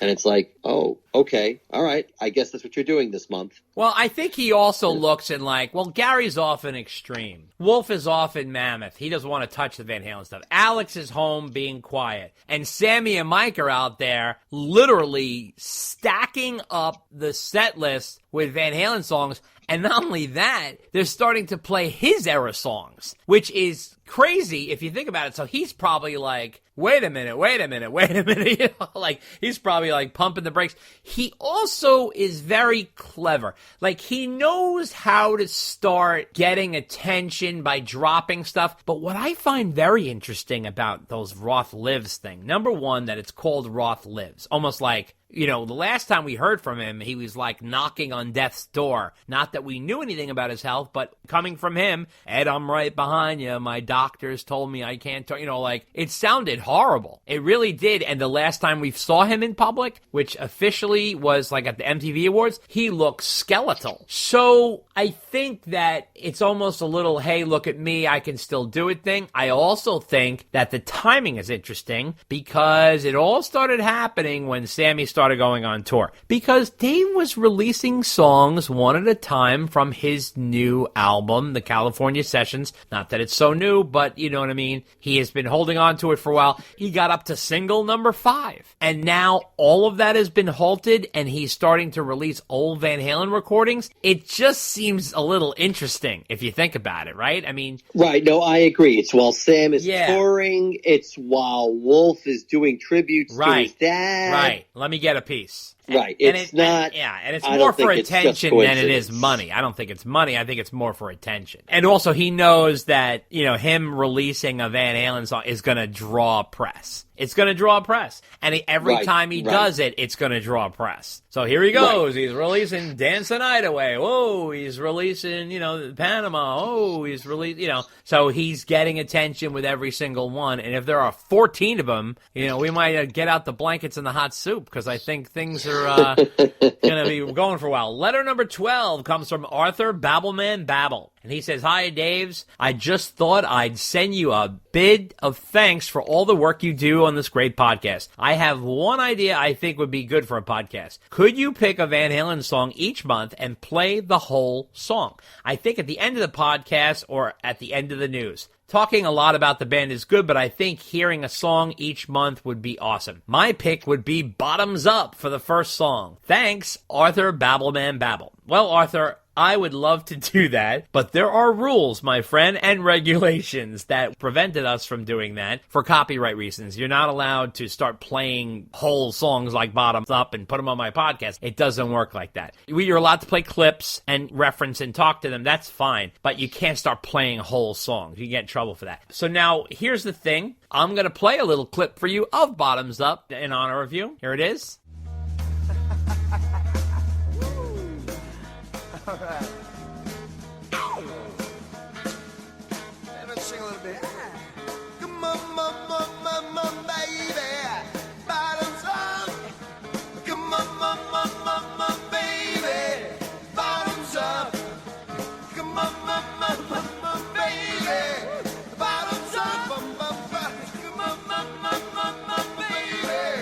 Bottoms up.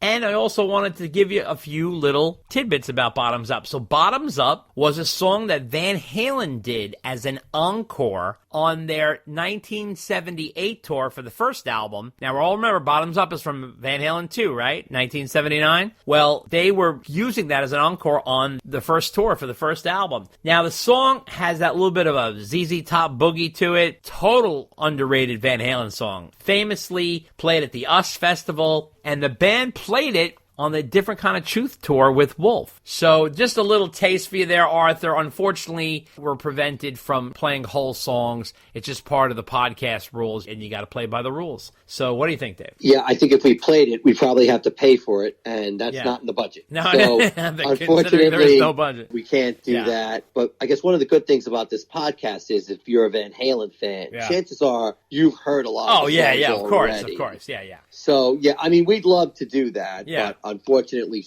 playing studio songs like that is just not something you can just do and get away with and hope nobody doesn't notice. When you do that, that's when they'll notice you. So we don't play that game. Clips are played as reference when we're talking about it, just like we just did now. Also, let's be honest, if you don't know what Bottoms Up is and you're listening to this podcast, you are on the wrong podcast.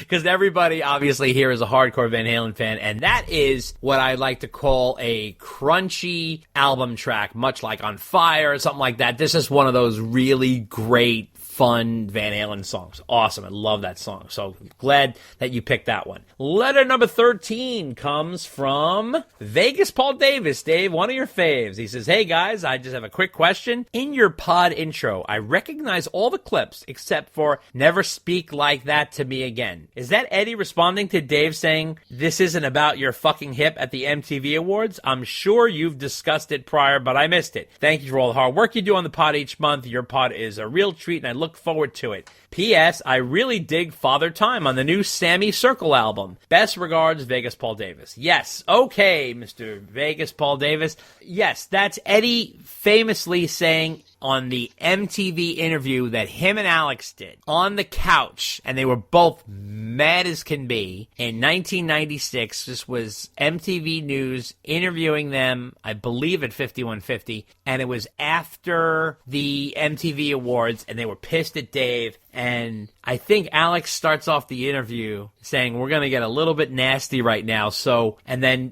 Ed started really going hard on Dave, and that's when he also says, the next time you see me, you better be wearing a cup. So, and we put that in the intro because it's such a juicy fan little thing that only like the really hardcore fans would notice. But you got that right. So you were 100% right there, Dave. What do you think? Good call. Yes, absolutely. That's where it came from. As good as the music is in this band, there's also a lot of drama. So that was just a little allusion to it in the intro to our podcast. And yes, I agree with you, Vegas Paul Davis. Father Time is a great song. Yeah. One of the better ones on the album. And by the way, Paul, I like the way you put Paul in quotes instead of Vegas when you sign your name. Yeah. Vegas Paul That's Davis. the best. So yeah. I guess Vegas is what's on your birth certificate. Yeah, So he's just- hats off to your parents, man. That's the coolest name ever. Yeah, that's great. Vegas Davis. In terms of Father Time, that is a great track and a really well-written track. Also shows Sammy really putting the time into his songwriting there. That's a good one. Nice lyrics, really good melody. He released it as a single. Very proud of Stan for doing that one. That's a really good one. Letter number 14, Dave, comes from Vegas Paul Davis again, because he loves us so much, he had to come back twice. And he says here, Dave and Dave, I'm going to answer my own question. Besides, why can't this be love? Another huge 80s hit without a video was King of Pain by The Police. All right, so there you go. And he says, oh yeah, why is there no video for I'll Wait? At that point, 1984 was going gangbusters, and I'm imagining a video treatment like Tell the Truth, which was in black and white and kind of dark with some shadows. Apologies to Quiet Dave for treading near a what-if territory. All the best, Vegas Paul Davis. Well, okay, Paul, this is the deal with I'll Wait. So there was no I'll Wait video because of timing. So Jump came out as the first single from 1984. It was a huge, groundbreaking song. I mean like what they call a AAA format song, like everybody's playing Jump. So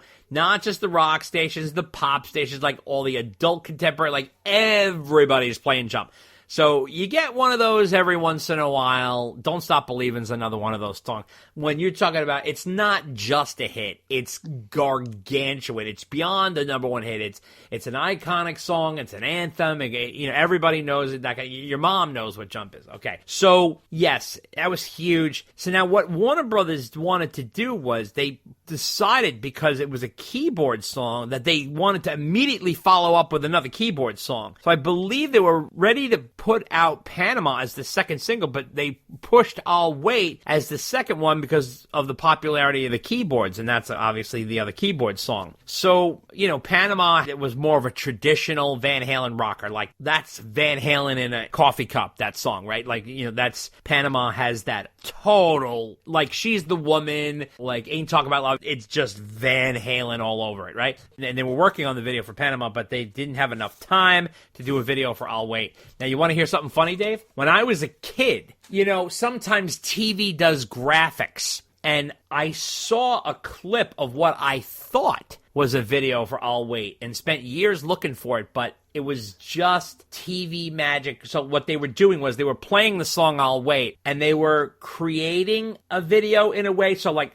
so if you remember on 1984, they had the 4 squares, photos of each guy, right? Remember that? Right, Okay. yeah. And they had the keyboards playing to I'll Wait, right? And they had like Eddie appear and then disappear, and then Dave appear and disappear, and then Mike appear and disappear, and Alex appear and disappear. The stills of them from the back cover type of thing. And I always thought that like somehow I had come upon a clip of I'll Wait as a kid. But, you know, I realized that never existed. It was just sort of some sort of thing TV made up. They took I'll Wait and just made a graphic to go with it, you know. But yeah, that's the reason why. And, you know, videos are also very expensive. And it's hard when you're releasing multiple songs to do a lot of videos. Just like, remember, Thriller by Michael Jackson, one of the biggest albums of all time, right? Well, they didn't have a video for every song, and they had 7 singles on that album and only 3 videos. So you got to remember, you can't stack them up. And then when Michael Jackson got to Bad, then he did a video for almost every song. So that's the reason. What do you think? And there you go. That's what it is. Yeah, I always wondered why I'll Wait didn't get a video, but yeah, I guess they just ran out of time. They were going on a tour. And even the video for Panama is just really them playing live, and I think it's some leftovers from the Jump video session.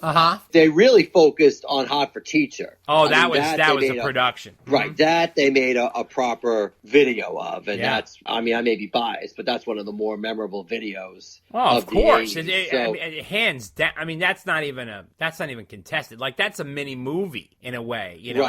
Right. Yeah. It's interesting with Van Halen. It's either like a bare bones video, like Jump, or Panama, or they're going to go all in like Hot for Teacher or even Pretty Woman, if they had actually been allowed to play that on MTV. Right, I know. That's so crazy. Letter number 15, Dave, comes from Florida Marcus Brixa. And Florida Marcus, I have to tell you how to edit this down because Dave will kill me if I read this whole thing. So, he says here, but regarding Dave's lyrics on Panama or any other classic Van Halen song for that matter, whatever he does, the song is in the moment. He is a street poet and he created this style. And he also wants to let us know that I, for one, don't really dig Dave putting out new demo quality versions of these classic songs that never hold a candle to what they originally gave us. It's a poor attempt to remind the world that he was in a great band. Put out new music or put out amazing legacy material from the original lineup, but this feels cheap. In regards to Wolfgang, he says he's the only member of the band that really is honoring the legacy in a respectful way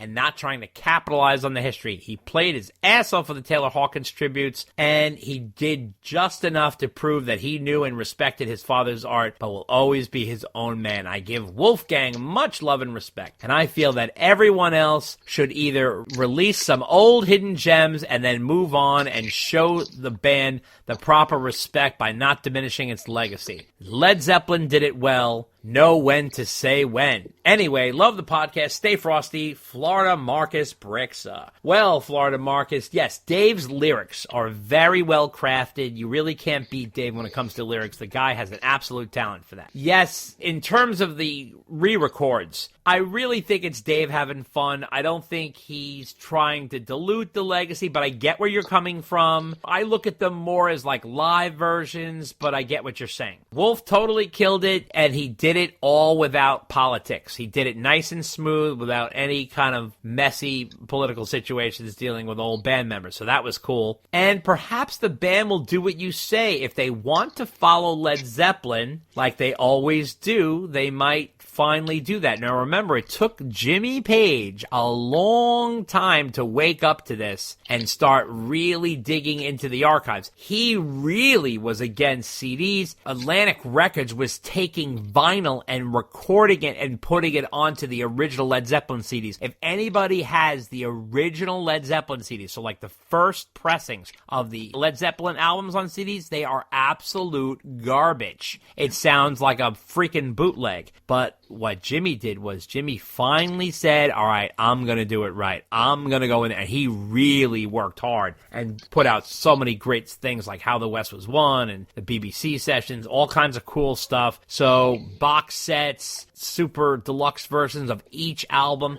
Hopefully, I'm praying that picture of Alex with Don Landy in that studio, there's something to that. I keep waiting, but we'll see what happens. Dave, what do you have to say? I think it's just going to be some re-release of the first 6 albums. all over again. Like they just released them on vinyl again on the Walmart. Yeah, Walmart. No, not even Walmart. It's on those special. You play them at 33 and a third. Oh, RPM. yeah. Oh no, not even 33 and a third. I think you play them at a slower speed or whatever it is. Right. I'm not a vinyl person, so I don't know. But I mean, to your point, it did. It took Jimmy a long time. He did not wake up and smell the coffee until sometime in the mid 90s, because for a long time there, the only way you were getting Led Zeppelin was on the original vinyl, or like you said, on the crappy CDs. There was no greatest hits or anything like that. There was nothing. And still the band was going strong. That's the crazy part. In the 80s, Zeppelin was as popular as they ever were. And there really had been nothing new released for years. No new compilations, no new live albums, no nothing. It was left to the wayside. Right. So it's really astounding and a credit to the band's original catalog how popular they were during that time. But anyway, the other things in the letter, yes, I agree. Dave has got away with a lyric that nobody else does. That's why he doesn't necessarily need to be the greatest singer ever. I just think he dances around most other people when it comes to writing a clever lyric, including Sam. So there's my Dave versus Sam dig for the day. Again, regarding the Van Halen song Dave is releasing, I think people are looking into it way more than it is. And I think Dave knows that, which is why he's releasing them. I think it's just Dave releasing the song and, like you said, keeping his name out there, and that's really all it is. So, what can I tell you? Dave just wants to keep his name out there. Doesn't want to be forgotten, I guess. That's right. Letter number 16 comes from Ricky Chan from Seattle. And he says here, I read the latest interviews with Sammy in Rolling Stone. And he says here, it's a quote from Sam, and when Dave came back into the band, they pretended like I'd never been in it. And Dave likes to pretend I was never in the band. That's quotes from Sam. And then he says, isn't Sammy the same guy who refused to sing almost anything from the back catalog? Did Sam and Ed Loeffler pretend Dave didn't exist? And then he also noted another quote from the Rolling Stone interviews. There was a time when I was embarrassed to say I was in Van Halen. And now this is Ricky saying, now he can't stop talking about Van Halen. I think Sammy knows that's how his legacy will be defined. No one's going to remember the circle chicken foot or anything he's done other than his Van Halen career. Maybe with the exception of I Can't Drive 55, of which the lyrics don't make sense. Where is he driving from anyway?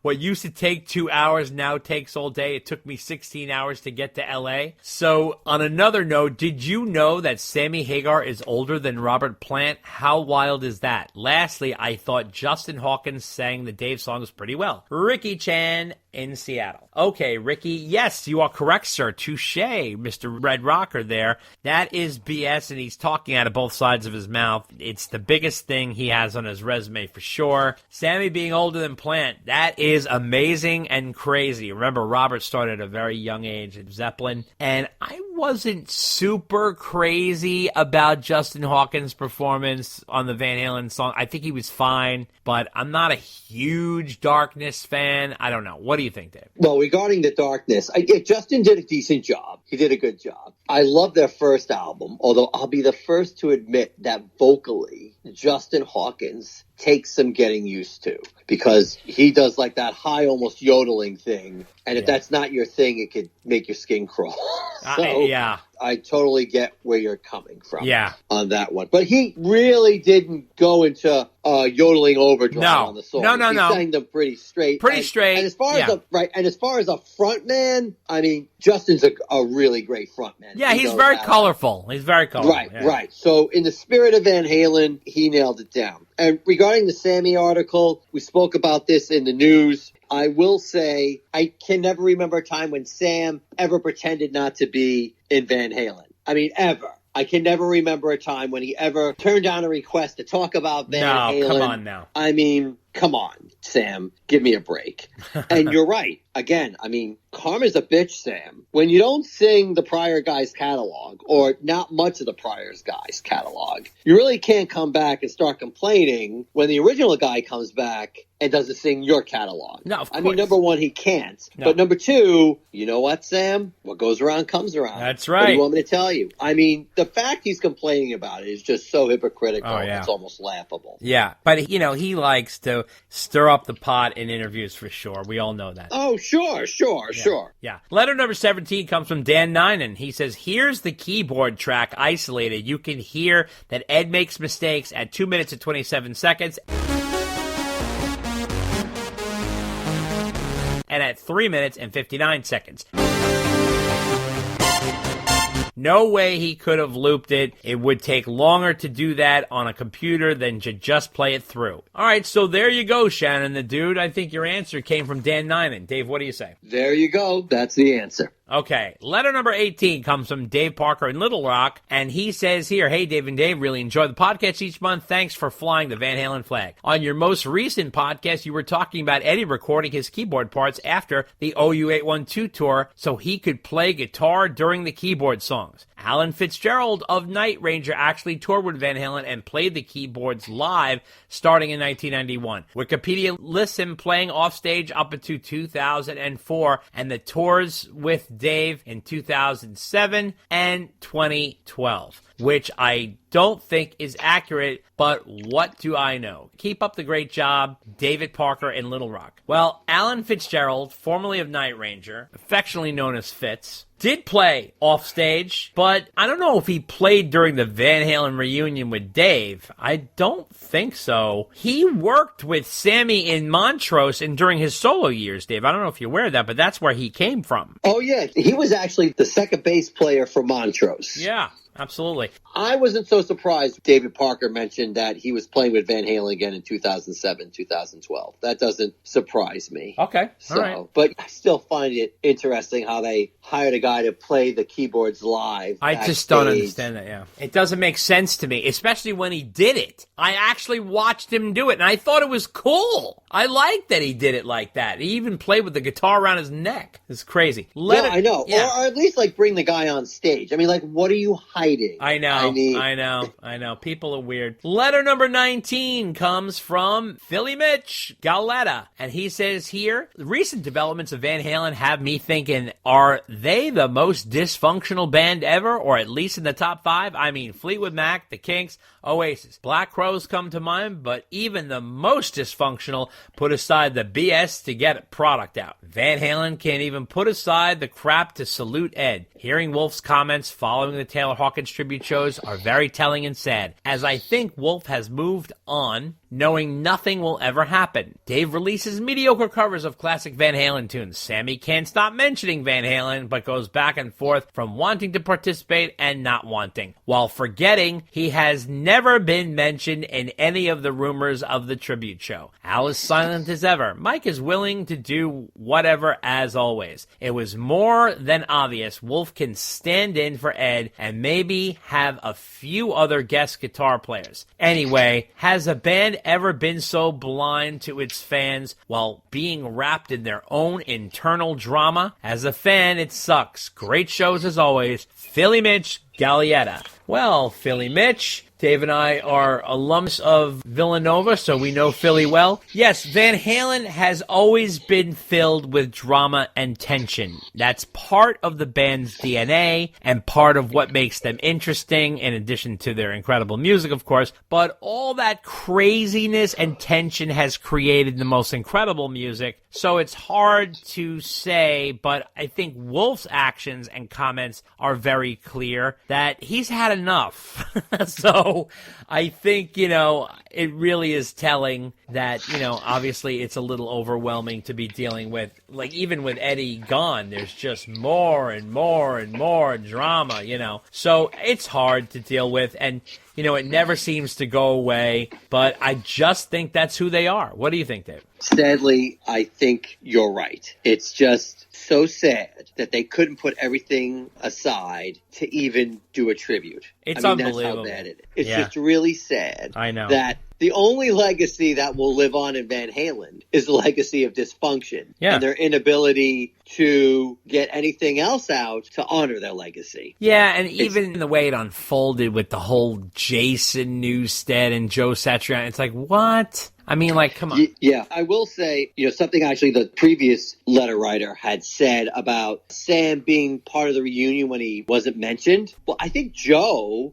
Satriani had at least alluded to it because he was talking about playing all eras of Van Halen. So there was at least one kind of reference there. But yeah, I mean, Sam's always funny when he talks, yeah, well, me, Al, and Mike can get together and do something. Yeah, he's unbelievable. And I just laugh at that, like, he doesn't even mention David Lee Roth. And it's like, dude, if you think anything is happening without David Lee Roth, that's very, very funny. But it's also, it's his brand. Do you understand? It's like... I get it. Yeah, I get it. Yeah. But his brand lives in a world of disillusionment. Right. I mean, quite frankly, if Dave was being such a hard ass and they were like, well, maybe we can do something with Sam and not Dave, I mean, that could happen. But, you know, he acts just like, oh, well, you know, three of us will get together and, you know, it'll be great. And it's like, dude, the main legacy of the band was with the guy before you, and there's no way he's not being invited to that party. Right. But the funny thing is, I think the way Sam thinks is like, look at me and Mike. We're out here touring the fucking country, singing these songs. We're like ready to go. And all we have to do is add Alex, you know what I mean? Like, I think that's where he's thinking. And he's like, yeah, we just get a superstar guitar player, blah, blah, blah, blah, blah. Because his attitude, Diamond's done. He can't sing anymore. You know, like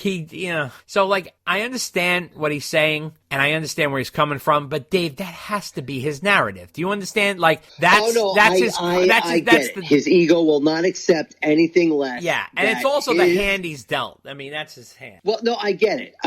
But he will never accept anything less that his time with the band is just as important as David Lee Roth's time with the band. And that both periods, the music is on par with each other, which, quite frankly, is stretching it a bit to be polite and just flat out wrong if I'm being impolite. Right. But, you know, that's the way Sam sees it. And I get that's partly his ego talking, and he doesn't want to undersell his time with the band, which is fair, but don't make it more than it is either. Right. Letter number 20 comes from GJ. And it says here, great episode, guys, as usual. So David Lee Roth is playing the Am I or Am I Not retired game, putting out recordings of Van Halen retreads, and putting out claims that he originated the Eddie Van Halen stripe motif. Then you got Sam desperately trying to tell everyone he was in Van Halen while putting out mediocre at best new music and claiming to be taking guitar lessons from Eddie Van Halen's Ghost. Yet somehow Eddie Trunk can't seem to understand why Wolf isn't excited to put together a Van Halen reunion tribute. Wolf has his own killer debut album and support band to tour it. He's right to forge his own path, and his dad's audience can enjoy their CD collections. GJ. And yes, GJ, I totally get Wolf's perspective. The level of politics and dysfunction that Wolf has endured is far beyond what most people know. Over the years, we have put together the pieces on this podcast, and this guy literally held it together for his father for many, many years. Now, he has lost his dad tragically. The reason for putting up with all this BS is no longer here. So he pieced out. Plus, his dad told him to do that. Go and forge your own path. And the guy is obviously a massive talent. And you can't expect him to retread his dad's stuff to please old fans. I get it. But he proved that he can do it, and he did it gracefully. What do you say, Dave? That's true. And as you pointed out before, this was the best way for Wolf to honor his dad. Yeah, it was an easy pocket. Yeah.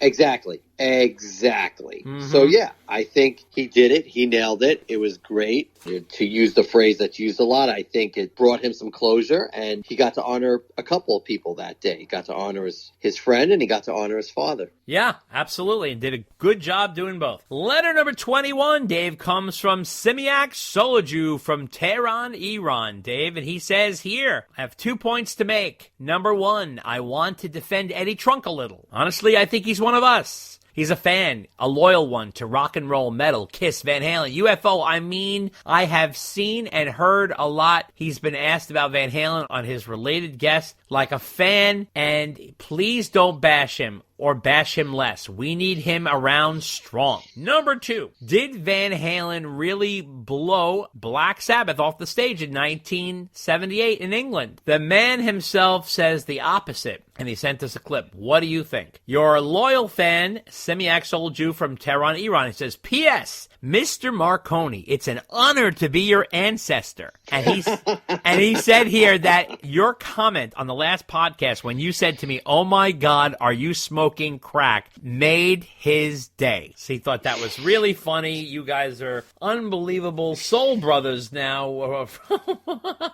From the That's awesome. It's you know, that's the great thing about this podcast is you're able to communicate with people and connect as best you can with somebody else from like halfway around the world in a completely different country. It's amazing. I just think that's awesome. Yeah, it's pretty incredible. Now, in terms of Eddie Trunk, okay, listen, I want you to know I listen to Eddie Trunk every day. And, you know, sometimes he's a good guy. I have met Eddie Trunk, and he's a nice guy, and he's a good guy. I don't know. I get a little frustrated with Eddie because I think he has a great platform, and sometimes he doesn't use it to the best of his ability. Like, sometimes I think, you know, he's been recently going off on a lot of rants, and that's fine. I understand. But, like, he repeatedly does the same rants over and over. And Rock and Roll Hall of Fame, he talks about bands that are not playing live. I totally get his points. His points are valid, for sure. But sometimes I feel like, you know, to do that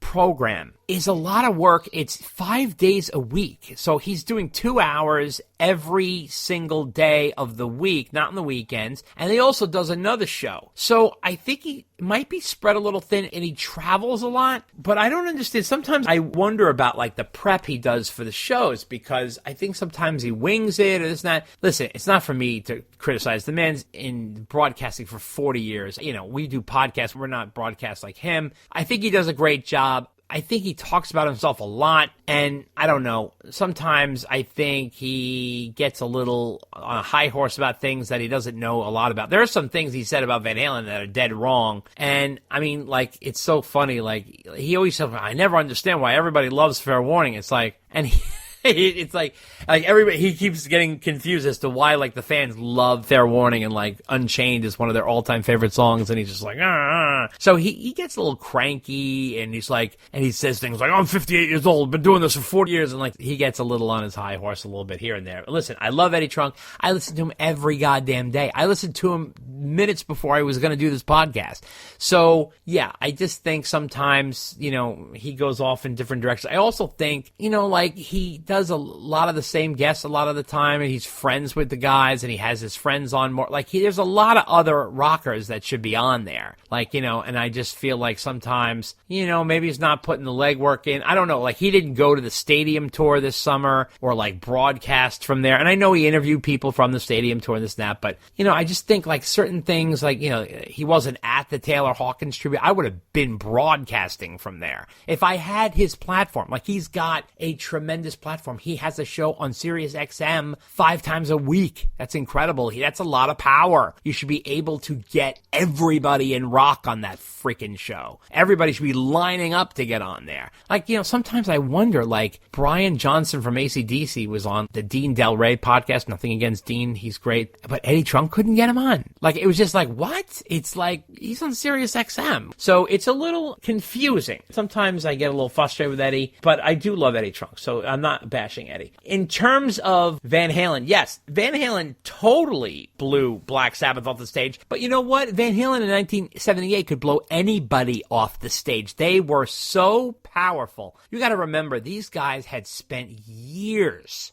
crafting who they were, crafting themselves. These guys spent since late 72 right up to 78, and then they had a moment. They were on Warner Brothers Records, and they were going to rip the shreds out of every stage they could get their hands on, and that is why this band is so fucking legendary. Not just because Eddie Van Halen is one of the greatest guitar players of all time, in my opinion, the greatest. However, it's David Lee Roth, his incredible frontman prowess and his wild antics, and on top of that, the power that the four of them presented. They were exciting to watch. They were electrifying, and they did it from step one. These guys were packing the Pasadena Civic Auditorium when they weren't even signed. Do you understand? Like, that's what makes them so amazing. Read Greg Renoff's book, Van Halen Rising. That is the entire fucking story of why this band is so unreal. And they started with the first song and the first album being absolute fucking rock stars. And they went platinum with every album, had hits, videos, everything, toured the world, and absolutely dominated and ended on a high note. We talk about the first formation of Van Halen. Like, I mean, they literally ended with their biggest album and their absolute height of popularity. They started off high and ended even higher. That is really a track record that is absolutely hard to compare. And Black Sabbath was falling apart in 78. You know, these guys really had enough. I mean, don't get me wrong, Black Sabbath, amazing band, and totally influenced Van Halen. But they were really running out of gas at that point. So, Dave, what do you say? So I say regarding Eddie Trunk, I do realize, yes, he has done a lot for the hard rock and heavy metal community. I totally respect the guy, yeah. Right? He's still waving that flag high. I give him all the credit in the world. I would never take that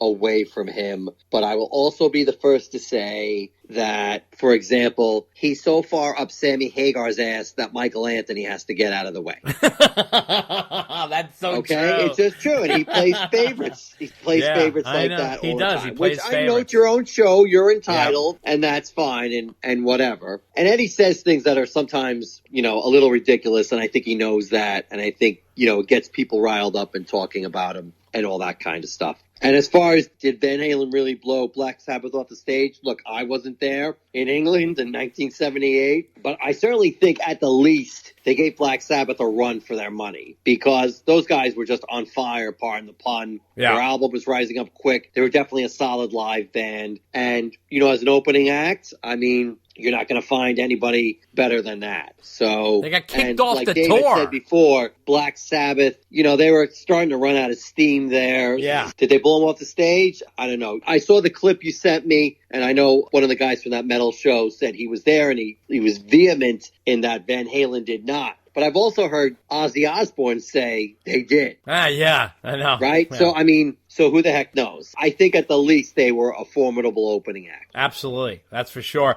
And the last letter of the night, Dave's absolute favorite time, is letter number 22, coming from Andrew Bonamure. And he says here, I really enjoyed Steve Rosen's Tone Chaser book. It's probably the best book I have read in understanding Edward, the man behind the legend, the pressure issues, and the dynamics that made him who he was. It finally put to bed, for me at least, the issues surrounding Mike, and I understand it now from his perspective and the loyalty he actually had toward Mike. Anyone else would have made him merely a paid musician. He kept royalties on all the albums except 1984, it seems. I actually understand it from Edward's perspective, and on all levels, I agree with him. It's always difficult because anyone else in that position would Van Halen have been the same. He even asked that question in one of the interviews. He understood the chemistry that made up the band, and Mike, in many ways, was his own worst enemy. Personally, I actually think the bass sound on the first 6 albums is not bad at all.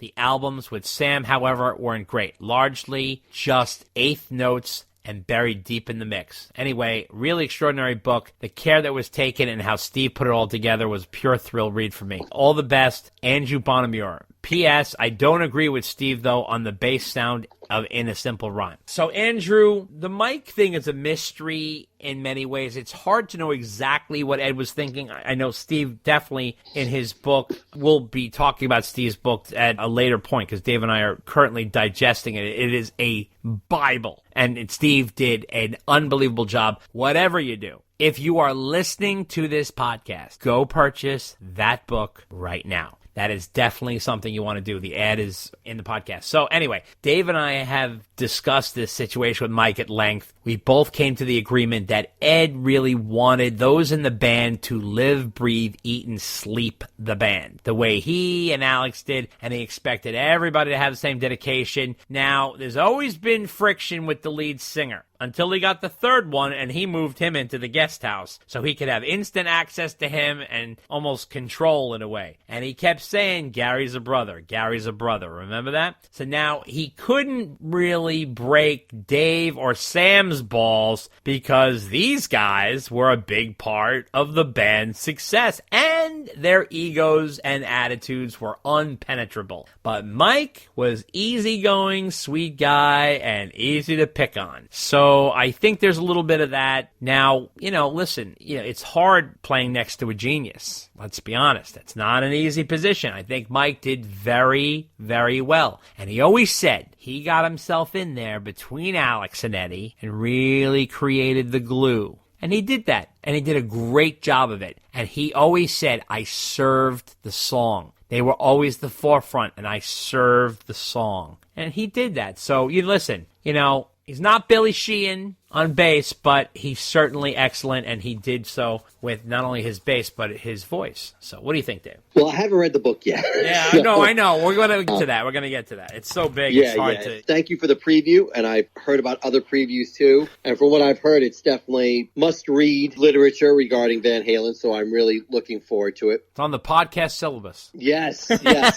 Yes, indeed. I do tend to agree with you that the bass sound on the first 6 albums isn't too bad. I think it's better on some albums than others. I think it's better on Women and Children First, for example, than Van Halen 1. I don't think it's bad on Van Halen 1, but the emphasis is all on Ed. So yeah, the bass kind of tends to get to the background. On the Sam albums, I mean, it really depends which album you're talking about. If you're talking about For Unlawful Carnal Knowledge, I think the bass sound on there is very solid. Yeah. If you're talking about it on OU812, what bass, right? Exactly. So, I mean, really, I think it almost depends who the producer was during that era. But, Mike was a trooper. He was a team player. He definitely played for the song. He wasn't flashy, but he didn't need to be either. So, and he had those beautiful background vocals that you just can't take away from him. And so, you know what? You tried to survive between Al, Ed, and Dave. Those guys are tough characters. That's right. And I think, Mike knew, he's like, look, I've got a great gig here. Yeah. I will never, ever get a better gig than this. Right. So I'm going to do whatever it takes to keep this gig. Yeah. Because I'm playing with 3 great players. He's making a comfortable living. I mean, he's living his dream, right? So always took the high road. Yeah. Right. I mean, I give him a lot of credit because he took that high road when a lot of other people would have just walked out. So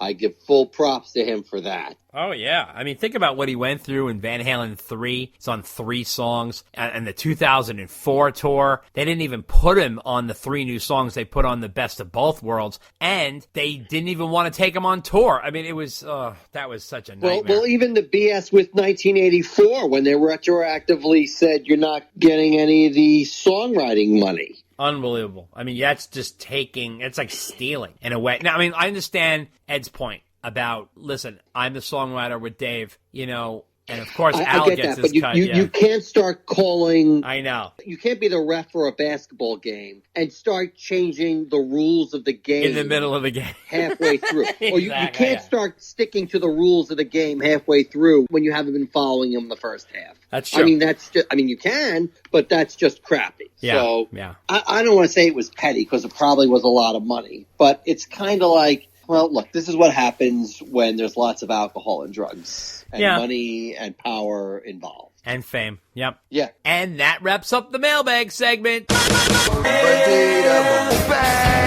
And we are on to our interview with art director Daniel Gray, who put together the book Ed By Zloz, which is the incredible new massive photograph coffee table book by Neil Zlozower, the most incredible photographer on the face of the earth, who has shot all of Van Halen's most classic and iconic pictures. This is an absolute collection. Dan raided his vaults and took out all the most incredible Van Halen shots, over 300, and put them in this huge book. This thing could kill you, this thing. It's so big. And it weighs a lot, and it's called Ed By Zloz. And it is out, and we have been waiting for this for a long time, and we spoke to Dan about the whole journey of putting this book together. He is not just a guy who threw this thing together. He was there from the beginning of this with Zlozower and really went through all the archives and really curated this whole book. He picked all the photos, he went through the archives, he went through everything and put it all together. What a beautiful journey this is. So excited to talk to him. He was a great, great guy, nice guy, and the book is tremendous. Another absolute must-have book. And let me tell you something, it's not cheap. So this is so exciting. What an episode, this ROCKTOBER episode, Dave. And that's all coming up next. Take a listen. You know, for the way I grew up, I mean, even on the 9-day boat trip from Holland to New York, my father was in the band on the boat, and my brother and I also played piano during intermission. So my whole life has been music. I could not imagine anything else. I mean, it really hit me like a brick wall when I graduated high school, and, you know, you signed everybody's yearbook, and everybody asks you, so what college you going to? Hey, Al, I think we better stick to what the only thing that we know, and we just kept it music, because that's what helped us survive and pay the rent when we came to America from Holland. Take a trip to the rock concerts of the 80s in this new full-color 300-page book, Pictures Alive, filled with never-before-seen photos. Go back and see the mighty Van Halen at their peak from 2 amazing concerts in 1982 and 1984, plus photos from Sammy Hagar and David Lee Roth solo tours, and many other bands of the day. Filled with amazing photos, classic stories, original ticket stubs, and more. If you're a fan of Van Halen, you will not be disappointed. Hit the ground running with Pictures Alive, the new book, now available at picturesalive.net. That's picturesalive.net. picturesalive.net. Get it today. Hello, loyal listeners. Wanted to let you know about our new Patreon. If you like what we do and you have the means, drop us a donation to keep the podcast going. Go to patreon.com/DD Unchained. That's patreon.com/DDUNCHAINED. Any size contributions are greatly appreciated. We have special packages to those who donate $45 or more. You'll get the Unchained package. Trust me, it's worth it. Contribute $65 or more and you can get the Romeo Delight package, which is Unchained plus more. $95 or more scores you the Top Jimmy package, which is the kitchen sink. If you're a Van Halen hardcore and listen to this cast, this is stuff you'll appreciate. It's ear candy. Those who want one of the packages simply email ddunchainedpodcast@gmail.com. That's ddunchainedpodcast@gmail.com to make arrangements. What is understood need not be discussed. Need a laugh? Check out the Funny How Comedy Podcast, which focuses on upbeat conversations with legendary comedians. It's free on Spreaker and iTunes. Check us out on Facebook at Funny How Comedy Podcast, on Twitter at Funny How Podcast, on Instagram at Funny How Comedy Podcast, or email us at funnyhowcomedypodcast@gmail.com. This is Greg Renoff, author of Van Halen Rising, and you're listening to the Dave and Dave Unchained podcast. And if you would like to send us a letter asking a question or making a statement or whatever you'd like to say, you can send it to ddunchainedpodcast@gmail.com. Martin Popoff here. Hope you're enjoying this latest episode of Dave and Dave Unchained, the wise swamis on all things VH. Just wanted to remind you that at martinpopoff.com, I've got 2 Van Halen books that I wrote. One is Van Halen, a visual biography, which is basically a big hardcover coffee table book, 400 images, 20,000 word detailed timeline.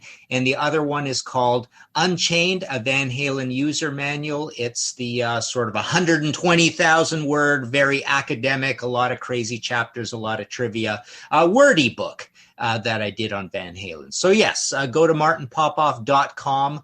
I sign and ship those out of my office here in Toronto. There's PayPal buttons for the US, international, and Canada. Again, Van Halen, a visual biography, and Unchained, a Van Halen user manual. Back to Dave and Dave. Hey folks, I'd like to introduce you to the Classic Rock Album by Album podcast.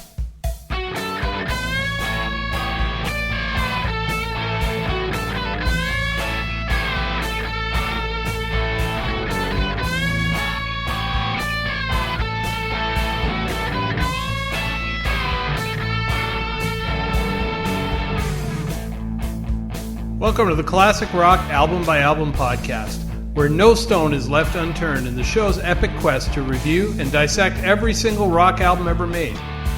Join self-proclaimed rock authorities Chris Carson and Lee Bowie on their epic journey to uncover the true classics.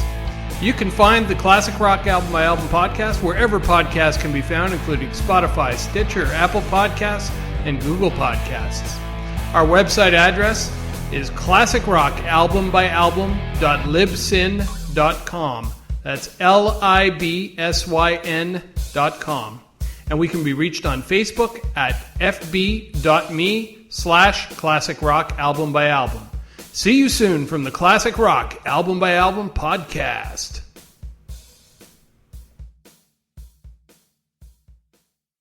New York will tell you that you look tired even if you don't. Hey, that sounds a lot more like the dinner table in my family when I was growing up. This is grounding you, by the way. I don't do well with support. I do better with abuse. You know, my family, when I was eating dinner, were the ones who told me, kid, you should have been a sailor instead of a singer because you're mutiny on the high seas. And that sounds more like New York's sense of humor. Well, ladies and gentlemen, we have an incredible guest this evening. He's the art director and designer of the new book, Ed by Zloz, Daniel Gray. Daniel, thank you so much for coming on. I'm happy to be on. Awesome, man. Great to have you. And as we all know, we've been awaiting this incredible book by Mr. Neil Zlozower, the one and only himself, the famed rock photographer who has taken easily the best Van Halen shots on the planet. Bar none, no one can really hold a candle to Neil's catalog, and Daniel is one to attest to that. So, Daniel, we want to welcome you on the show, and we want to congratulate you on the book, which has just been released and is getting rave reviews. So I would imagine this is really a long journey coming to an end here, huh? It is. It started a little over a year ago, probably July of 2021, if I think back on it. It's been an incredible journey. It really has. I won't even say it's a dream come true because I never even dreamed I would do anything like this. So it's been great. Yeah. So now tell us the origin of Ed by Zloz.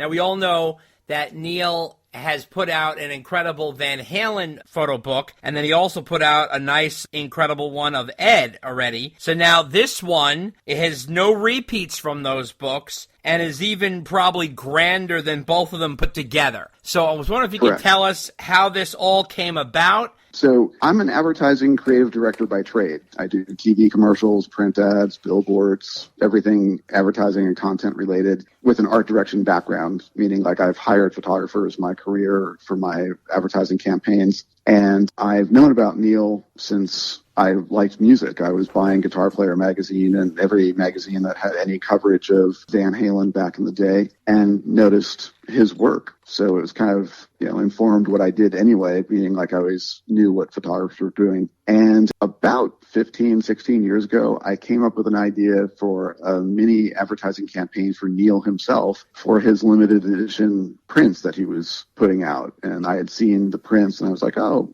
they're really cool. What could I do advertising-wise to help him out? So I called him up, realized his studio was very close to where I worked, and went down to see him, and he liked what I did, and we worked him up. He gave him out at NAMM, for example, and that got really cool feedback from everybody. So Neil and I became friends over the years, have lunch together quite a bit. I had lunch with him. You can't say the pandemic is over, but it was after we all got vaccinated, and I had lunch, checking in on him, and just catching up. And it was a great conversation. He actually asked, he said, how did we get to be friends? Because I forgot.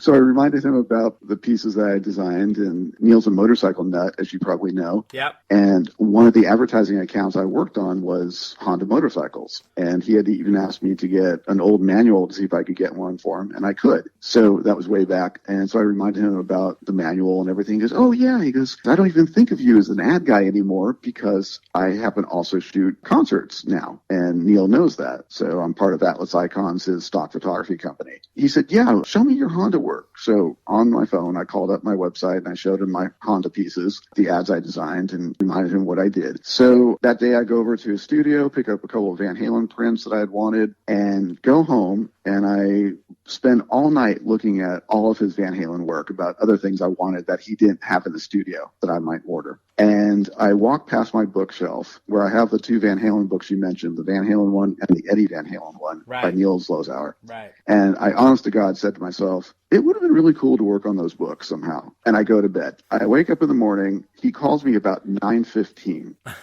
And he said, hey, Daniel, I want you to design my new Eddie Van Halen book. I want to do another one. I want you to be the one to design it. I fell in love with your Honda work, and I want you to be the one to design my next book. That's pretty incredible. Well, that's karma right there. Totally.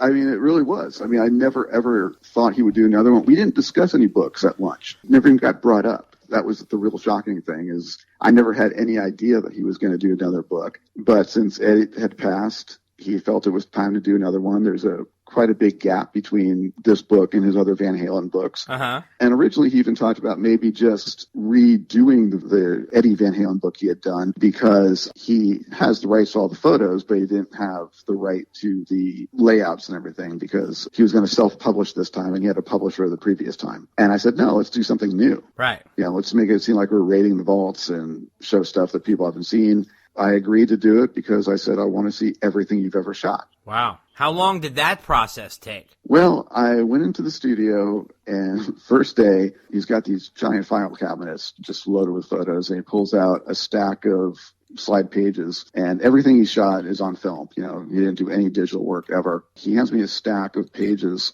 the 35 millimeter slides and pages, and says, here's all the good Ed stuff. Some of it was stuff that was in his other books, and it was just kind of semi-mixed up in the sense that this was the good stuff that was pulled. So I looked at all those, pulled the things I liked that weren't in the other books, and I said, now it's time for me to look at everything. And he said, what are you talking about? This is like after about an hour. Right. I said, I need to see everything. So I went over and pulled out 1978 and spent a few hours pulling stuff out, just being blown away by what I'm seeing, just absolutely floored. And after about 2 hours, and I'm making, piles and re-sleeving stuff, he comes over and says, all right, let me see what you're doing. And he looks, and it's really quiet for a little while. And he said, I got to tell you, I would not have pulled 95% of this stuff, but it's all effing good. He goes, I really like your eye. I like what you're pulling. And I said, you only look at things one way, the Neil Zlozower way. Like, what's a prototypical Neil Zlozower, Eddie Van Halen shot? I said, I'm looking at it 3 ways. I'm looking at it as an art director, because that's my job to pick, like, the best shot for any of my clients. I'm looking at it as a photographer, because now I shoot, and Neil does like my photography. And I said, but I'm also looking at it as a fan. What have we not seen that for some reason you're not really seeing? So I'm looking at it 3 ways. So after that, I got carte blanche to pull anything I wanted. Now, how much of the extra stuff that you went through, like, how would you equate that percentage-wise to what he called the good Ed stuff? Like, was it another 70%, another 50%? Like, how much was he leaving off the table? Oh, probably 90%. Oh, my Oh, wow. That much. Yeah. Obviously, you're going through it. Were you thinking like, I'm just, there's probably not going to be much here. I'm just picking through scraps. Maybe I'll be lucky if I find a few things. Were you completely blown away how easy it was to find stuff that he had passed over? Yeah, completely. But I had that thought process going in, honestly, because I told him, I said, what we should be saying is that we're raiding the vaults. We're finding stuff that people have never seen. And that's not a joke. That's not me making it up. That's a total fact. Like, for example, pulling 1978 and going through that. And to answer a question earlier, I probably spent 5 8-hour days in the studio. So like a full working week, not consecutive days, but I spent 5 8-hour days going through all the Van Halen photos, just Van Halen. Wow. That's incredible. So you must have been like a kid in a candy store. Oh, completely. To me, there were just like tons and tons of undiscovered gems where I was like, oh my God, this is amazing. Oh my God, this is amazing. Oh my God, why have we seen this? That kind of thing. There's so much that he shot. So no, I didn't think it was scraps at all. Did he remember all of it, or he was like, oh my God, I forgot I even did this? He didn't have that kind of reaction, but every once in a while he's like, oh my God, I shot a lot. Yeah. It let him flash back. The images took him back in time. But, I was pulling tons of stuff and setting up new sleeves. A 35 millimeter binder's page is like, it's clear plastic, and I think it can hold like 24 slides.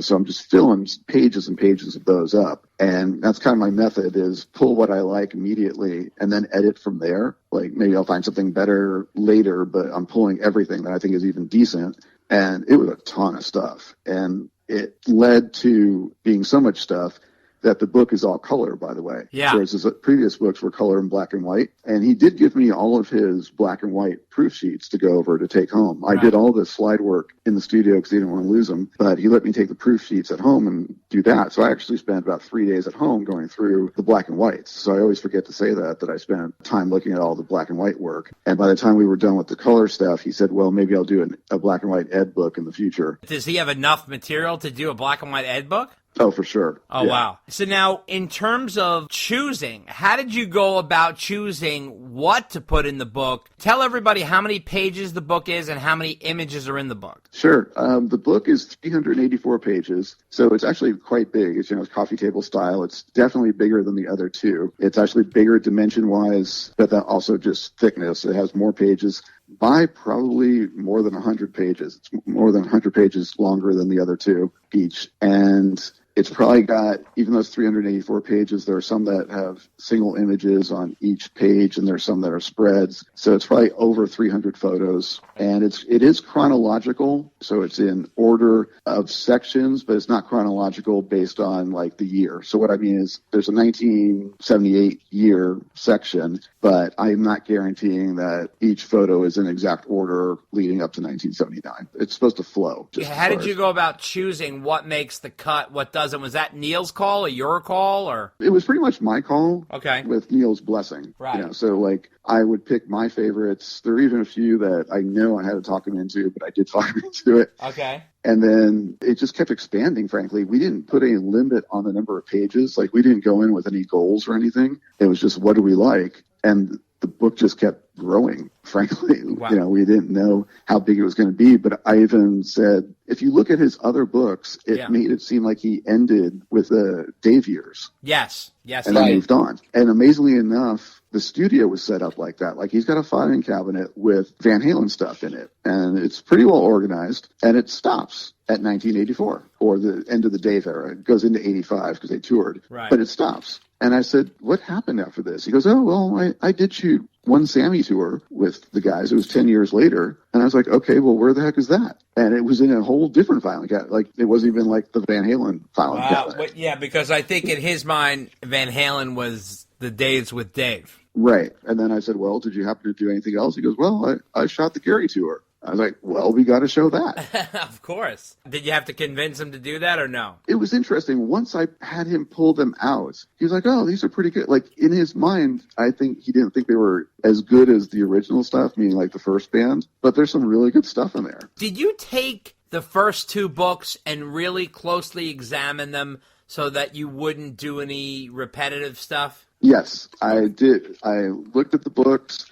I cross-referenced as much as I could. Now, if someone finds one that's through the cracks out of, two other books, there is that possibility. Okay. We both think that we did a pretty good job of making sure that it didn't happen. Right. Okay. Now, in terms of Ed passing, do you think it gave Neil a different perspective to do this book? Do you think it opened his mind up to doing it, or maybe he felt like he wanted to secure Ed's legacy a little more? Like, what kind of impact did Ed's passing have on the book? I think it had a lot. I think that was the trigger. It was time for him to get it out there. I don't know if he really knew what he wanted to do other than he wanted to do a new book. So it kind of grew and morphed. And the one thing we did do with this book is we made sure that every image is an image of Ed. And what I mean by that is there are no individual images of Dave or Michael Anthony or Sammy or Alex. There are band shots, but Ed is in every shot. There's not one individual shot of another band member. I think he wanted to make this his tribute to Ed. I really do. He wrote the introduction himself. He was originally going to look into getting someone else to write the intro. He wrote a lot in the book. It's not a written book, but each chapter starts with a story by Neil. There are a couple other stories interspersed throughout the book, and it's all him. It's all his feeling about the band. It's all what it was like being with them. He writes in a very unique style. If you've ever gotten an email from him, he writes in a lot of capital letters and exclamation points. And yeah, he talks in a lot of capital letters too. Exactly. Was there a criteria you used for determining group shots or band shots that Ed was in? Like, did Ed have to be at the forefront of the picture since it was an Ed-centric book, or like what were you guys thinking? I was thinking not quite the forefront. I mean, if it's a wide band shot, if Dave's in the middle, like, of course I wanted Eddie to be in focus. I want him to be doing something interesting. If it was a full band shot, it had to be something that, number one, we maybe hadn't seen before, even though admittedly there's going to be some fan that might say, oh, I think I've seen that. There are some shots that are from the same tours that other shots have been shown, but I tried to even show maybe a different take on it or something. In terms of balancing live to posed shots or sort of candid shots, how did you do that balance? Like, you have to realize Neil has a vast amount of live shots, but he also has a lot of posed studio stuff too. Yeah, what I tried to do with that is there are going to be shots that people are like, oh, I've seen that photo shoot before. But I try to grab stuff that it's like, oh, I didn't see that version of it. Or, right. For example, they would have fun in the studio quite a bit. Like they'd be posed and there were outtakes where they were all just cracking up laughing or falling over themselves. Right, and yeah. What I would try and do is show both. Like I'd grab one shot from that shoot that was your prototypical Van Halen cool or tough look that still had not been in the other two books. Right. But then show an outtake where they're just leaning on each other and just laughing their asses off. Is there any part of the book that's your favorite, that you're most proud of? Anything in particular that stood out to you? I'd say 5 or 6 shots that are looks that I don't think I've seen before of Ed. And there's one with his head down and his hair's flying. And I was like, man, I don't think I've ever seen anything like that before. I mean, it's just a good concert shot. But there was just a power and energy to his playing that I just hadn't seen that type of look before. And I liked that. There's one shot that I had to talk Neil into doing where it's just Ed on stage and he's the only one you kind of see. It's kind of like a side shot. And there's tons of audience people and they're all got their arms out, like they're all reaching for him. And I had to talk him into doing that. And there's a funny story behind that. So I convinced him, yeah, we need to put this in. And he calls me about a week or two after he scanned it, because he had to scan all these. Once I picked him, he was scanning like crazy. And he calls me up and he says, well, Randy Johnson is over here. And you know who Randy Johnson is, right? And he's the pitcher from Major League Baseball. And I follow baseball. I definitely knew he was. The big unit, guy's 6'10", Cy Young Award winner. He's friends with Neil. And he stopped by to pick up some stuff. He wanted to buy some stuff. And he saw that scan and bought it. He had Neil make a print of it. So that convinced Neil that, okay, I know what I'm doing. Wow, that's awesome. That's awesome. Yeah. Now, in terms of Ross Halfin released an Ed book earlier in the year, did that prompt Zloz to maybe do one? It didn't prompt him to do it, but we definitely were aware of it. I bought it, the Ross book, even before I got the assignment from Neil. I did a pre-sale for Ross's book, so I bought one even 6 months in advance, and I got it, and I think I got mine before Neil even decided to do one. It didn't have an influence on him as far as doing one. It influenced us as the way we did it. What I mean by that is we made sure ours is longer, or I'll say Neil's book is longer. It's got more pages. That definitely influenced it being all Ed. And it was always going to be about Ed or Eddie, but Ross's book is titled Edward Van Halen, and it has individual shots of Sammy and Michael and Dave. And we said, no, we're not going to do any individual band shots. Ed's the key to everything. In terms of shots, were there any that were too controversial that you had to leave out? No, we never felt that way at all. Neil spent a lot of time with these guys, not just as a hired gun. He knew these guys, really well. He was friends with these guys. So he also got shots and private, moments that other photographers would never have gotten, casual shots. So did you try to include a lot of those too? That not live shots, not studio pose shots, just sort of you'd call them candid shots, right? Yeah, there's some backstage stuff that I picked. There were shots of Ed and Al just hanging out on a couch. There's a couple of shots of Ed coming up with the set list, but nothing outrageous. There's nothing titillating that would floor you as far as that goes. They're all just kind of quality stuff. I didn't really see anything. There's some black and whites. I know that. Mm-hmm. That are more on the outrageous side. Okay. But no, the black and whites made the book. Hopefully there will be a black and white book someday. Absolutely. So is there anything you picked out that Neil was no, it's not going in the book? There might have been a couple. For example, I really liked one shot. I guess in retrospect, I wish I had fought harder for it. but I picked everything, and so he could say no to a few. But there's one shot that I really liked that had Dave, Michael, and Ed all around one mic singing. Oh, wow. And I was just like, man, I don't really see this very often. Never. They all sing, but I don't really see them like gather around one mic. I just like the look of it, and he didn't see any reason for it. And he was like, oh, that one's, I don't like the way this guy looks in this shot. He's very particular about, like, honestly, like where their chins are when they pose and things like that. But most of the stuff he let me run with. I mean, I picked every shot, like I said, and he probably only killed like 7 of them or something. So okay, all right, that's a pretty good record. Yeah, that's not too bad. That's not too bad. So did you guys start grouping like piles? And I would imagine you chronologically do it. You go through the years, and then live over here, and the studio over here, and candids over here. And I would imagine it's like a process of elimination after a while, right? Yeah, that's exactly how it went. I wouldn't say it was disorganized, but in the beginning I was just like, scan. This is what I like. Start scanning. And then I started laying things out. I actually started designing the book and bringing the photos into the layout. And at one point, like, I even called him and I said, I think we're a little short on 1979,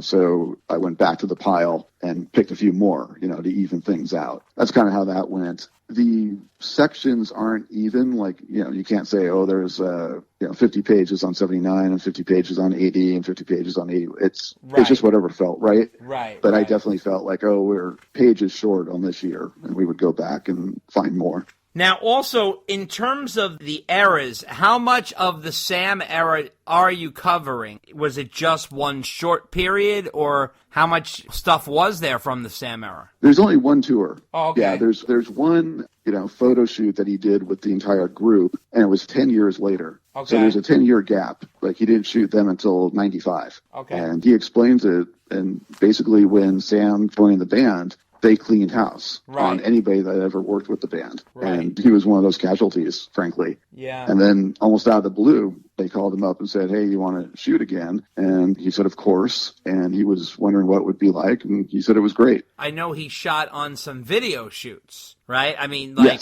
Here's another thing that Neil got that most wouldn't. I mean, how many photographers are on video shoot sets? You know what I mean? So I think he was there for Pretty Woman and Hot for Teacher, and right? Exactly, yeah. So we picked stuff from the Pretty Woman shoot. There's some great shots of Ed as the cowboy. There's stuff from Hot for Teacher that I think are just a lot of fun. And there's stuff that, from the Jump shoot, he was there. So he was there on every shoot. He's shot so many bands, but we talked about this before with another photographer. There's something about Van Halen that are incredibly photogenic, and that goes for all of them, especially Dave and Ed, especially. Like, these guys just are incredibly photogenic, especially during their prime. They just knew how to take a photo. They knew how to really, come out shining, and they always look so much better and more like they pop more than other artists do. What do you think it is about Ed and Dave that have that quality? Number one, I do think they're photogenic, just in general. Back in the day, they were both considered really, really good-looking guys, and it showed. And then there was something about the way they carried themselves. There was a studio shoot that was done on just a white background.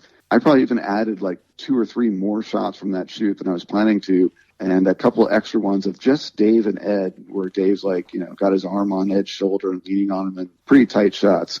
And they just looked good. The shots are great. They were great photos, but it's like they were at their prime at that point. There's something about that band that no matter what kind of strange outfits they were wearing for the time period, you look back on it and you go, oh, geez, that fashion sense was kind of weird. They pulled it off. They were cool in whatever they dressed in. But they also had the great sense of humor, too, at the same time. There's a Van Halen Christmas card that came out. It was shot at Dave's home. Zloz was asked to go shoot it. And you look at it, it's pretty weird. Ed's the Christmas tree, and Michael's, Baby New Year's, and Dave's an elf. And I included an outtake in the book from that, with just Ed by himself, and he's the tree. They can make anything fun and make anything look good. And there was something about that band that visually was just stunning. There's also a classic shot that you have of Ed sleeping and cradling his guitar. I think that says volumes. I mean, it really does. Exactly, yeah. It's also not the classic of what you're going to see of, the smiling guitarist, with his hair flopping around. He was actually still and he was almost like in a peaceful moment, which is something that you rarely see. You know what I mean? So now, in the process of going through all this stuff, did you find a lot of other Van Halen stuff? Like, I mean, I would imagine, is there so much material left still on the table that you could make another book out of, like, maybe like a Dave book? Oh, yeah. I personally think so, without a doubt. I think if the fans wanted it and could convince Neil that, you know, they would buy it, there's a Dave book there in the studio, like, ready to be done. There's so much good Dave stuff that would just floor people. We all know Dave is completely photogenic, and there was so much extra stuff that was shot at Dave, meaning like most photo shoots were done at Dave's house in the early days. There's great Dave stuff. And there's just stuff in general, like Michael Anthony was really photogenic on stage. Oh, no. Like I said, I think all of them are. I just think, you know, obviously Dave and Ed are kind of the standouts, but Michael is totally photogenic. Alex, too. There's some great stuff. Did you ever see any shots of the band rehearsing in Dave's basement? Were there any shots of that? Not that I saw, no. I mean, there's his famous stuff that he did at Sunset Sound, did a lot of in-studio stuff, but I didn't see that I recall. I could be wrong. There might have been something that I just bypassed, but I don't think so. Right. There's stuff outside and, you know, hanging out outside Dave's house, but nothing that I recall rehearsing in the house or in the basement, I mean. So now what has been the response for the book? Like what kind of vibe, feedback, you know, in terms of fans clamoring for it? What has been the reaction now that you've put all this work out and it's out there for sale? What has been the reaction from the fans? I'm really happy with it, and so is Neil. The response has been great, both on social media, where people are saying it's worth the money because it's not cheap. It's $150. Right. But it is, just so everybody knows, it's self-published, meaning Neil put all the money up front. His other 5 books that he's done over the years were done through a publisher, and he decided to self-publish this time. So all the money was up front from him. Right. And he's taking all the time. If you buy it from him, he signs it personally to you. You know, he signs the book, and it'll dedicate it to you, and you write something nice in it. There are some copies available on van-halenstore.com, but those are not signed. So if you go through Neil, you get the signed copy. Right. He put a lot of work into it as far as just money up front. You know, I stopped by the studio the other day to pick up some copies of my own, and there's a stack piled high, and he was signing them, and he ships them out every day. People are responding the second they get them. Neil's been forwarding me emails from the fans that are just raving about it. They're happy. They love the choice of photos. They love the amount of photos. Most feel that they've been unseen, and that's really nice too, that nobody's hassling us like, oh, I feel like this has been done before. There was that much stuff to show. How would you describe the physicality of the book? The weight of it, the size of it, the dimensions, the binding, the paper quality? I think it's fantastic. I really do. We went with heavier paper stock. There are a couple ways we could have cut corners, and we didn't. For example, the printer sent me 2 examples of what the book could be like, even once we chose the size.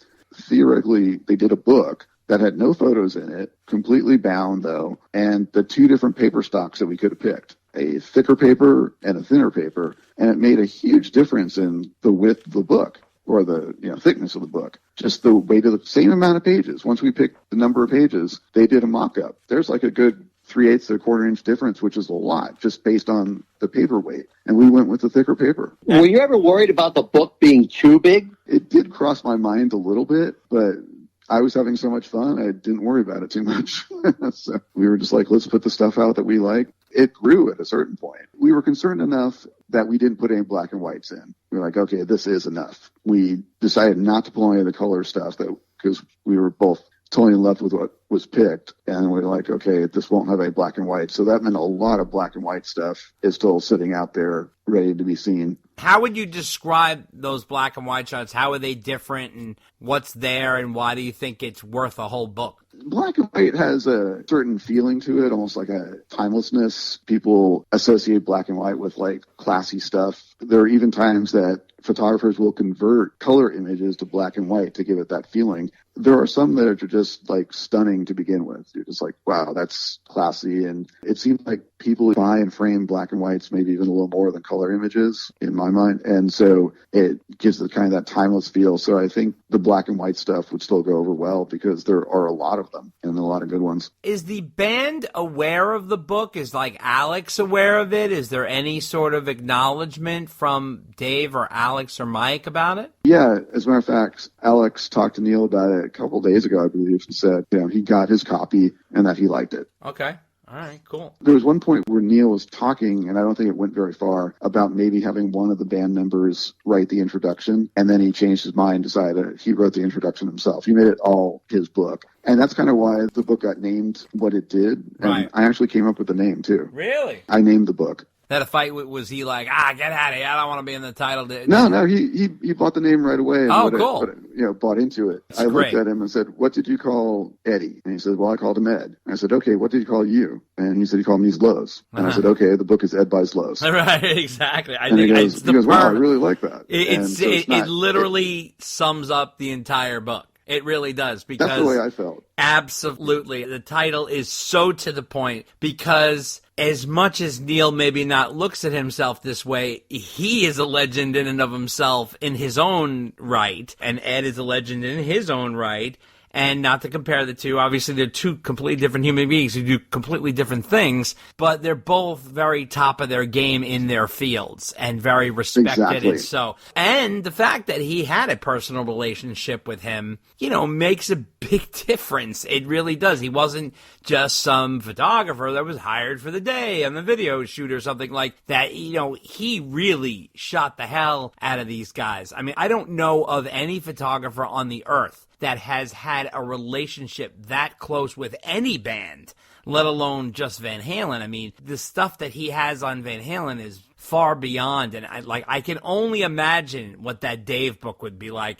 I really hope you get to do it, because that is probably going to be so colorful. This is incredibly colorful as it is. There really are tons and tons of great Dave shots. And Zloz said something kind of cool just under his breath when he was looking at it with what's called a loop, looking at the slides on a light box. And he just had his head down, and under his breath, he just said, "Dave was a freaking genius." Yeah, I know. And he was. In his own way, and Ed's a genius, too. We all know. It's just different. Exactly. So there is a lot of Dave stuff. I'd love to get that going if the fans want it. But this was just a great, great project. A couple of things about the book that I want to be able to say that different than his other two. His other two are fantastic. The designer did an amazing job. But what Neil did is he went out and got all these great quotes from other people to put in the book about either the band or about Ed himself. Mm-hmm. And this book is all Neil. It's got actually less copy in it than the other two books. So it's real photocentric. So you open it up and bam, there's a big spread in your face. And nothing is small. The other books had maybe some drop-in photos or whatever. These are about as big as can be. If it's a spread, it's a spread. If it's more of a vertical image, it'll take up a single page. The book is designed to be like a true coffee table book and just admired for the photography. And there's some stuff in it that you truly haven't seen before because, they're the lost photos from the Van Halen 2 session. Yeah. That haven't been seen in 40 years. Oh, wow. Yeah, absolutely. And you guys even kind of play a minor role in that. Way back when you had Noel Monk on talking about his auction. Uh-huh. Right. And I actually heard that podcast. I know exactly what happened. Okay. Neil had a friend that called him up and said, "Hey, Noel Monk is auctioning off some of your photography." Oh, shit. And it turns out that back in the day when Neil did the session for Van Halen 2, he did some iconic Ed shots that's been on the cover of magazines all the time and everything. It was on the album too. Neil writes in the book that he knew he had most of the Dave shots, most of the Al and Michael Anthony shots, and he realized he only had about 6 of the Ed shots. And he figured, they just never sent him back. But his friend called him and said, Noel Monk is auctioning all this stuff from that shoot. So Neil called Noel and said, "Hey, you don't have the right to do that." And Noel totally agreed. He goes, "Oh, I didn't realize," and sent him back. That was only a few years ago. So these shots have not been seen in 40 years. That's awesome. Wow. Zloz didn't have them. They have not been seen, honestly. So That's we put awesome. a decent amount of those in there. That's awesome, man. And now what do you think people will learn about Ed from the book? I think you'll see a bit of a progression. You'll see things that everybody knows, like the different guitars. There are a few guitars I didn't even know he played. There are a few things that I had never seen before that maybe other fans might have, but I hadn't. There's a shot of him playing with one of Alex's drumsticks on guitar, not even near Alex. He always had this stance over by one of the speaker sets. At first glance, you're like, oh yeah, this is just one of the shots where he's standing by the speaker. And then you realize he's got the drumstick and he's pounding away on the guitar. So I think they'll take away a progression of Ed. You'll see a slight change in look over the years. With the Gary years, you definitely see a change in look. But even those years, Ed was looking pretty good. Yeah. He was looking pretty healthy during the Gary tour. There's one of my favorite shots in the entire book from that tour, and it's Ed at sound check, I believe at the Shoreline Amphitheater, and he's playing an acoustic. It's the only acoustic shot we've got in the book. It's from that era, and he's just playing an acoustic at the sound check. Yeah. And he's just got this giant smile on his face. Yeah. I just love that shot. You also have a gatefold of a close-up of him and Gary. That shot is beyond tremendous. So I think it shows that, Ed brought the energy all the time, as far as I'm concerned. Oh, totally. Always, yeah. That's his specialty. So now tell everybody where they can get it. Sure. You can get it at Zloz.com, which is ZLOZ.com, and it's right there, and you can order it, and Neil gets it out really fast. So it's not like you're going to have to wait. The books are there. They're sitting in his studio. He'll call me and go, yeah, I'm heading down to the post office today. He sends them out every single day. Yeah, also, Daniel has had a very busy year. He also worked on Tone Chaser, which is the book Steve Rosen did. So you were the art director on that as well, right? Yeah, the art director, designer, even, frankly, creative sounding board on that book. I named that book, too. You did, Did you really? Yeah. Wow. It's been a crazy experience, something I never would have expected. I'm a huge Van Halen fan. Mm-hmm. Van Halen's my band, like many other fans out there, but they've been my band since I listened to rock music. And the idea that I get to work on two different Eddie Van Halen books is just beyond belief almost. It's something I didn't search out. And Neil and Steve Rosen know each other. It's an interesting parallel because Steve had a long-time close relationship with Ed, worked with him probably closer than any other journalist, right? Exactly. And while he's writing, and obviously Zloz was shooting, unlike Neil, he has been sitting on this material for decades. And I actually was prompting him for years. I was like, Steve, when are you going to write a book? I mean, I didn't even know him. I just reached out to him. I went out and found him because I used to read all his stuff as a kid. And I was like, dude, you of all people have to write the Ed book. Because he was a close confidant, and at one point he was writing an Ed book with Ed. Exactly. Ed was very young at the time, though. I mean, he was like 30 years old or something like that. I mean, he was really young. And then that whole thing got canned because Ed didn't want to put it out or whatever. And, like you said, when Sammy came in, he brought his manager with him, and his manager, Ed Loeffler, he shut everything down. Who lets go of Neil Zlozower? I mean, it's like... Right, exactly. I mean, you got to be kidding me. It's like, but it wasn't so much personal. It's just like they wanted to start fresh with new everything. So they had everybody, new guitar techs, new this, new that, everything was new. New lawyers, new accountants, new everything. So it was a complete clean slate when Sammy came into the band. Dave and I have talked about this on other podcasts. I mean, everything changed. The live show was drastically different. You know what I mean? They changed the set list. They would only let them play two old Van Halen songs. I mean, come on. Oh, for sure. Yeah, I went to the shows. Yeah. I mean, in a way, it was disappointing. Yeah, in a way it was, yeah. You're saying goodbye to all these songs that you grew up with and that you wanted to hear again or want to keep hearing. There was something even about the 2007 tour when they got back with Dave. Yeah. That... Ed always smiles, don't get me wrong, but I got a gut feeling like he was having fun playing those songs again. Of course he did, because those songs were locked down for years. I mean, they started bringing some of them out with Gary Sharon a little bit. They had some that they started to play. Every one of them was money in concert. I mean, they just soared live. So it all just worked. But it was interesting how things really flipped. I mean, they really changed. I'll never forget when I came home from the Van Halen show, the 5150 show, which is the first VH show I saw. I loved the show and I had such a great time. But then I'll never forget, lying in bed going, wait a minute, they only played two Van Halen songs, old Van Halen songs. And then I said, did I miss something? And then I started recounting it on my hand, and I was like, wait a minute, they did two Sammy Hagar songs, two old Van Halen songs, the rest was the whole new album, then they did covers, then they did solos, then they did a guitar duel. It was almost like they were filling space. Because it's like, you guys could have added 6 other songs. And it's all because Ed Loeffler kind of had the plan that they don't want to remind anybody of the old Van Halen. is what they wanted to do. They didn't want to remind. And I have to say, they got away with it. They could have fell on their face. They really could have, but they didn't. They got away with it. So we have to ask you about the Steve book. How would you describe the look and the feel of the Steve book? Now, you're working with a lot of words, so how much artistic direction was involved in that one? Steve gave me, or at least appreciated, a decent amount of creative input. So Steve called me, because he got my name from Zloz, and said, I'm going to self-publish a book, and I need a designer or an art director to do it. And I use those terms. I'm truly an advertising art director, creative director, although I'm also a copywriter. But there is a difference between a graphic designer and an art director. That's why I'll call myself an art director a little more often. And so an art director will be more involved in, say, the look and feel and even thought behind something, sometimes more than a designer, where a designer would just be like, you know, here's what it looks like. Like, that's what I mean by I named the book Ed By Zloz. I get down into that situation. Not every designer will pick every photo, and I picked every photo, that sort of thing. But so that's why I make those distinctions. But with Steve's book, he said, you know, I need someone to do this. And I said, okay, well, send me your book first, because I wasn't even sure if I didn't like it.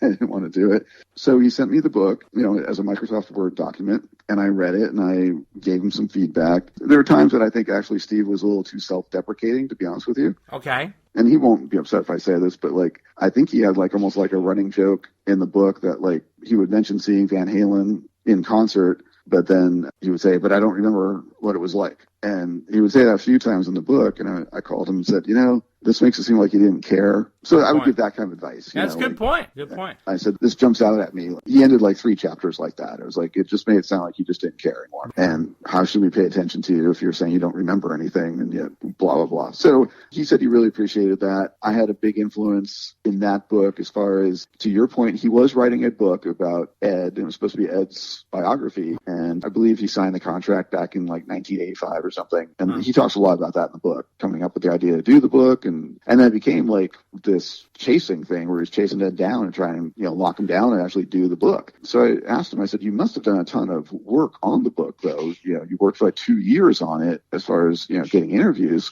I said, let's put those in. So at the end of the book, because this isn't the book he would have written. This is a completely different thing. This current book, Tone Chaser. Right. It's not like what he would have written in 85. No. At the end of the book are probably, I don't know, 17, 18 one-page interviews with really cool people. Ed's music teacher back in the day, people that knew him. Wow. And he actually has a page from Al and a page from Michael and even Dave about Ed. So there's good stuff at the end of the book that we're supposed to go into his first book. Wow. But the book is a really interesting take on the whole situation. It's more of a memoir by Steve than an Eddie biography, if you know what I'm saying. Okay.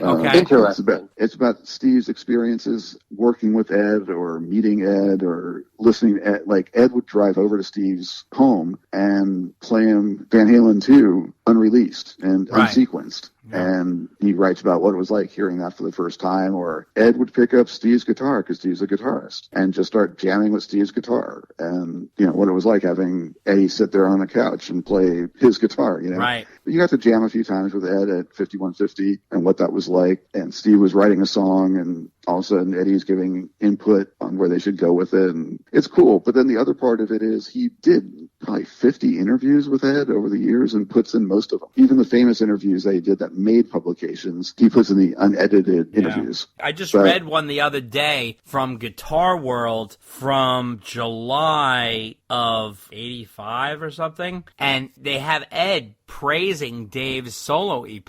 Direct quotes. Yeah. He wasn't even mad about it. He was like, oh, I think he's going to do well with it, and, you know, it really shows off his sort of personality and this and that, and he wasn't mad about it in that interview at all. I can't wait to read Steve's book, because I imagine there's going to be a lot of reveals. There is. My God, I've read it so many times now, because we actually went over it. You asked, like, what I contributed, even design-wise. I picked the typeface. I picked the design of the book. Basically, every page had to be kind of kerned or designed, and it's got like 3 different mini looks inside the book because the interview pages look a little different than the other pages, that kind of thing. So I've read the book probably 7 times. Is it oversized like Zloz's book? It's a normal book size, but Okay. it's 609 pages. Yeah, It's Wow. a beast. That is holy It's- cow! Wow. Yeah. It's one of the biggest books I've seen in a long time as far as that goes. So it's huge. You'll get your money's worth for it. Oh, that's sure. for sure. Well, and that's why I think he wanted to self-publish, right? Because he really didn't want to leave anything out. I didn't even know this when he called me, because I know Zloz had talked him into self-publishing. So I think he was talking to people, but I think in the long run, I think a couple of the publishers wanted him to cut it down from its original course. manuscript length. Yeah, they're never going to put out a 600-page, but that's never going to Well, happen. it grew since I started working with him. And I didn't know this going in, that a normal book is probably about 100,000 or more words. Yeah. And at the start of this, it was 220,000 words.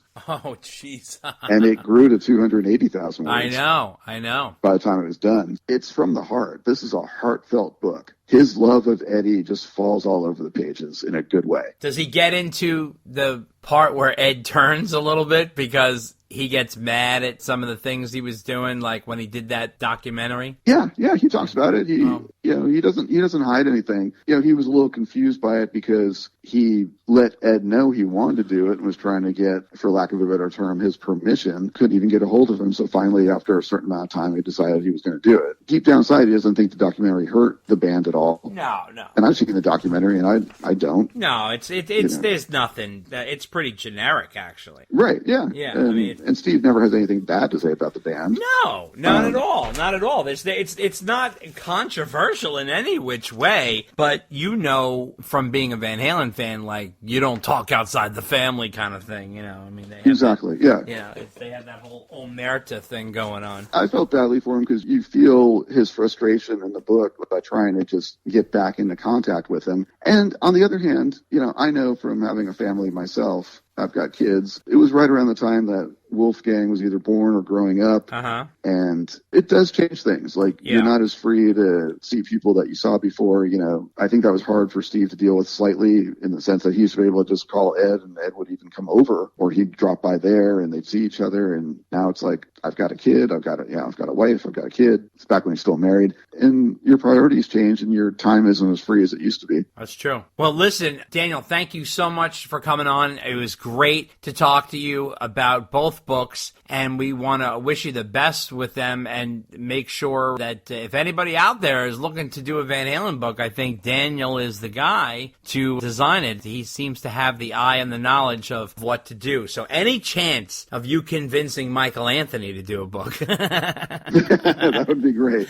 I think that's the book everybody wants to read, right? I mean, Any other Van Halen books you got coming down the pike? Not at the moment, but I'd love for Zloz to do either a Dave book or the Black and White Eddie book. So well, that if has to anybody happen. That has to happen. And I would imagine that Zloz, even at this early point, can see the love that he's getting for the Ed book, and he's got to realize, and you can tell him that, and he can even hear this if he wants, is there is a hunger for this stuff. So there is all these Van Halen fans that are pining away for stuff from the archives, and Neil is an originator who has what you call Van Halen gold, in a sense, that like he has these unbelievable images. And you know what I want you to tell him, and Neil, if you're listening, I want to tell you this. What is going to happen to those incredible photos of Dave if you don't put them in a book? It only makes sense to do so. Because,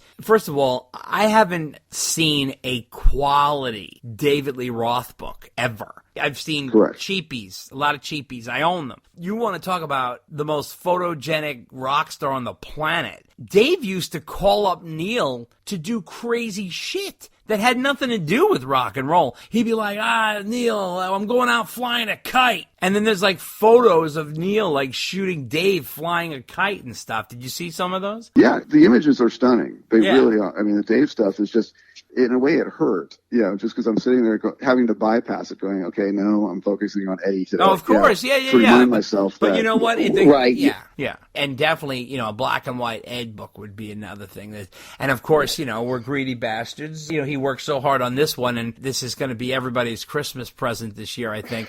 Ed By Zloz, with Mr. Daniel Gray doing the art direction and design. So congratulations on this, man. Daniel, thank you so much for your time. It was great talking with you. You had some really great insight. The book is tremendous, and go out there and get it, guys. Look, Neil Zlozower is a brand in and of himself. So it's like Nike or something. So do yourself a favor. This is quality, vintage Van Halen gold. And if Neil is going to put it out, then believe you me, it's fantastic. And the fact that he's doing it himself is really cool, and that he's signing them and sending them out directly to people is awesome. And I think it's incredible that he's doing that, especially that he's taken the time and the effort to really curate his legacy, not just Ed's, his legacy, because as far as I'm concerned, he's the king of rock and roll photography. There's no one, I don't even think, that's within his realm. There's plenty of good photographers out there, but Neil just really, because he was a rock and roll guy himself. I mean, you talk to Neil and people who know him, and he's been on this podcast, he's like a rock star himself. So he's sort of a rock star in his own right. And he did all the partying and all the craziness that went along with it. I love the man. I appreciate the chance to work on the book with him and for him. As an art director and a person that hires photographers in my career, his work really is of the highest caliber, and he set the standard for most rock photography. And so it's been just an honor to have him both as a guy that compliments me on my photography or a guy that trusted me with his stuff and his legacy. So I can't say enough about just how honored I was to work on the book in general. I don't take that lightly. Yeah, no, and then, it's then as far as Steve goes, just want to say that I appreciate the same thing with Steve. He did nothing but compliment the work and the design, but also he gave just great feedback on my feedback, saying that, it helped him out. The fact that he would listen to what I would say and take it to heart and trusted me with, this was his baby, Steve Rosen. This is something he's been dying to do for,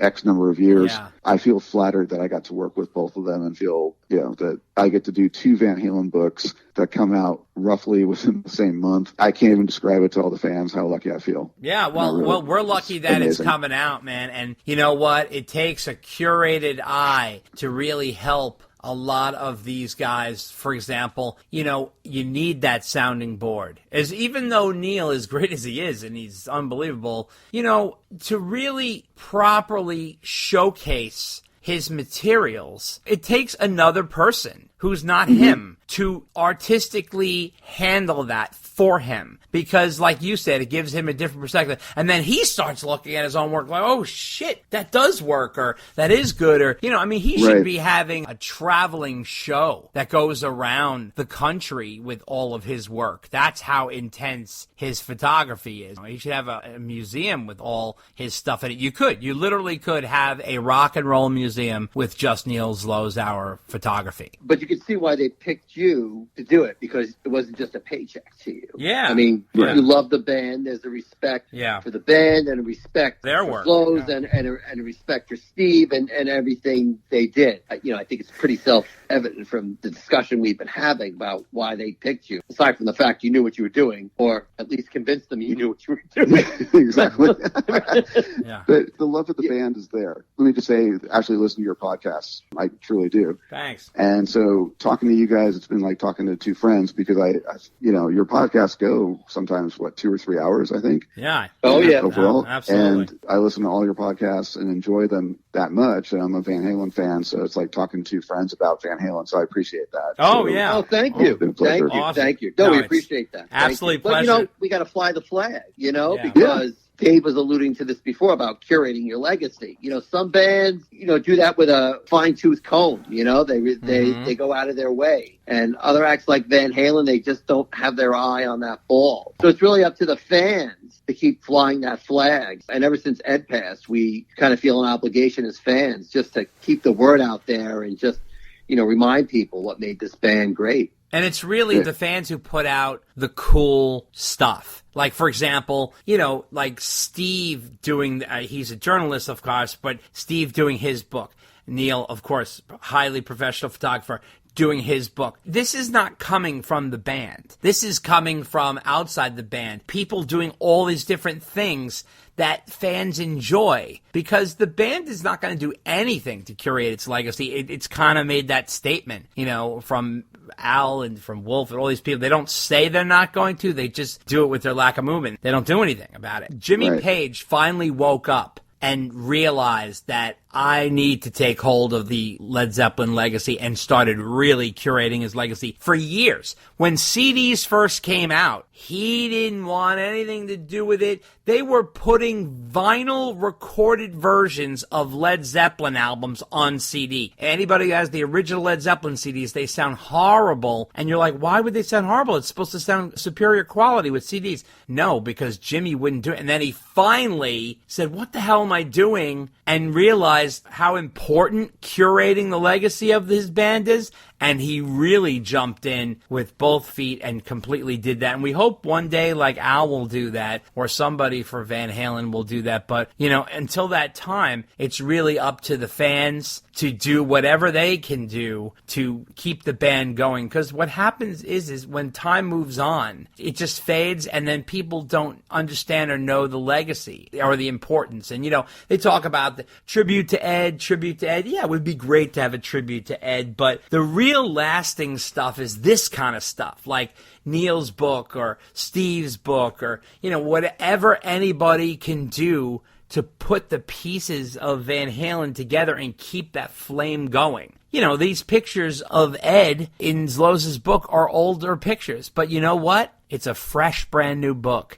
And it's something that people can really enjoy and share and talk about and post and discuss. And I'm sure, you know what? Neil probably feels pretty good about it, I would imagine, because, he didn't come up in this business with social media and people commenting on his own personal photos and books. Like, I would imagine that someone of his ilk and he might sit there going, you know what? This is pretty fucking cool. I'm fucking liking this. Yeah. I'm sure he's enjoying it. And you know what? He should, because he did the work already. And it takes someone like yourself to take that work and make it look the way it should. Not that you're cleaning up his photos. You're just prominently displaying them. It's the way it should be. So listen, thanks again, Dan. Well, I'm sure we'll talk in the future, but it was just awesome having you on, man, and have a great night, and we really appreciate your time. Oh, no problem. Thanks, guys. I'm really flattered to even be on. I hope you guys enjoy the book, or books, I should say, because it was done by a fan also. I tried to find stuff that you guys might want. That's my attitude. So, Dave and Dave, I really appreciate being on. You got it, man.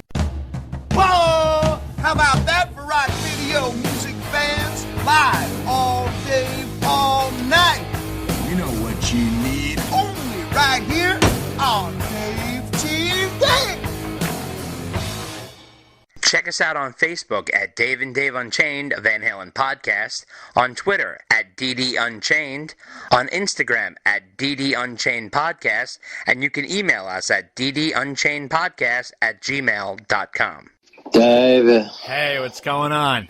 Not much, you? Good, man, good. Just very busy time. Oh, why is that? Oyster Festival, Halloween. October is like the craziest month for me. Ah, okay. Oh, gotcha. Yeah. Busy podcast. Lots going on. So, you ready to get to this?